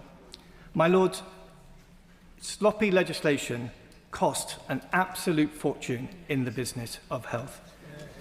My Lords, when we consider IVF, which is different but has some of the same considerations, we had very rigorous preparation. We had a Royal Commission, detailed legislation twice, robust regulation, private sector delivery. Instead, we have here what my noble friend Baroness Murphy called unwieldy and unworkable bill. And I'm sorry to say that I am concerned that the Commissioner, in particular, is a role that needs to be clarified. There's no private sector regulatory capability, and there are large, sweeping Henry VIII clauses. And in particular, I draw noble Lords' attention to the very, very important clause 40, which is particularly weak. The Constitution Committee demanded that greater detail on the face of the bill regarding intended guidance and direction on this clause is necessary, and I fully support that. My Lords, the principle of this bill is a very, very important one. It does have the support of our public. But without substantial clarification and reform, this Act could devastate the NHS and our healthcare system. We must address its fundamental flaws, or this legislation should take pause before irreparably damaging our health system.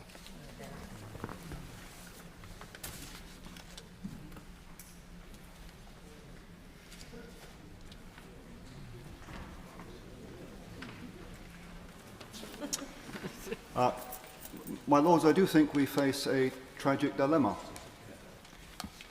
On the one hand, advocates for the disabled and several royal colleges voice persistent concerns about the risks of abuse that this bill's legalisation of assisted suicide would create.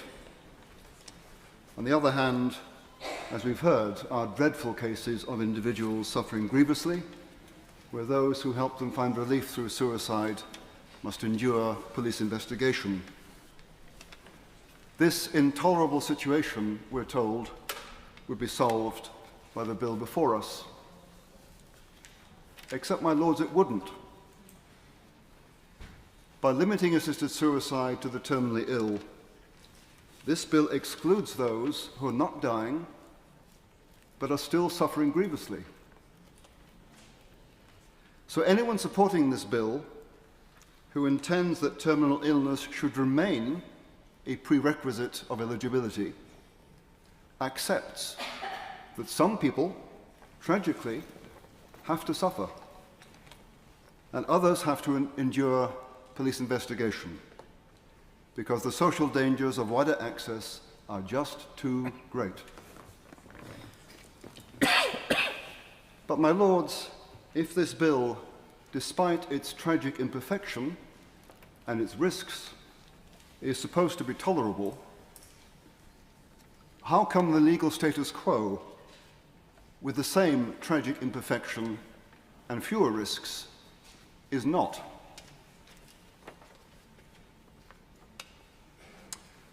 My Lords, if we were serious about reducing the quantity of human suffering, we wouldn't focus on assisted suicide at all, reckoned to be chosen annually by up to 7,500 people after a decade.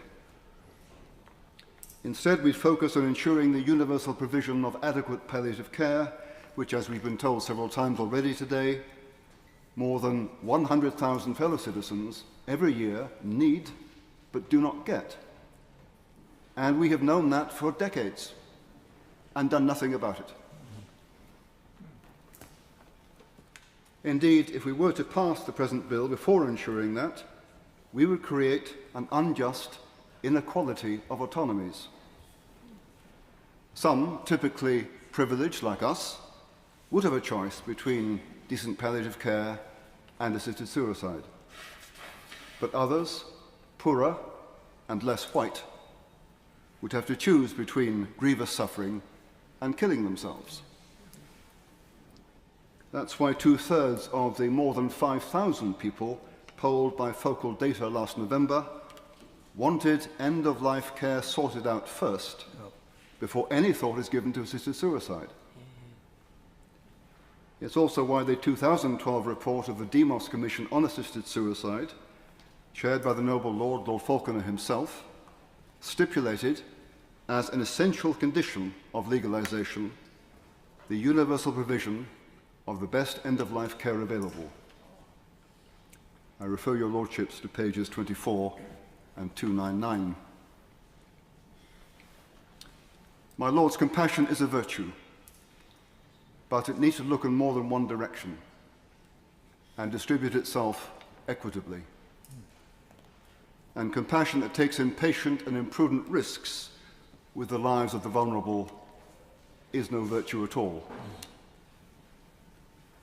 So, my lords, to pass this bill in the current state of palliative care provision would be, I think, unjust and imprudent, and I can't support it. Yeah.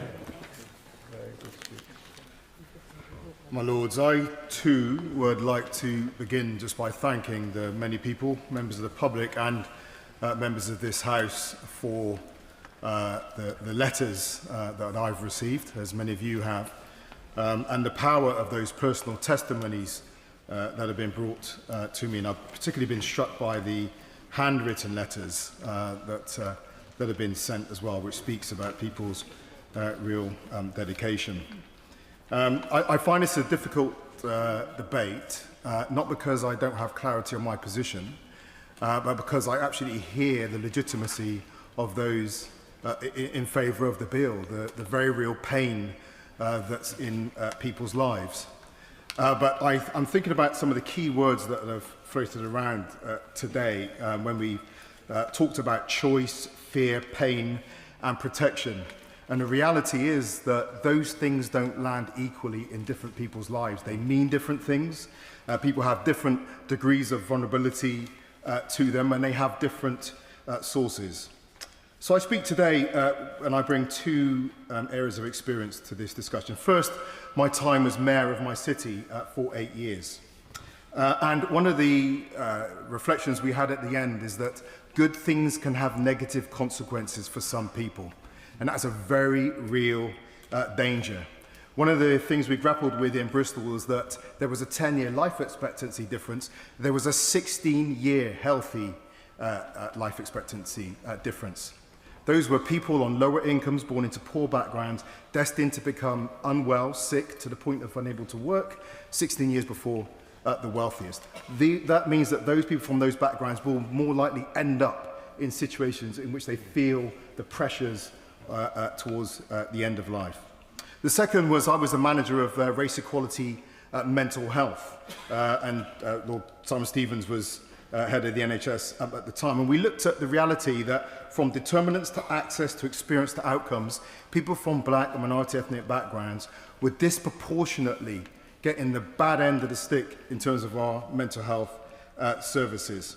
And one of the things that we recognised was that services designed by people in positions of power are designed for people in positions of power, not for vulnerable people. If you're not one of those people, you don't have the resources to navigate those services. And even if those services are good, you can fall in the cracks between those services. You don't have the personal assets to navigate those limbos. The social, political, economic inequalities within which this bill would be put if it was to pass, are not inconsequential. What this service means is not what just exists on paper, how it's designed, but it's the product of its interaction with those inequalities. And I fear that landing on such an unequal society we have today, the circumstances, the consequences could be quite dire for some communities. It is also true, going back to the NHS, that we have not tackled inequalities in NHS services, from access to experience to outcomes. And I fear that putting a terminal service into an organisation that for all intents and purposes has not solved health inequalities, both the context within which it works and the outcomes for our population, is incredibly risky. And then we have the challenge of palliative care has been raised today. And while I absolutely agree with the idea and the principle of dignity in dying, I do not think that can be detached from an absolute commitment to dignity in life and dignity in sickness. And that means tackling the social, economic and political consequences in which people experience life. Now, I do think also, just as a final comment, because the consequences are so big, we cannot afford to go into a situation where we're trying to fix this on the move. It has to be sorted before the legislation goes through.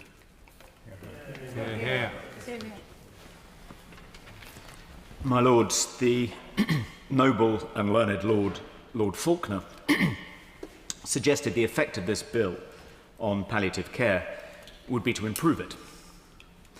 That is not the view of my sister, an NHS nurse who spent much of her career working in palliative care, and it's her reservations about this bill that I want to share with your lordships. Like many noble lords, she's concerned about the shortage of GPs and other qualified medical practitioners to see patients who want to avail themselves of the assisted dying service, and a shortage of psychiatrists to refer those patients to if there's any doubt about their capacity. Baroness Meacher, outlining her reasons for introducing the bill, said this law would provide reassurance to those living with a terminal illness that this option will be available to them if the worst should happen.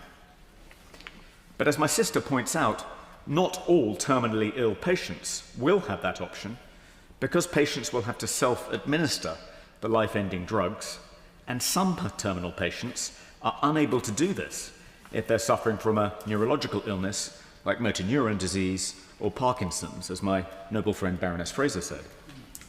My sister asks the reasonable question of whether terminal patients will still be eligible for treatments designed to prolong their lives, such as oncology treatments, palliative chemo, immunotherapy, and hormone treatments, if they've expressed a desire to die and have already embarked on the pathway set out in this bill. Would those patients be reluctant to undergo treatments designed to prolong their lives if they know they have to secure a prognosis of having less than 6 months to live to be eligible for the service? How are palliative care doctors and nurses supposed to help those terminal patients who have an incentive to reject their advice?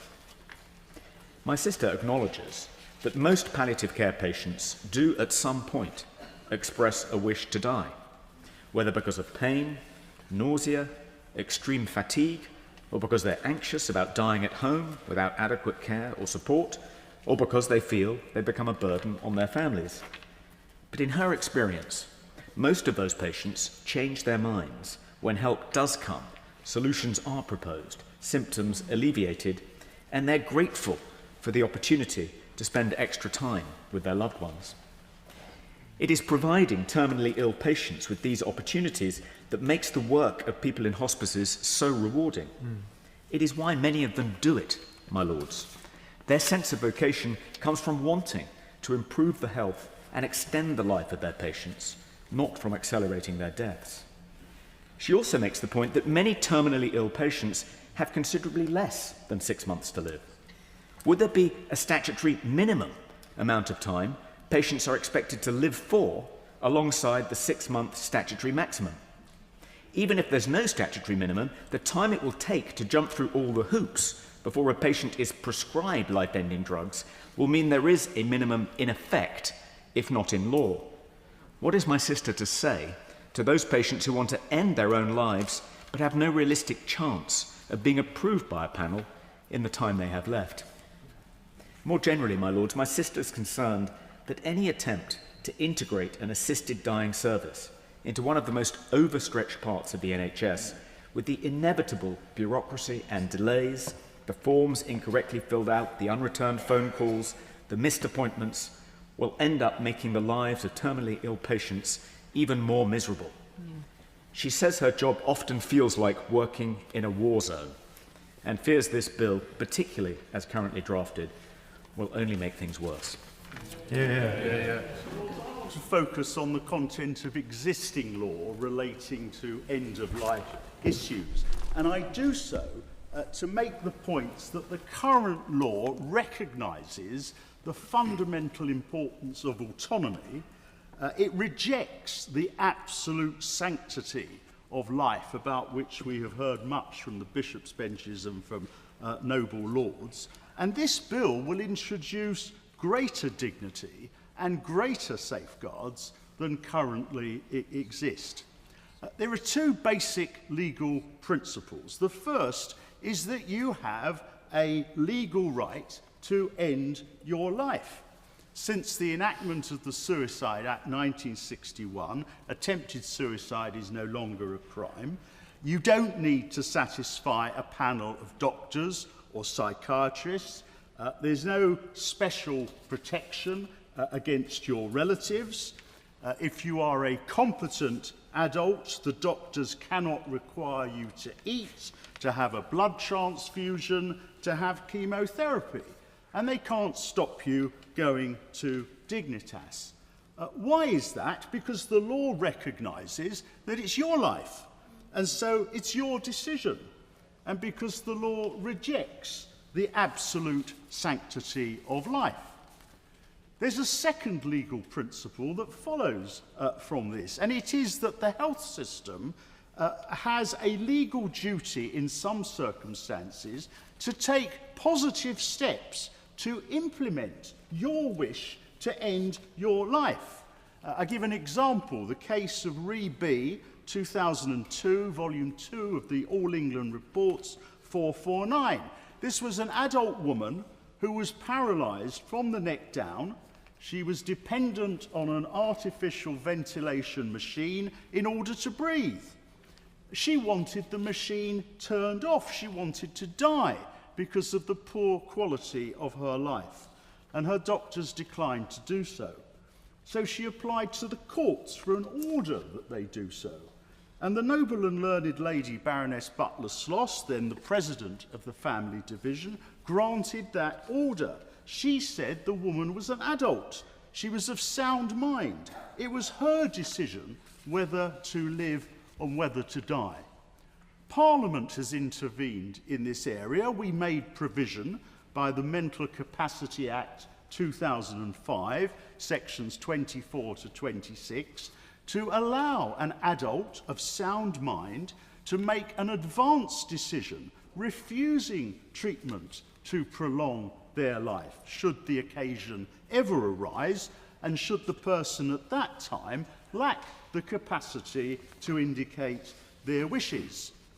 One other example, when Tony Bland, a victim of the 1989 Hillsborough football stadium tragedy, was in a persistent vegetative state with no prospect of recovery, and he could not express a view about whether to live or die, the appellate committee of this House decided in 1993 that because he had no quality of life, there was a legal duty on the health authority to end his life support, to pull the plug. And that's what the doctors did.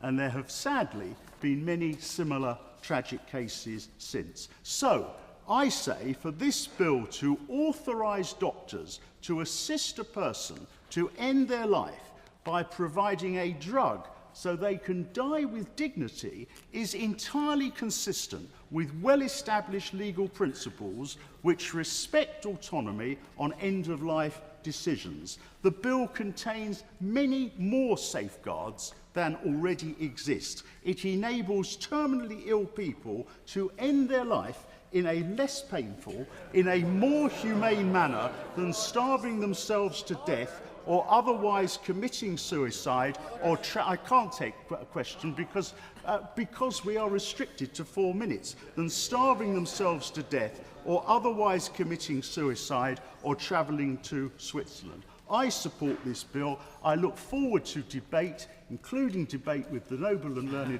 Lord Carlile at committee stage. Thank you. Lord, before the noble Lord sits down,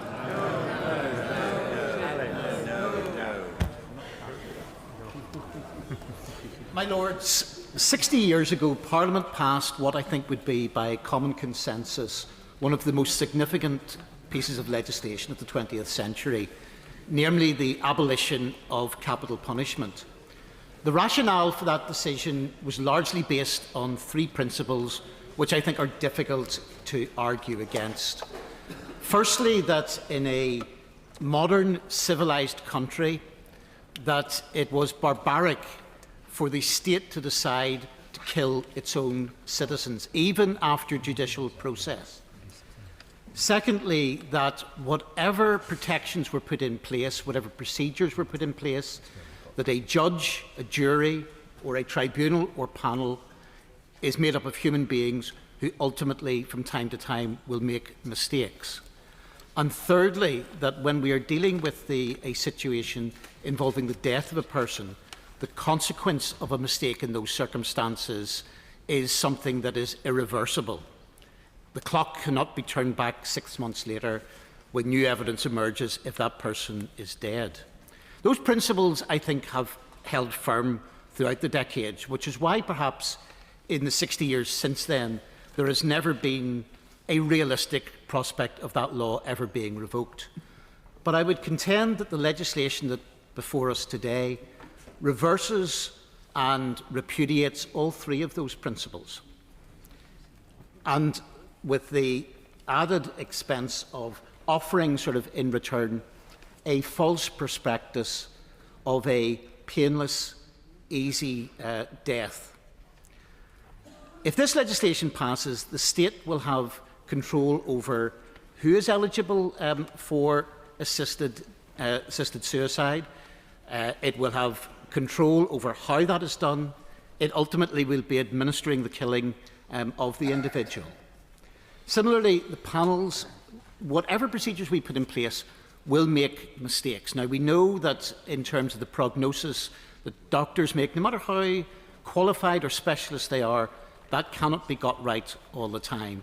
But what worries me most is the issue of coercion. This is not simply an academic or hypothetical question. Sadly, we have seen too many cases over the years, particularly resulting in the tragic deaths of partners or children, where it has then emerged at a later stage that there were years of abuse and coercion.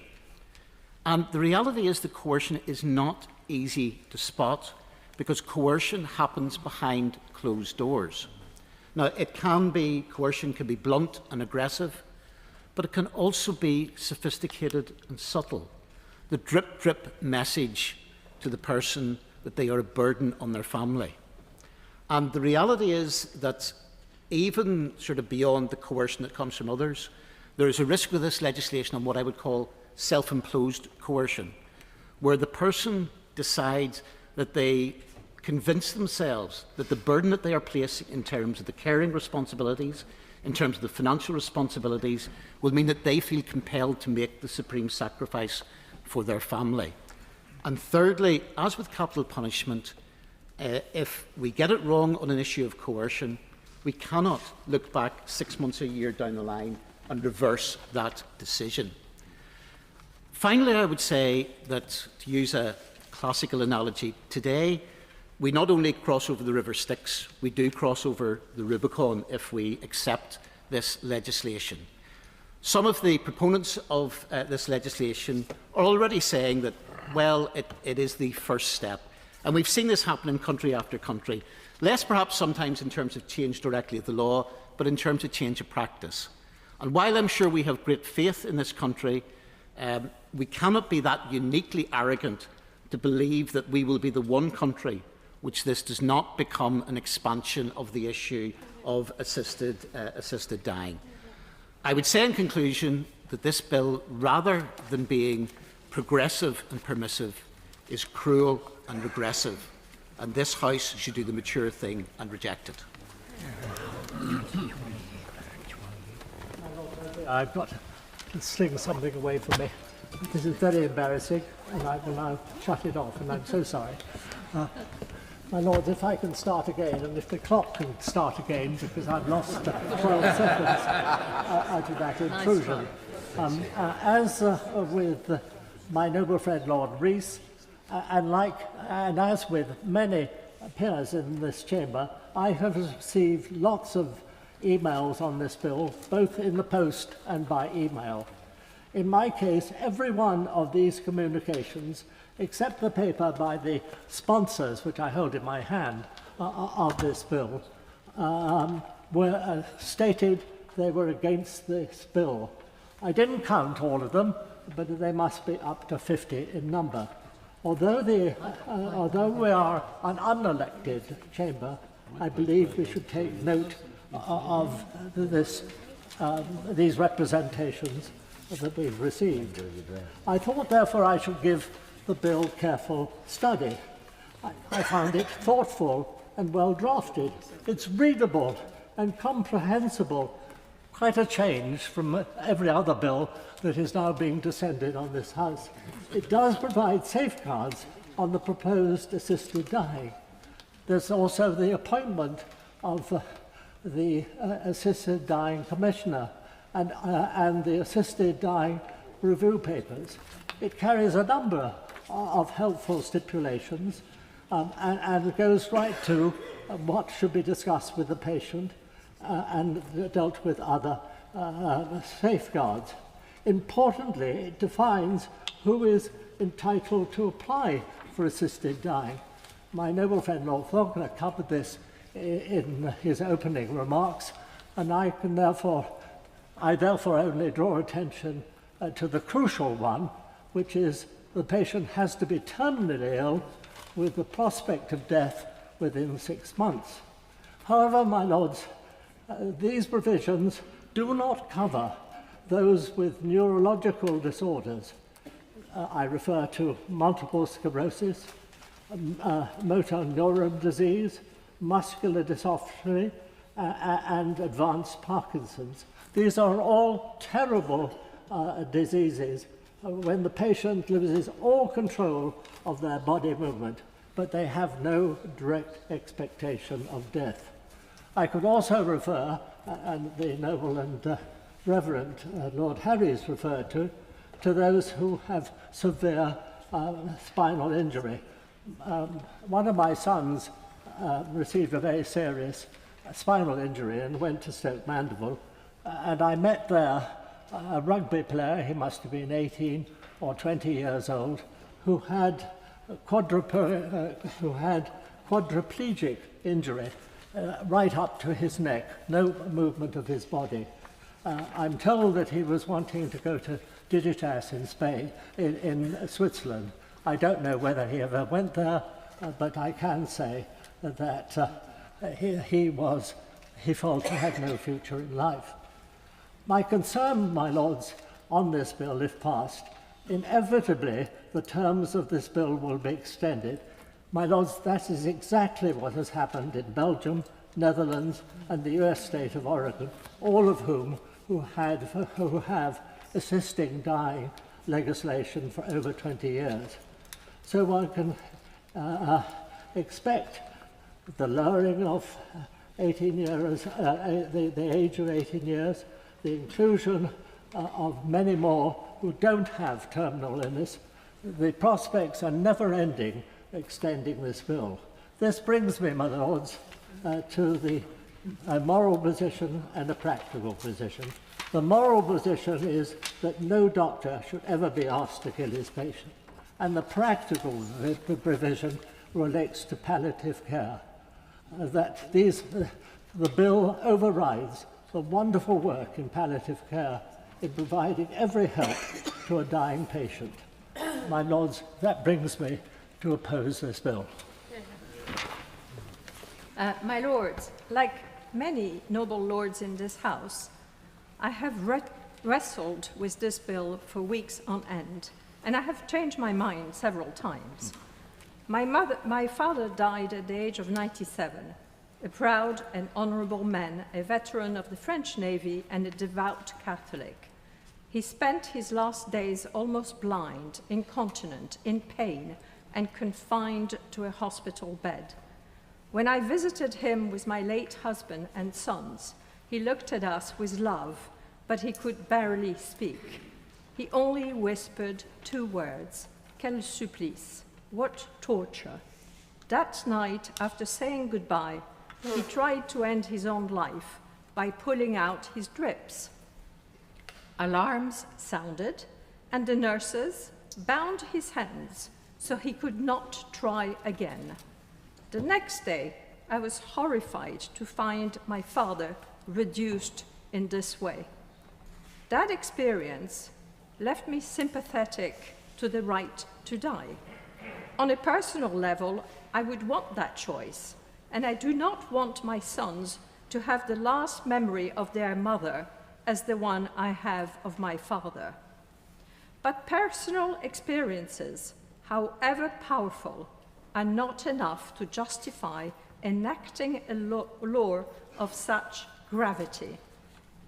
The risks are stark, coercion,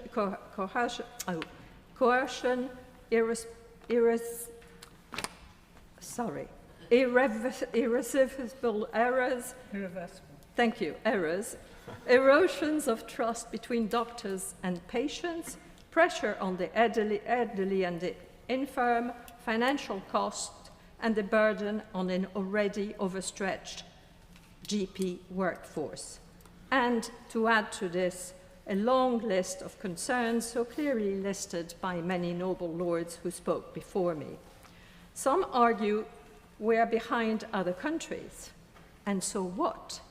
But Canada gives me pause. 8 years on, assisted dying has become routine, now the 5th leading cause of death. Reports show people seeking euthanasia not because they are terminally ill, but because they were poor, isolated, or unable to access proper care. A right to die has become a duty to die. Now, in Canada, there is a question of expanding this law to include children. At present, doctors feel compelled to keep people alive at all costs because it is a crime to hasten death. This has caused some to suffer unnecessarily. But if the law changes, we must be equally vigilant that it does not push people in the opposite direction, towards feeling that death is expected of them. The advocates of this bill cite many cases like my father's. They are motivated by compassion, yet to enshrine in law the deliberate taking of life is a moral hurdle too high to cross, particularly when key details would be decided later through regulation. In our law, a case must be proved beyond reasonable doubt.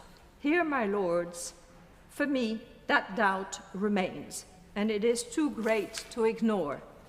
I wanted to finish by telling you the story of this Swiss 72-year-old woman who had put her name down with Dignitas, but she never made it because COVID happened.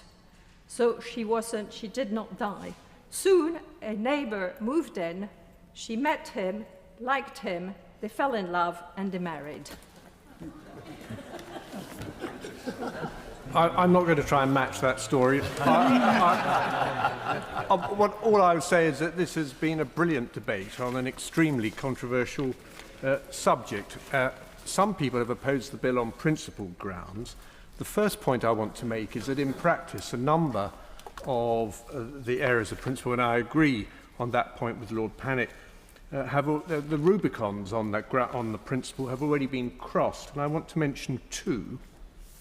First of all, withdrawal of care essential for the preservation of life is already permissible, including the withdrawal of food and even water in certain circumstances in a controlled medical environment. And secondly, indefinite sedation with drugs is also permissible, even when it's understood that it may shorten life. These are already practiced to some degree. What we're primarily debating are the practical consequences for the terminally ill, their families and the medical profession of widening somewhat the discretion that's already there. Most people want to be able to exercise control, and especially when they're elderly, fearful or in deep pain, although the point has been made that those in pain won't get any benefit from this bill because it's silent on the issue. I remain very nervous about this legislation on several practical grounds, many of which have already been mentioned. Can 6 months be defined? What constitutes mental capacity? Can assistance be legally defined? And once legalised, as has just been pointed out, will the eligibility criteria be expanded? Will the Human Rights Act get engaged here? I think it will. we've already seen that medical science and practice and court scrutiny of both has taken us well beyond the intentions of Parliament in the Suicide Act of 1961, and it'll undoubtedly happen again if this bill's on the statute book. And it's important to bear in mind that the discretion I described a moment ago that's already exercised was almost certainly not envisaged at the time of that legislation. A further concern has been aired very widely already, and I won't linger on it.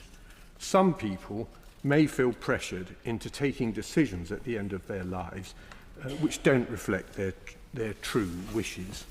And we know that some people hold one view of the termination of their apparently hopeless lives while they're discussing it while they're well, but quite another when they're very ill. A third point I want to make is, which has already been aired to some degree, the medical profession is deeply split on many of these issues, just like this House. I personally support people's right to exercise control over their deaths as well as their lives, but we have to accept that the regulation needed to support this legislation will be complex and will almost certainly have unintended consequences. So in my view, we have to try much harder to get this right, particularly to assist the clinicians in the front line in ICUs and in the hospices. To pass this bill in its current form, heavily laden with controversy and with many arguing, as they have today, that it's not been properly debated, would be a very profound mistake, and it would make for bad law. At the very least, we need a select committee. We perhaps need a royal commission. And then we need a bill in government time, as the Suicide Act was brought in, and as was the case with the Mental Capacity Act. What I've suggested might lead to some delay, but we'd probably get better legislation as a consequence. My Lords, irrespective of the underlying moral and policy question, as many noble lords have already identified, the bill in its present form is seriously procedurally flawed. I'm against it. I'm most concerned about the impact those flaws will have on vulnerable people. Given the time available, 2 points occur to me which demonstrate this problem. First, at no point in the mechanism under the bill does anyone expressly ask the applicant the reason why they wish to die. Such a question would not be an intrusion on private autonomy. To the contrary, it would be a reasonable and, I suggest, compassionate inquiry. In its own way, it would be a significant guard to protect the most vulnerable. Second, more technically, there are very significant failings in the panel stage of the process, as described in the bill and embodied in Clause 17. In its current form, the panel stage of the process, as the noble Lord Grabiner identified, is lawyer window dressing. I agree. Unlike him, though, I suggest this stage could and should be used to reinforce the process and to protect the most vulnerable against abuse. Let me explain. Clause 17 provides that the panel's function in an application for a certificate of eligibility for assisted suicide is simply to determine whether the 9 tick boxes set out in Clause 17, subclause 2, are met.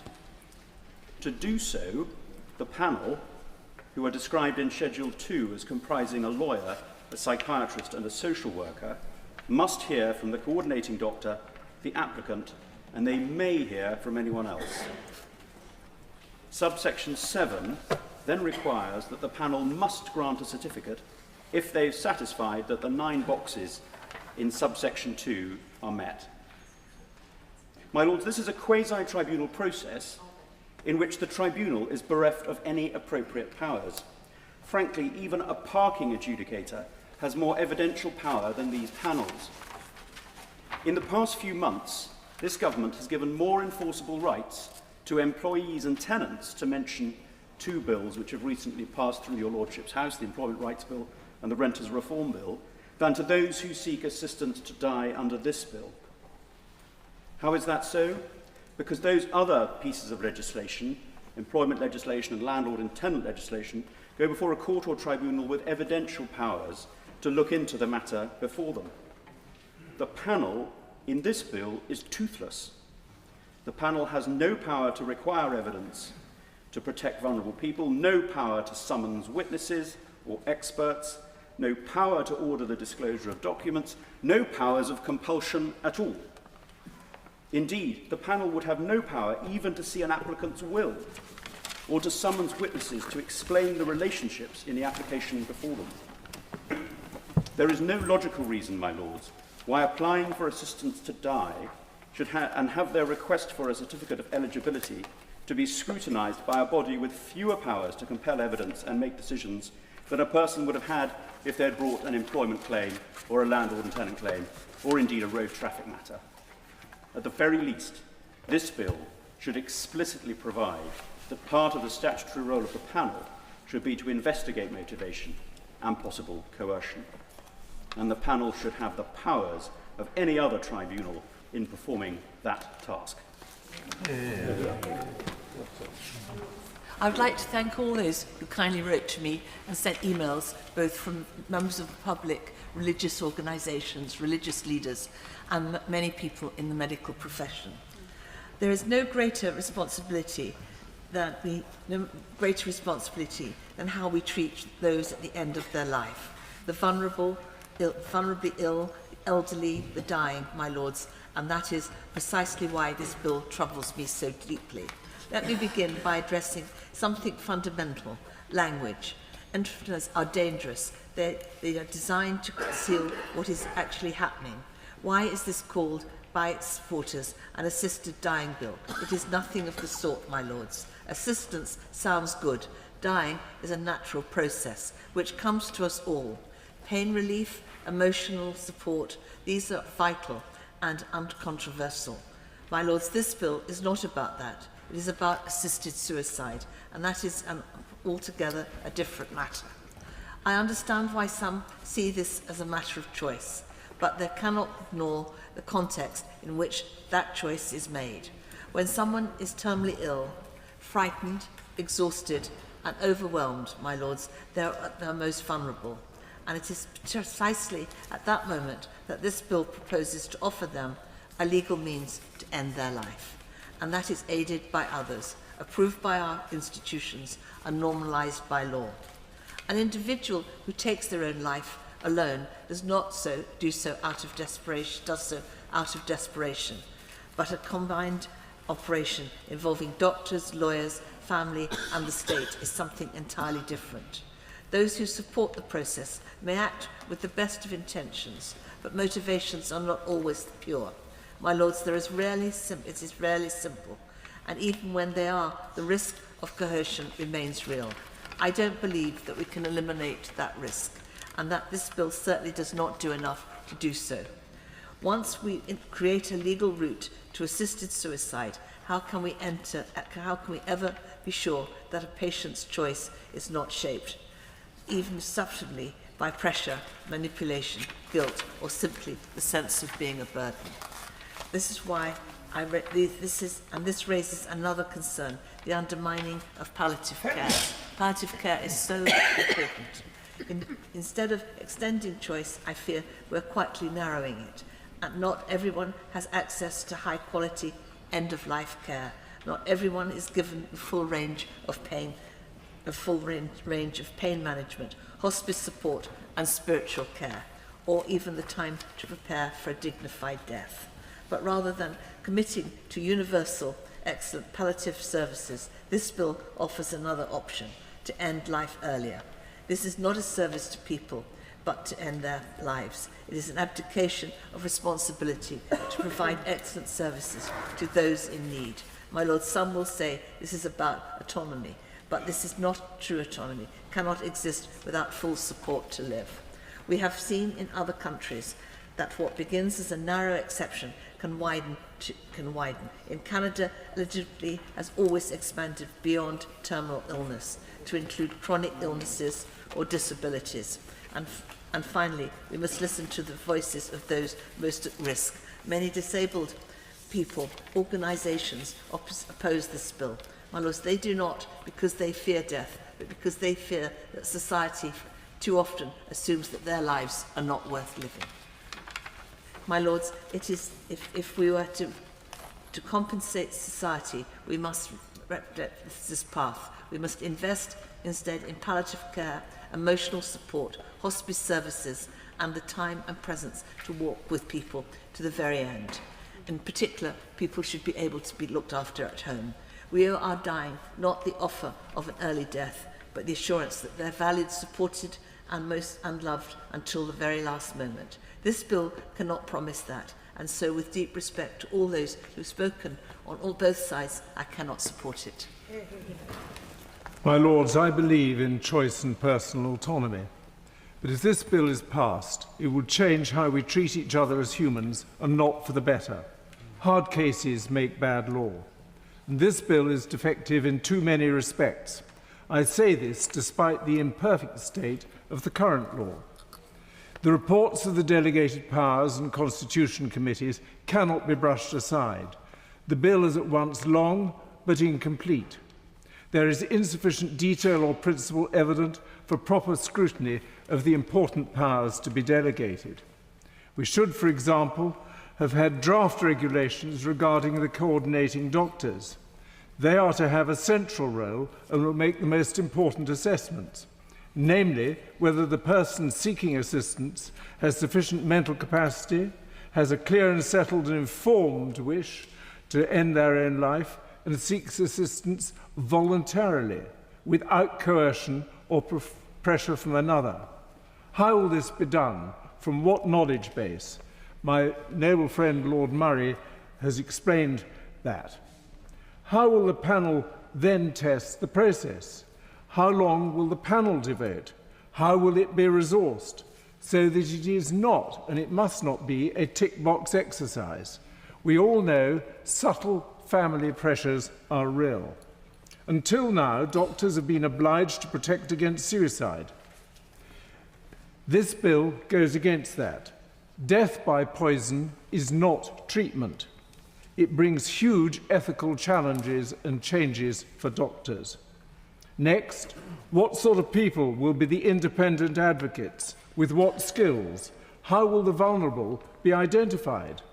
For qualifying vulnerable persons are those with a learning disability, mental disorder, or autism, which is often not diagnosed. People who may experience substantial difficulty in understanding the processes or information relevant to those processes or communicating their views, wishes, or feelings. But there is no requirement to involve the independent advocate before a doctor decides to initiate a conversation on assisted dying with people in that cohort, that in precious cohort. The independent advocate will only be appointed once someone is, quotes, on the path.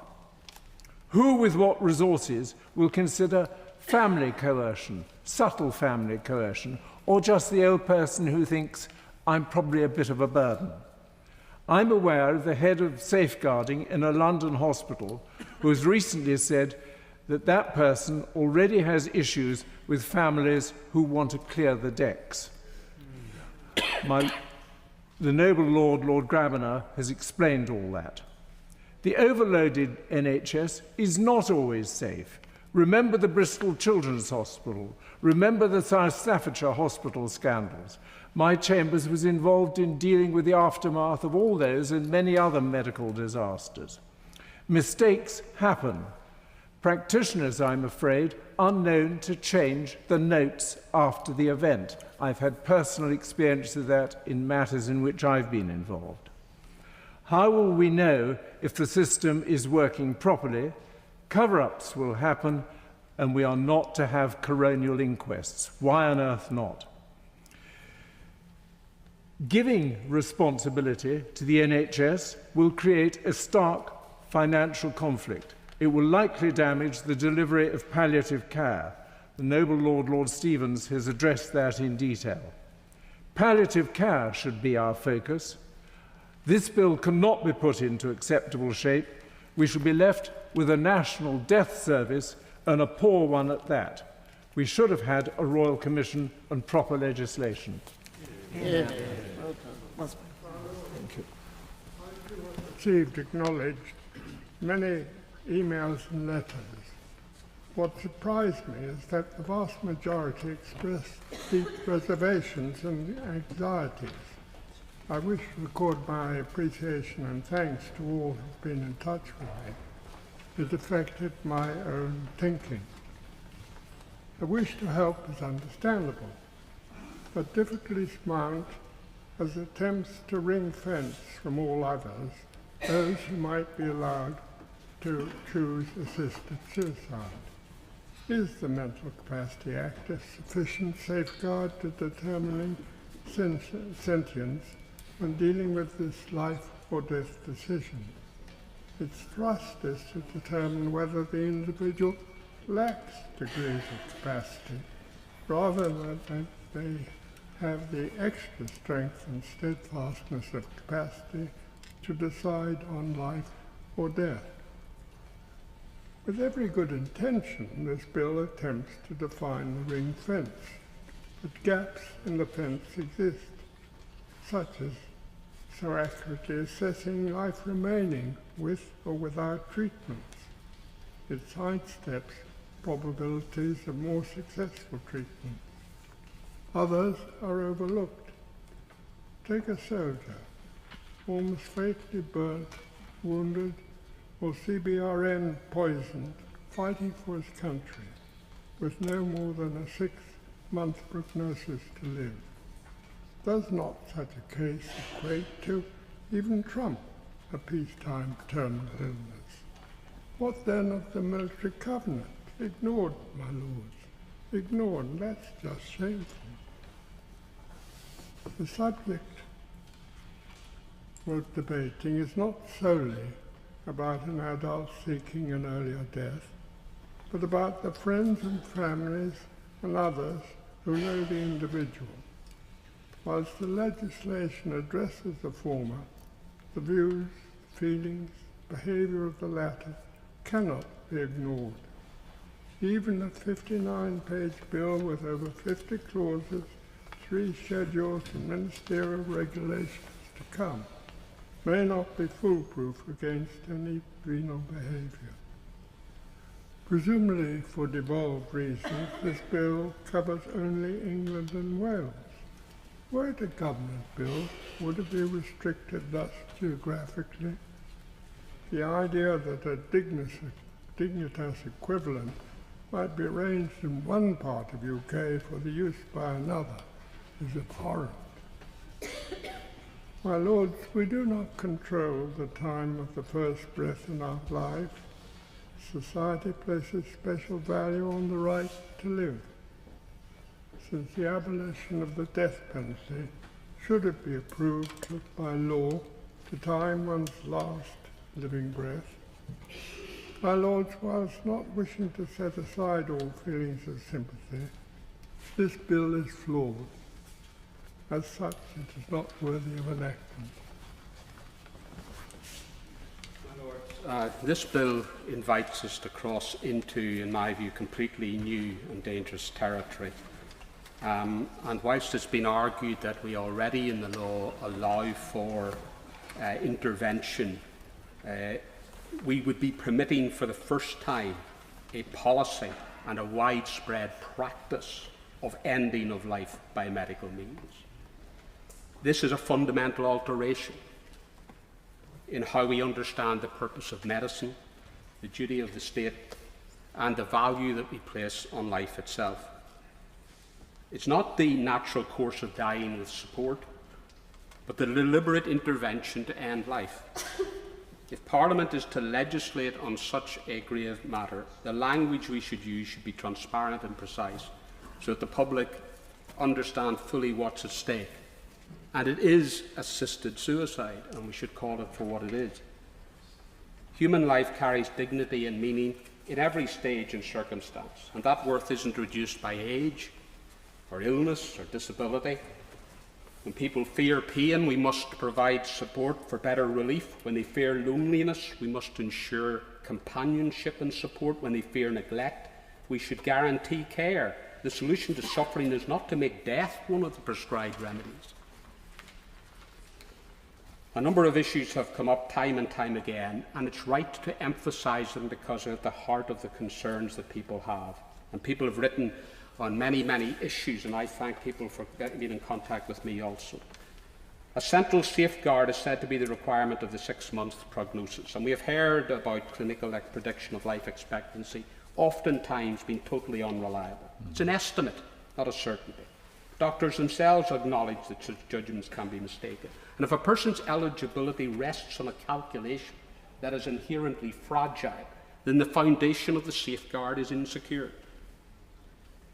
Second thing is that one of my main concerns is, as has been said by so many people rightly, the pressure on older people.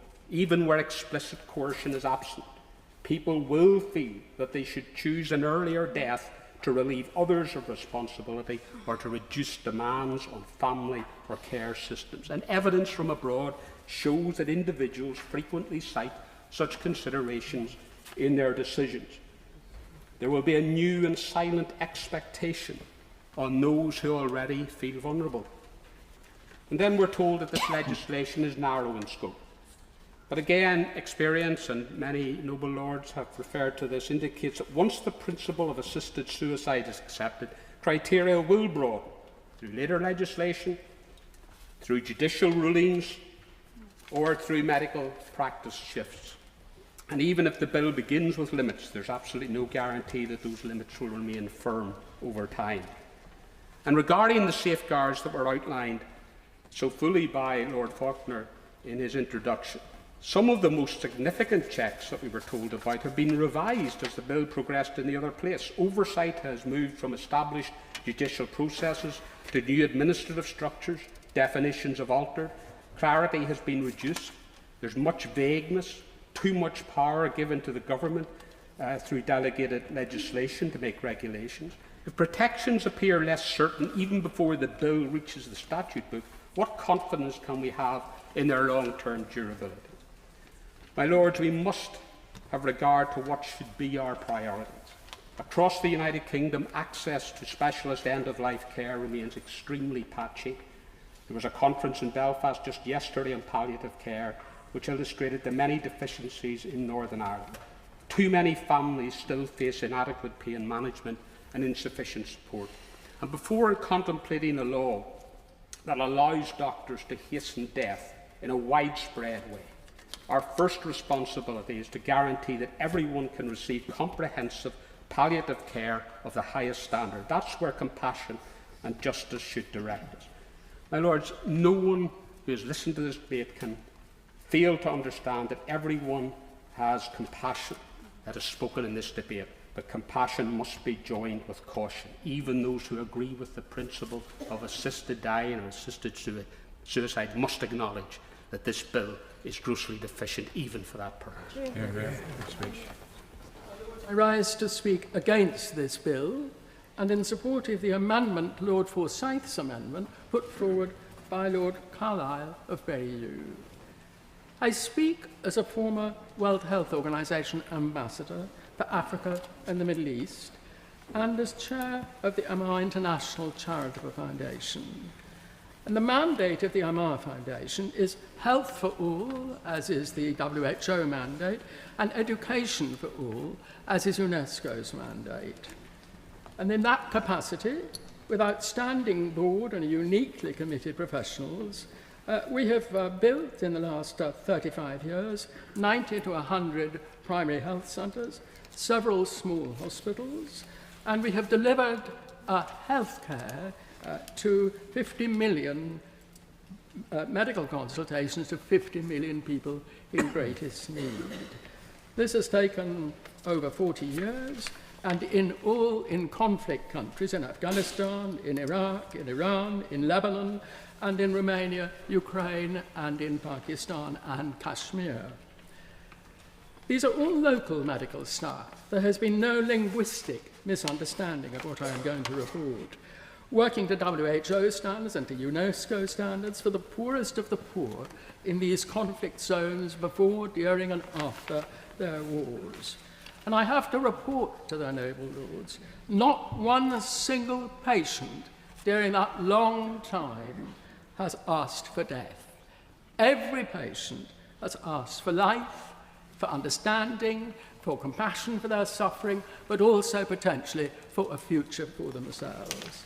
The drive for life is so great that when I was in Damascus last week and saw skeleton figures on the streets, I've never seen poverty quite like it for a very long time, utter skeletons. They were not begging for death, they were begging to be given the opportunity to live. In other words, the thing to do is to bring joy to the patient who is in trouble, assist in every possible way to ease the pain. Maybe our parliaments would lift the restrictions we only put in a few years ago to stop medical professionals easing pain more easily. Because the inbuilt desire to live is so great that the most intolerable circumstances, people beg to be kept alive.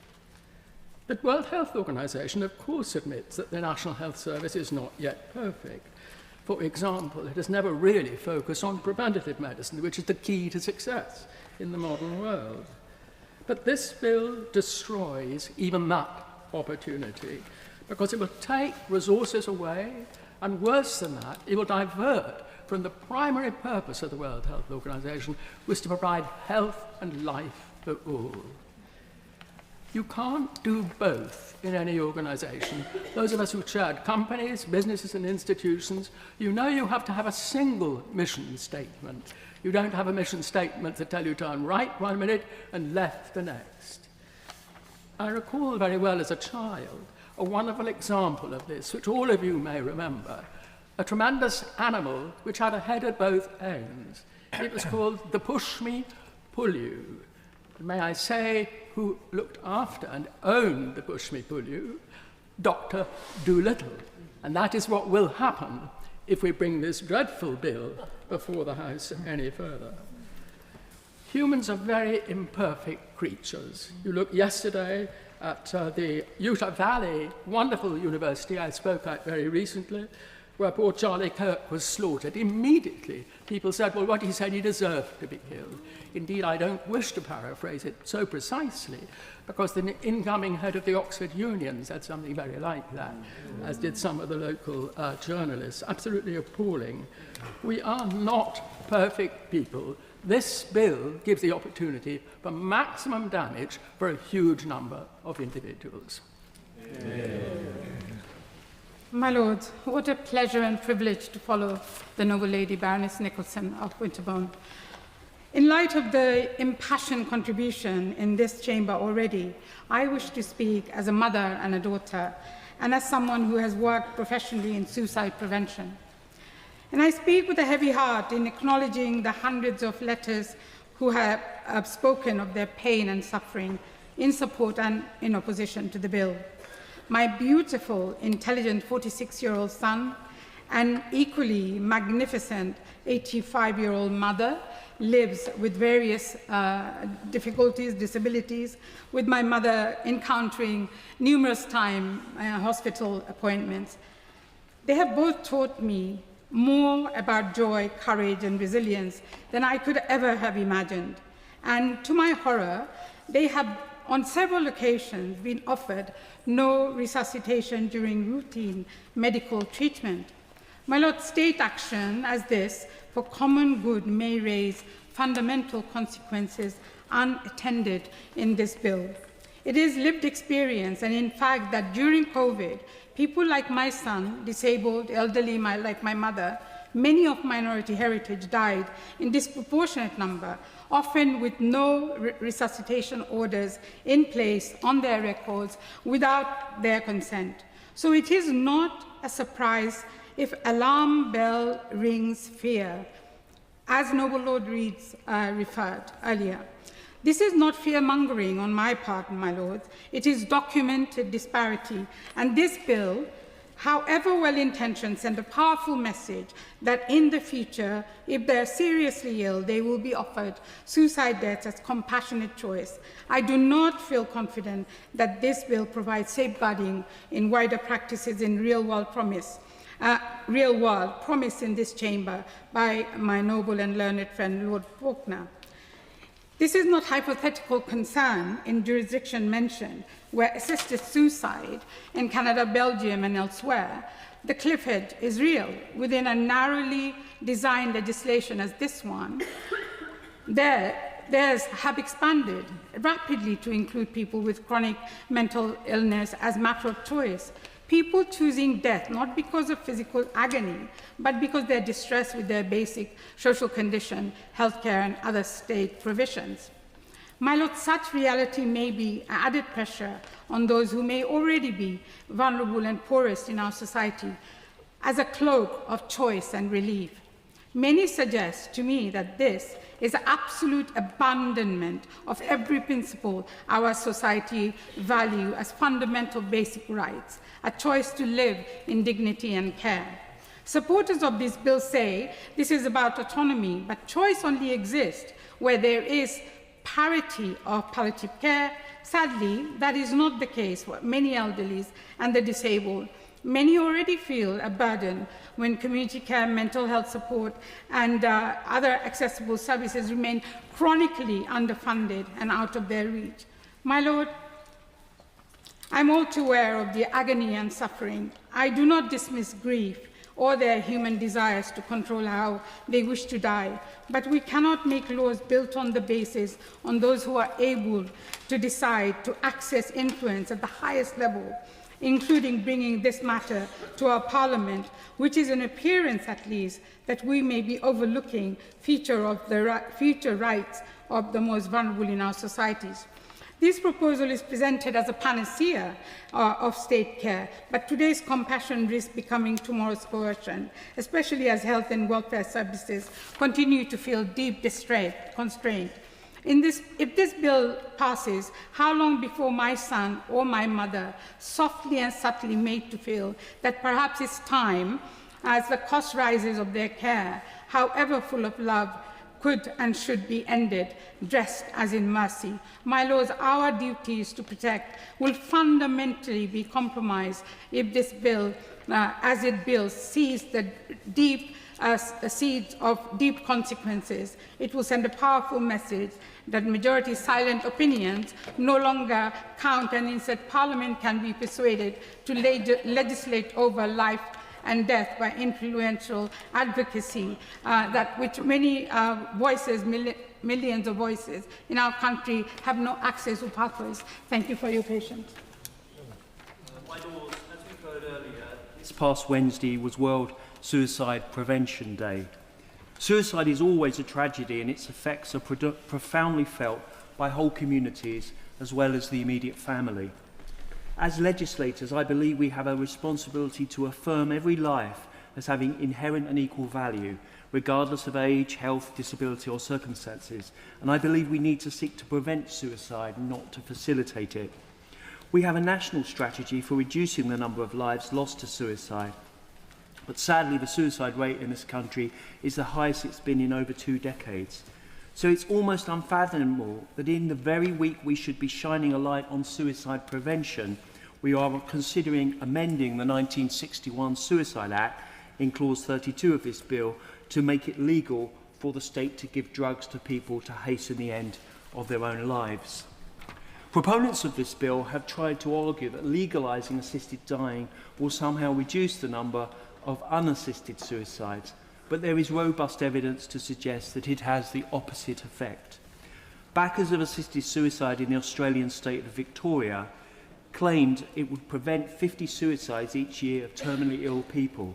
They won the argument, but since the law was changed, unassisted suicide amongst over 65s, the largest demographic of terminally ill people, has increased by more than 50%. You can see why.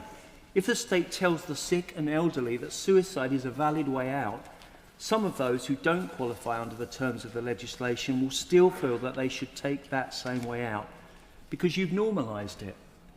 Our commitment to suicide prevention as a society depends on a consistent message that every life has meaning and value and is deserving of protection. Suicide can't be both something we should try hard to prevent and something that we should assist in some cases. This is nonsensical. My Lords, for the state to tell certain suicidal people, you're right, your life isn't worth living, is an appalling message. It is the ultimate in hopelessness and the very opposite of compassion. According to the Royal College of Psychiatrists, suicide ideation in terminal illness typically resolves once a person's physical pain or associated fear of it is alleviated, unquote.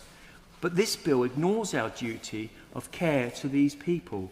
It sanctions death by poisoning for those who, with the right palliative care and support, would otherwise often choose to live. This bill will put vulnerable people under even greater pressure to end their lives for fear of being a burden on others, physically, emotionally, or financially. We see this in Canada, where the medical assisted in dying law has become, in the words of an ME sufferer called Madeline, a, quote, brutal practicality, unquote, for people seeking to escape poverty and social isolation. One 37-year-old homeless man applied for medical assisted death because, in his words, he felt, quote, useless, unquote, and thought he was, quote, hurting society. Another woman in her 50s asked to die because she could not get adequate housing. Who wants to live in a society like that? This utilitarian way of thinking becomes normalised once assisted suicide is legalised. Polling shows that over a quarter of Canadians now think that it should be acceptable for people to seek state-assisted death as a solution to poverty and homelessness. My lords, the current law exists to protect those who might otherwise feel pressured into ending their lives, and that is why we must keep it. We should be seeking to strengthen people in hope, respect their agency, and give them the care and support that they need, not affirming them in their hopelessness and giving them drugs to kill themselves. My lords, we need to ask, is this bill really the best we can do for society's most vulnerable? This bill cannot be improved. It must therefore fail.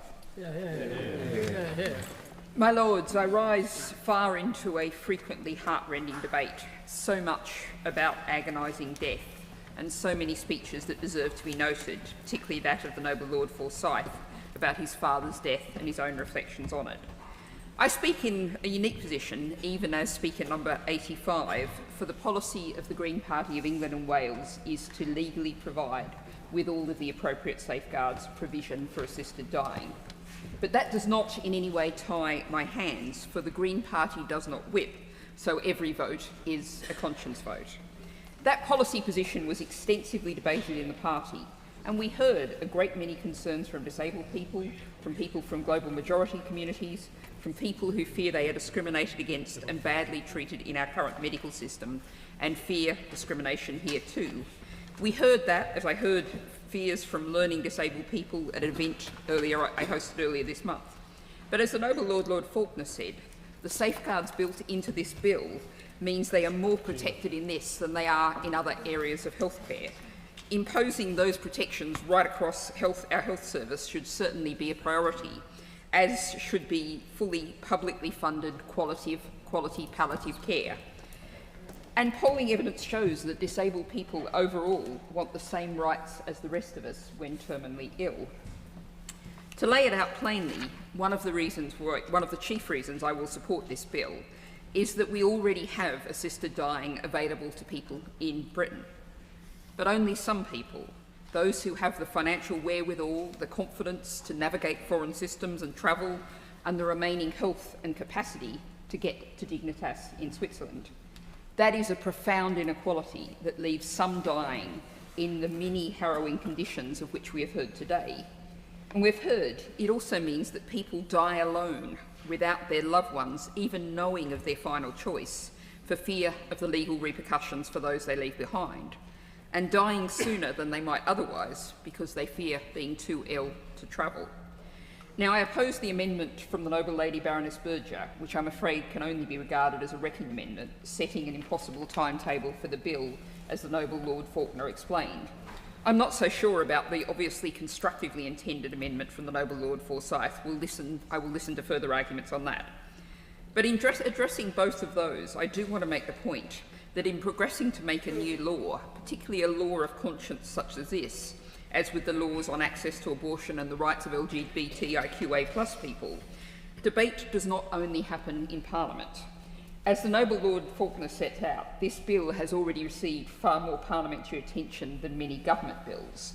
But debate and scrutiny does not only happen in Parliament. It happens in the media, in communities, and now, of course, on the internet and social media. And we should not discount the power and importance of that in shaping the law.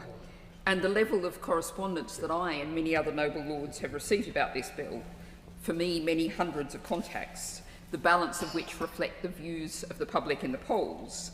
And I thank all of those who've taken the time to send, to be in contact with me about it. That is people's politics, and if we look at the opinion polling, the people have a clear and settled view on the need for assisted dying to be available in the UK, not relying on the decisions already made by the people and legislature of Switzerland. The people expect the politics to deliver on their view. Finally, I've been asked to note that my noble friend Baroness Jones of Moulscombe, on medical leave, is listening to this debate from home and wishes to put on record her support for this bill. My Lords, this bill raises profound concerns for me, and I wish to outline 5 reasons why I cannot support it in its current form.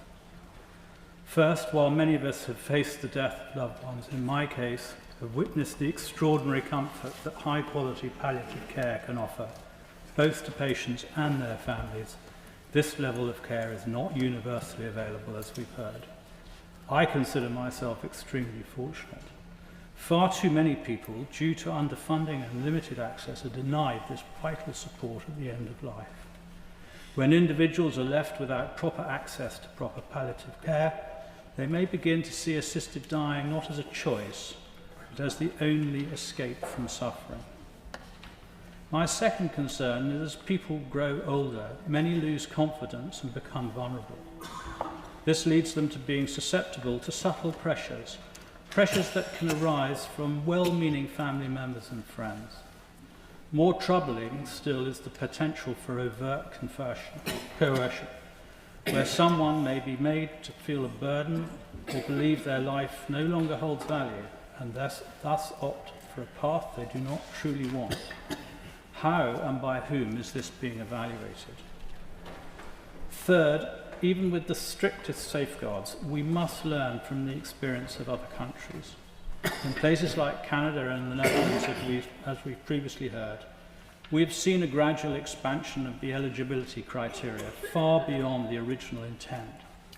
What begins as a tightly controlled process can over time become worryingly permissive. There are reports of individuals shopping around for sympathetic doctors, even when they're not terminally ill. This, my Lords, risks the potential of normalising suicide as a legitimate solution to human suffering.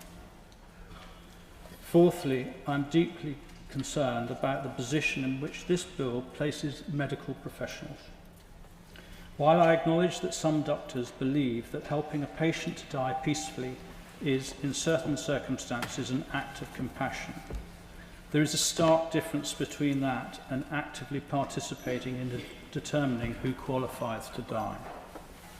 I'm particularly concerned that a doctor can raise the thought of assisted death with a patient without the requirement to also discuss palliative care. This means discussing assisted dying alone could almost be considered coercion. It also goes against the current UK medical law, GMC informed consent, which requires doctors to discuss the various treatments and options for patients and give them long enough to consider these options.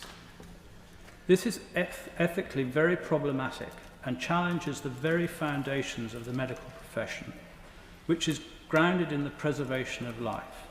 It runs counter to modern GMC guidelines and risks turning doctors into the gatekeepers of death, not life. Finally, I worry about the broader cultural impact. Our society is built on the principle that every life has an inherent value, from the beginning to the natural end. This bill risks undermining that ethos. It sends a dangerous message that lives of the elderly, the disabled, or the chronically ill may be less worth living, that they are expendable then when they're no longer seen as contributing or useful. My lords, I do not deny that there are tragic cases, and we've heard of some today, where medically assisted death may appear preferable to prolonged suffering. But this bill, as it stands, is not the right instrument. Its potential consequences are too grave, its safeguards too uncertain, and its impact on our societal values too profound. For those reasons, I cannot support it. Yeah. When the question was last before your lordships, I opposed any alteration to the present law, but I've changed my mind because I've come to believe that our present arrangements are discriminatory and hypocritical. These arrangements benefit one group by conferring upon them effective immunity from prosecution for assisted suicide, and then damages the rest by withholding that same immunity on what looks like an arbitrary basis. To explain this, let me go back to my 5 years as DPP, when just around 100 cases involving assisted suicide came across my desk. We didn't prosecute a single one of them. In some cases, this was because the bodies had been cremated in Switzerland and there was no firm evidence of cause of death. This meant that our first test for prosecution, that a realistic prospect of conviction existed, was not met. In other cases, bodies were repatriated for burial, and we had a cause of death, usually massive barbiturate poisoning. Here, the evidential test was clearly met. However, even where it is, there's a second test to consider, because prosecutors are given the discretion to determine whether a prosecution would be in the public interest, and in each case we decided it would not. Why? Well, at a basic level, we felt that a mother, a father, a son, a daughter asked to accompany a loved one to Zurich faced a choice that no jury would regard as real. What to do? To take your terminally ill, suffering daughter yourself and to stay with her while she died, or to leave her to be taken by somebody else? Now, even presupposing a rational English jury, following proper directions of law from a rational English judge, we believed that that jury would never convict a mother or a father in this situation. In all likelihood, they would regard the intrusion of the criminal law into such grief as an abomination.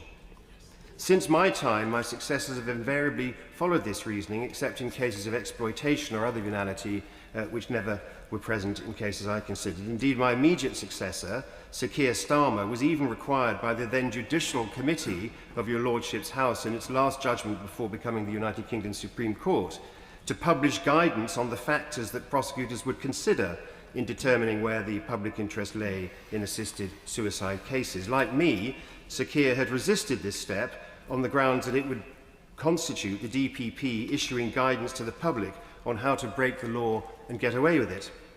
But that's where we are. We all know that if you assist to suicide in Switzerland and avoid anything the DPP has categorised as an aggravating feature, you may be investigated, but you will never be prosecuted. Of course, there are cases where improper pressure, greed or wickedness are involved, but these would remain serious crimes even were this bill to pass. These few cases aside, this means that the reality is that the vast majority of assisted dying cases abroad have in effect been decriminalised, with notable help from the old Judicial Committee and no involvement at all from Parliament as a legislative body. That in itself is strange, but what is worse is that this dispensation, this de facto right to die, only applies to those with the physical ability, the wherewithal, family or friends willing to risk breaking the law to help them, and the knowledge to do so. Those who are too ill to travel, or who don't have the wherewithal, or can't find anyone to help them, or are simply unaware of the extreme unlikelihood of prosecution, are left to suffer in the UK. They are abandoned by a state that's unwilling to put the current law into practice, yet equally reluctant to ensure that the benefit of its studied inactivity is available to all. In my view, this represents an abuse of the cardinal principle of equality under the law, and it can only be addressed by provisions of the sort contained within this bill. Yeah. My Lords, as I speak towards the end of the day, the range of the arguments have been thoroughly rehearsed. But, my Lords, I want to focus on an uncomfortable truth that most of us do not want to admit even to ourselves. And that, my lords, is the issue of human nature and the evil that is in every human heart. And I do pay tribute to Noble Lords Grabiner and Sandhurst and to Baroness Nicholson, who touched on this in their contributions. Every day, as we gather here, we pray the words that Christ taught us. Lead us not into temptation, but deliver us from evil. And it's this that's informed my strongly held opposition to this bill, and no amount of additional scrutiny or legislative tweaks would make it acceptable, because I oppose the principle of assisted suicide. As a Christian, my faith shapes my view, but not from a rigid doctrinal perspective. Rather, it is on reflecting on the teachings of Jesus, who knew humans are capable of great love, but also of great evil. We pray, deliver us from evil, because we know that without God's help, we're too weak to resist. And my lords, it's much too easy not to be honest about human nature. We pretend that all families are happy and all children want the best for their dying relatives. We've rightly heard much about elderly people not wanting to be a burden, but we've not talked about putting temptation at a very distressing time in front of otherwise good and moral people. And no amount of safeguards can take away the temptation to kill off one's relatives under the euphemism of assisted dying to get hold of one's inheritance. Care home fees are eye-wateringly expensive, and one can see how easy it would be to say she or he would not have wanted to live that way, and no one would ever need to know. We cannot know, my lords, how we would behave under these conditions of extreme temptation. Remember, in our human history, where we've witnessed human beings carrying out unspeakable acts of wickedness and violence against each other. Supporters say the bill is narrow and safe, but the evidence from abroad does not persuade me. It tells me that no matter how many safeguards are introduced, we cannot escape human nature. And my lords, how often in this place and in the other place, and those of us who've been members of Parliament, have we heard about so many terrible things happen, authorities letting people down, and we gather together and we say such and such a terrible thing must not happen again and we must introduce safeguards. But I'm afraid too often it does. But my lords, we're not destined to repeat these actions, which I'm convinced will lead to more suffering and more pain. We talk about vulnerable people, and I want to add my words about victims of domestic abuse, because coercive control in particular is extremely sophisticated. Abusers are perfectly capable of manipulating their victims to convincingly express a wish to die. And by the time the courts, with their delays, have caught up, it is too late. And I finish by saying this debate is about what kind of society do we want to be? Do we hold to the truth that every life is made in the image of God? And are we able to be clear-eyed about the capacity to do evil that lives in all of us, even though it is extremely uncomfortable for us to admit that, especially in this chamber, my lords? And I know my view, which is why I do not support this bill. Reverend Prelate, the Bishop of London, this morning said that to change the law is to change society. The reality is that society has already changed, and it wants us to change the law. When the House of Commons passed this bill, the Daily Express newspaper hailed the success of its campaign. 21 years ago, when I lodged my bill in the Scottish Parliament, the Sunday Express's entire front page, coincidentally on the 12th of September, shouted, I quote, "MSP in bid to change law to kill patients." The death threats I received as a consequence seemed rather ironic to me. So some people have changed their minds over the years, even in the church, as up to 2017, it denied someone a Christian burial if they died by suicide. But this bill does not concern people who choose to end their life. It concerns those whose life is ending and the choices they are denied to make that ending better. The arguments I heard in opposition then included that which asserted palliative care as either the answer or part of the answer. But I think we all know that even with comprehensive and universal palliative care, there would be times where someone would prefer not to die through sedated starvation. You can prescribe morphine, but not personal dignity. A common argument I heard then was just to allow doctors to quietly ease the passing of people. Don't interfere. But I don't want an approach to the permanent turning of a blind eye to potential coercion and denial of transparency and protections. 21 years ago, police and prosecutors rigorously investigated and prosecuted those loved ones to travel abroad because this enforced the law on assistance. I argued then it was unjust. Now, as we've just heard a few moments ago, this is considered unheard of. And I've not heard any calls today to return to the approach taken before then. Nor have I heard the argument today to return to the approach where a patient didn't have the right to an advance directive, to reject a doctor's insistence on resuscitation, or to refuse food and hydration. All these changes in their own right are accepted by opponents of the bill, but they provide for an inconsistent, unfair, confusing, and often, too often, an inhumane legal framework. These inconsistencies within England and Wales will be alleviated by this bill, but they also exist where I live in Scotland. Liam MacArthur MSP, with great care, is taking his measure through the Scottish Parliament. I hope it passes, as I hope this bill does here. And perhaps because I live on the Scottish border, we will need to address the cross-border issues of residency for those who live in one country and receive services in another. Adult competences laws, the interaction of resolved and reserved competences, and the relationship between health bodies south and north of the border. None of these issues that we need to resolve are prohibitive or should be in any way block progress. Indeed, the reverse, as they will assist operability. I don't question the motives of those who have principled objections to this bill, but I note that they favour the current legal right to allow a patient, either by choice or persuaded that they are a burden, without full reporting or transparency, to decline food and water and die of sedated starvation. I do not want this carrying on for another 21 years. This bill is not about people choosing to die. They are dying. Indeed, the point missed by many is that this debate is about people who do not wish to die. The way someone dies impacts on how their loved ones live the rest of their lives.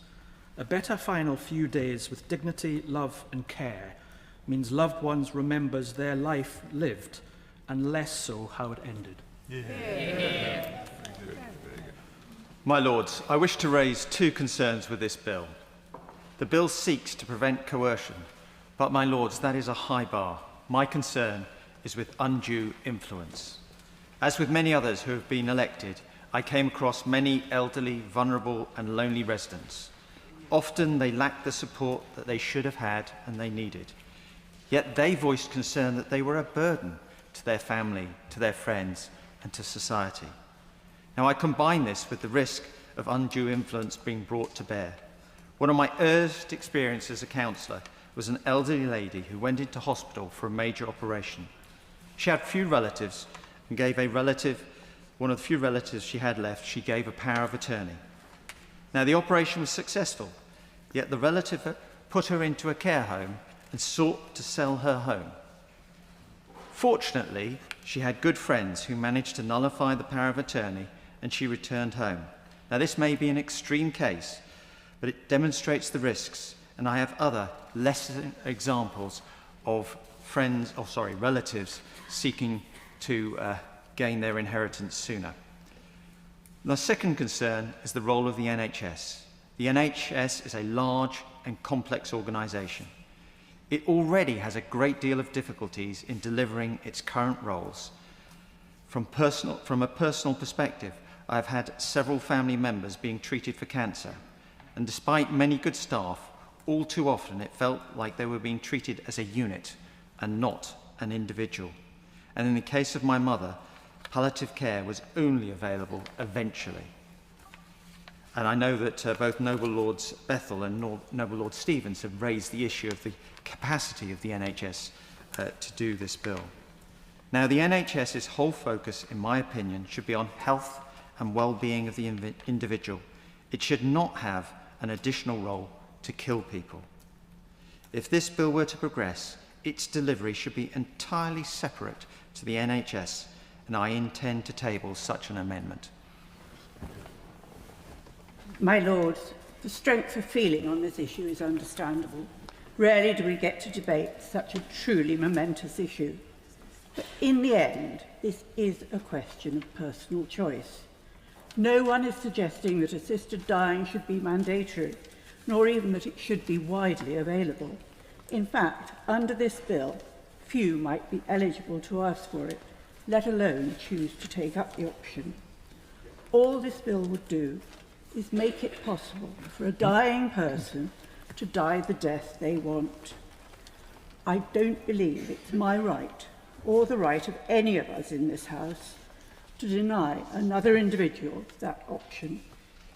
Could anyone have been in Millbank House on Tuesday, listening to Nathaniel, now battling with pain, in order to continue walking while he can still move his cancer-riddled body? Would they deny him what he craves, the certainty that, when he can cope no longer, he can have the death he chooses? It is, he says, his dying wish that this bill should become law. Barely 40, until very recently, a music teacher and marathon runner, he says he's receiving excellent palliative care. He doesn't wish to die, yet. But when life becomes intolerable, he wants an assisted death. He is anything but suicidal, and the use of that word is an emotive effort to confuse two very different things. Nathaniel does not want to kill himself. He's dying already. Many noble lords have talked of the need for investment in palliative care. That's not a matter for debate. We all want investment in palliative care. But assisted dying should be viewed as merely part of a palliative care package. Palliative care cannot always deal with all pain. One of the many letters I received on this subject said, "No matter how good we can make palliative care, there are always those for whom the experience of terminal illness and dying involves suffering that cannot be alleviated nor endured. We need both good palliative care and assisted dying to be available." To my Lord, the author of that letter was a former hospice director and consultant in palliative medicine. Sophie Blake has been a vigorous campaigner for better palliative care and for assisted dying. She doesn't want to die, despite the pain she suffers from multiple cancers. But she's allergic to opioid painkiller, which makes pain relief difficult. She's terrified of going through excruciating pain when she does die. But worse still is the fear of her daughter watching that. So while she fights for better palliative care and for her life, she's desperate for the right to have the peaceful and dignified death this bill could deliver for her. I want to be able to reassure Sophie, Nathaniel and others that I will help give them the reassurance they crave and that I couldn't give my own mother when she was dying. During the course of this long and balanced debate, and we're only halfway through, many have voiced concern over a lack of safeguards. But there are safeguards and there'll be more. The bill isn't perfect, and this House will do its job, scrutinise it and improve it where possible. But we need this bill to move ahead quickly. My Lords, I support it. My Lords, this is a difficult and controversial bill, not only because of the substantial amount of delegated legislation, the problem of skeleton legislation, the lack of adequate pre-legislative scrutiny, as committees of this House have pointed out, and as the evidence presented by lawyers and academics, including at the think tank where I am research director, also points out. Not only because of the magnitude of the proposed change and potential impact to which your lordships have drawn attention, although this has no electoral mandate, which would have allowed for pre-legislative consultation and debate nationally, which isn't guaranteed by opinion polls.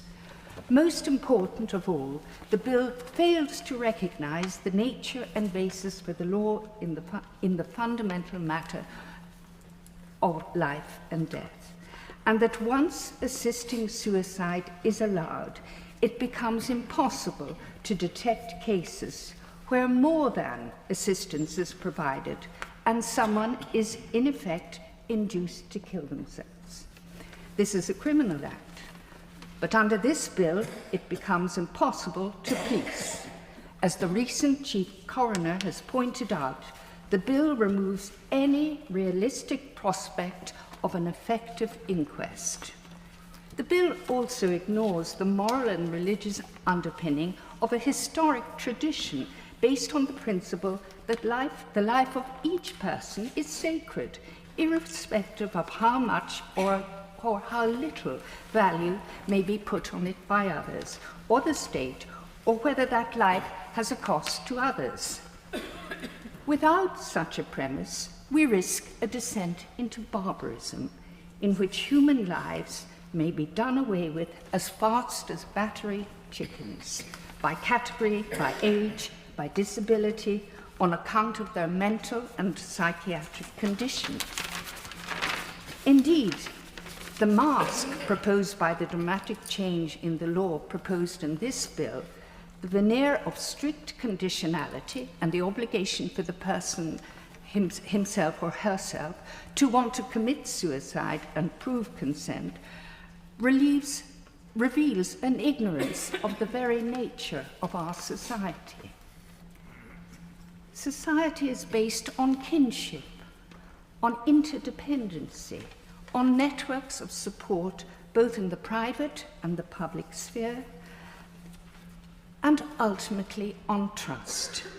It is underwritten by tradition and conventions which for centuries have been given the protections of the law. At the basis of this whole structure, though unfashionable to say so, the conviction that human life is sacred is there. My lords, despite the bill's conditions, its alleged limitlessness and restrictions, it strikes a hammer blow at a civilization supported until now by law, custom, kinship, and trust throughout the centuries, whether in peace or war, but now struggling to keep afloat. My lords, on the 9th of October in the year 2000, my parents-in-law, Jack and Ruth Lowy, committed joint suicide. He was dying, and she had decided to accompany him on this last journey. Jack was born in Bratislava, in what was then Czechoslovakia. The family were Jewish, and following the events in Munich in 1938, they fled to Philadelphia. When war was declared, Jack went to Canada and joined the Czech division of the RAF. He survived a punishing war and then worked for British intelligence. He went to Cambridge as a demobbed airman and became a brilliant scientist, a professor in biophysics, specializing in the movement of muscles. His work required him to conduct experiments on animal tissue. He spent much of his time using X-ray refraction in his lab at King's College and at the Daresbury synchrotron in Cheshire. In those days, no one quite understood the long-term dangers of radiation, and protection was rudimentary. For him, it was fatal. In 1998, he was diagnosed with acute myeloid leukemia, which he knew was terminal. He told me in his usual blunt way, "I know how this story ends, and it is not pretty. I'm bloody well going out with my boots on." Not much room for doubt on that one, my lords. As he became weaker, they both cut themselves off from us, gradually, then completely, so as not to involve us in their deaths.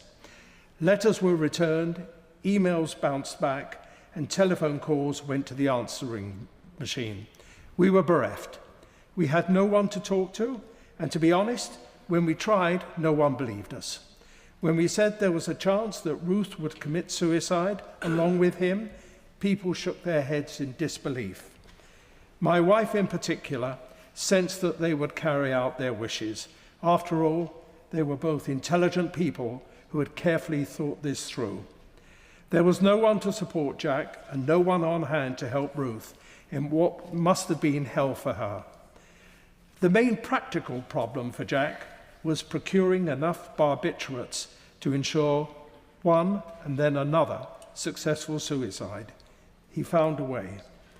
Being the scarred Holocaust survivor that Jack was, and the brilliant scientist that he had become, there was no way he was going to get the dosage wrong.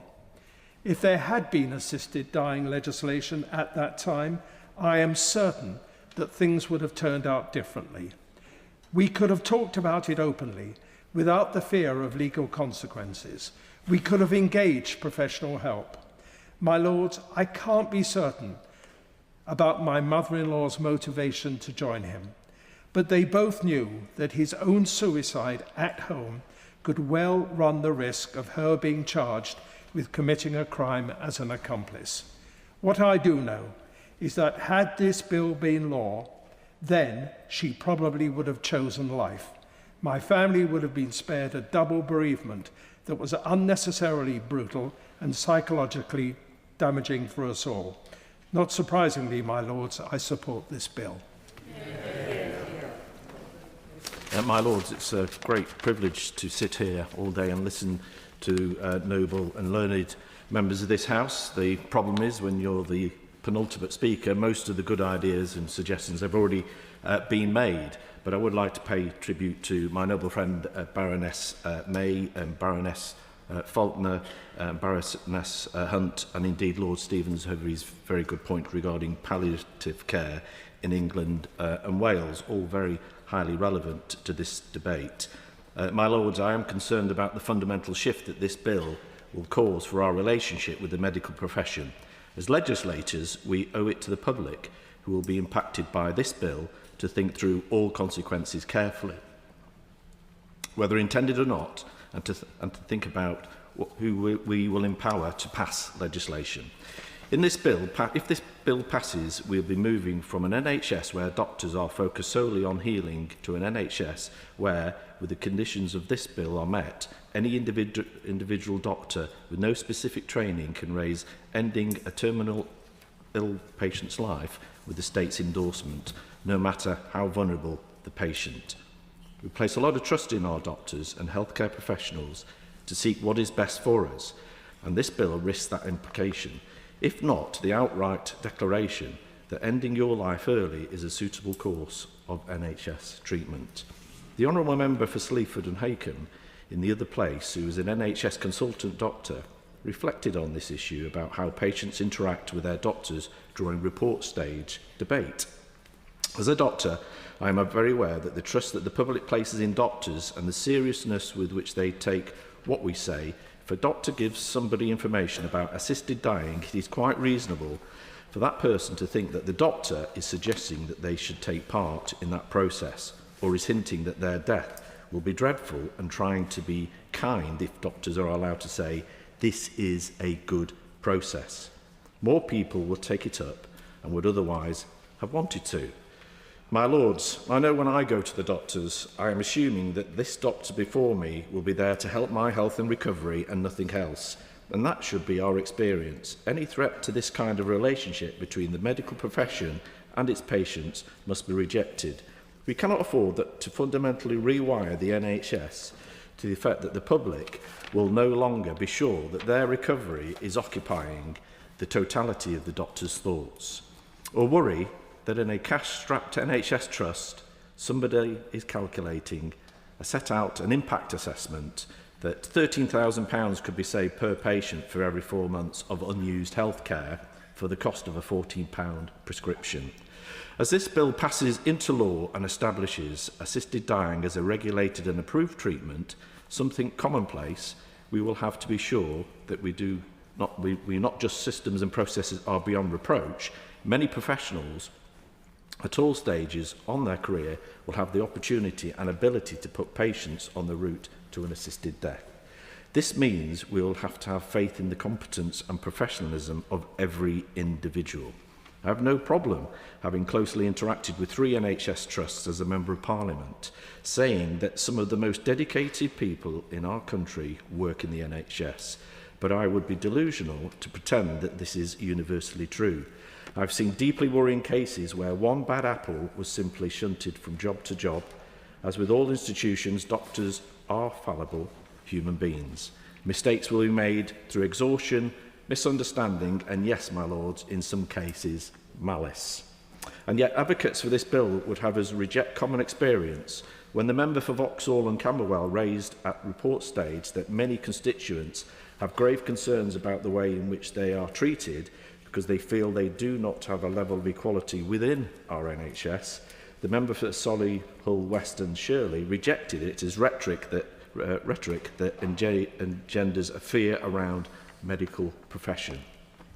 We must not underestimate how much power this will put into the hands of potentially very junior medical professionals and the scope of impact a very small cohort can have. This is evident in the international jurisdictions with similar regimes. According to an official report in 2021, a single doctor in Oregon wrote 1/8 of all assisted dying prescriptions. In Victoria, according to the Voluntary Assisted Dying Review Board, during 2023-24, 10 doctors handled 55% of all cases. My lords, this bill should not pass in its current form. My lords, as Lord Evans has indicated, everything's been said, but obviously not yet by me. For me, it's a simple matter of choice. I support this bill. It's a choice to end your life at the time of your choosing, when all hope of survival is gone. The choice to ensure that your passing is peaceful and controlled, and the choice, so far as possible, that it occurs where you would prefer, with or without the people you choose to be present.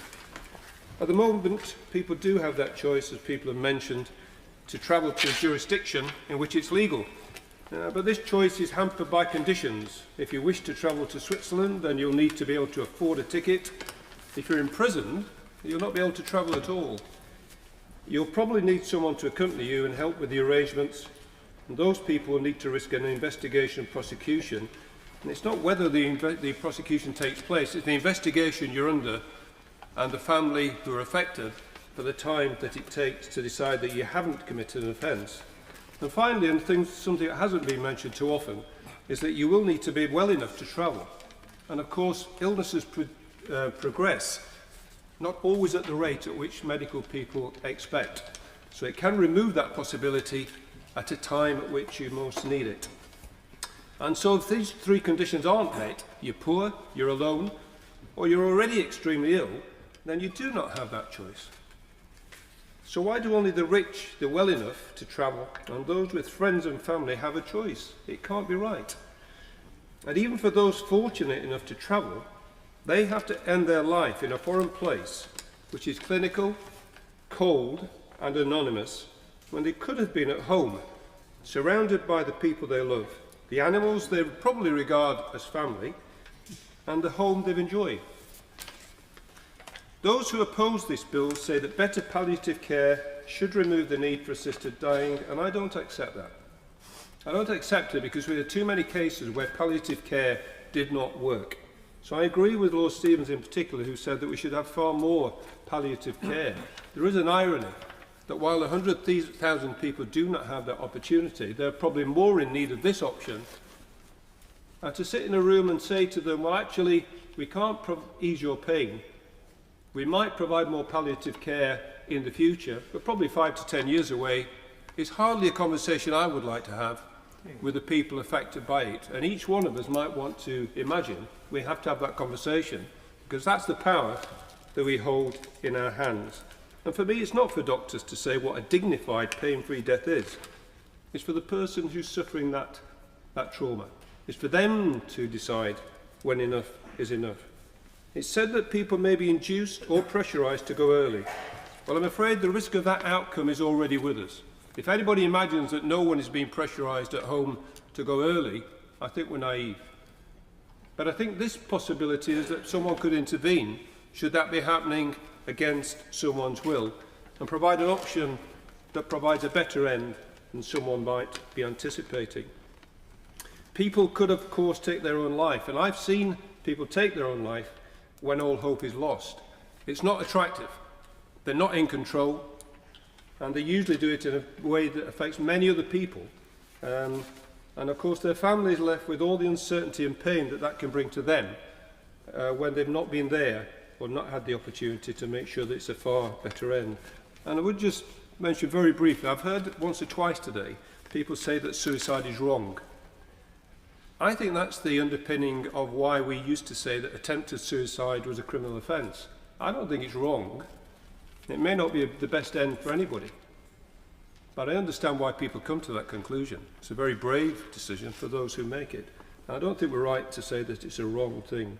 So finally, just a thought for all of us in this place.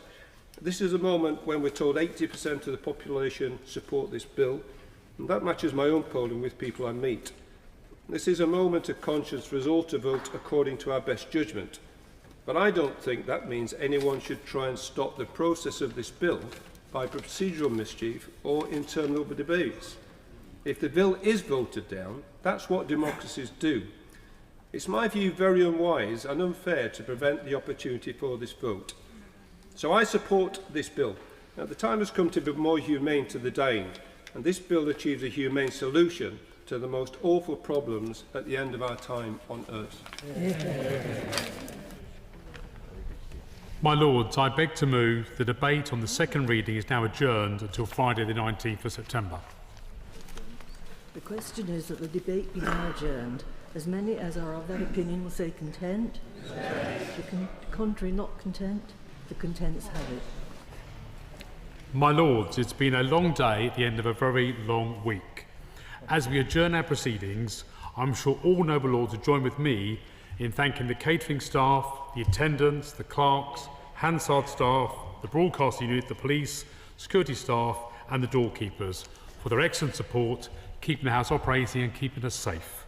With that, my Lords, I beg to move the House to now adjourn. That the House do now adjourn.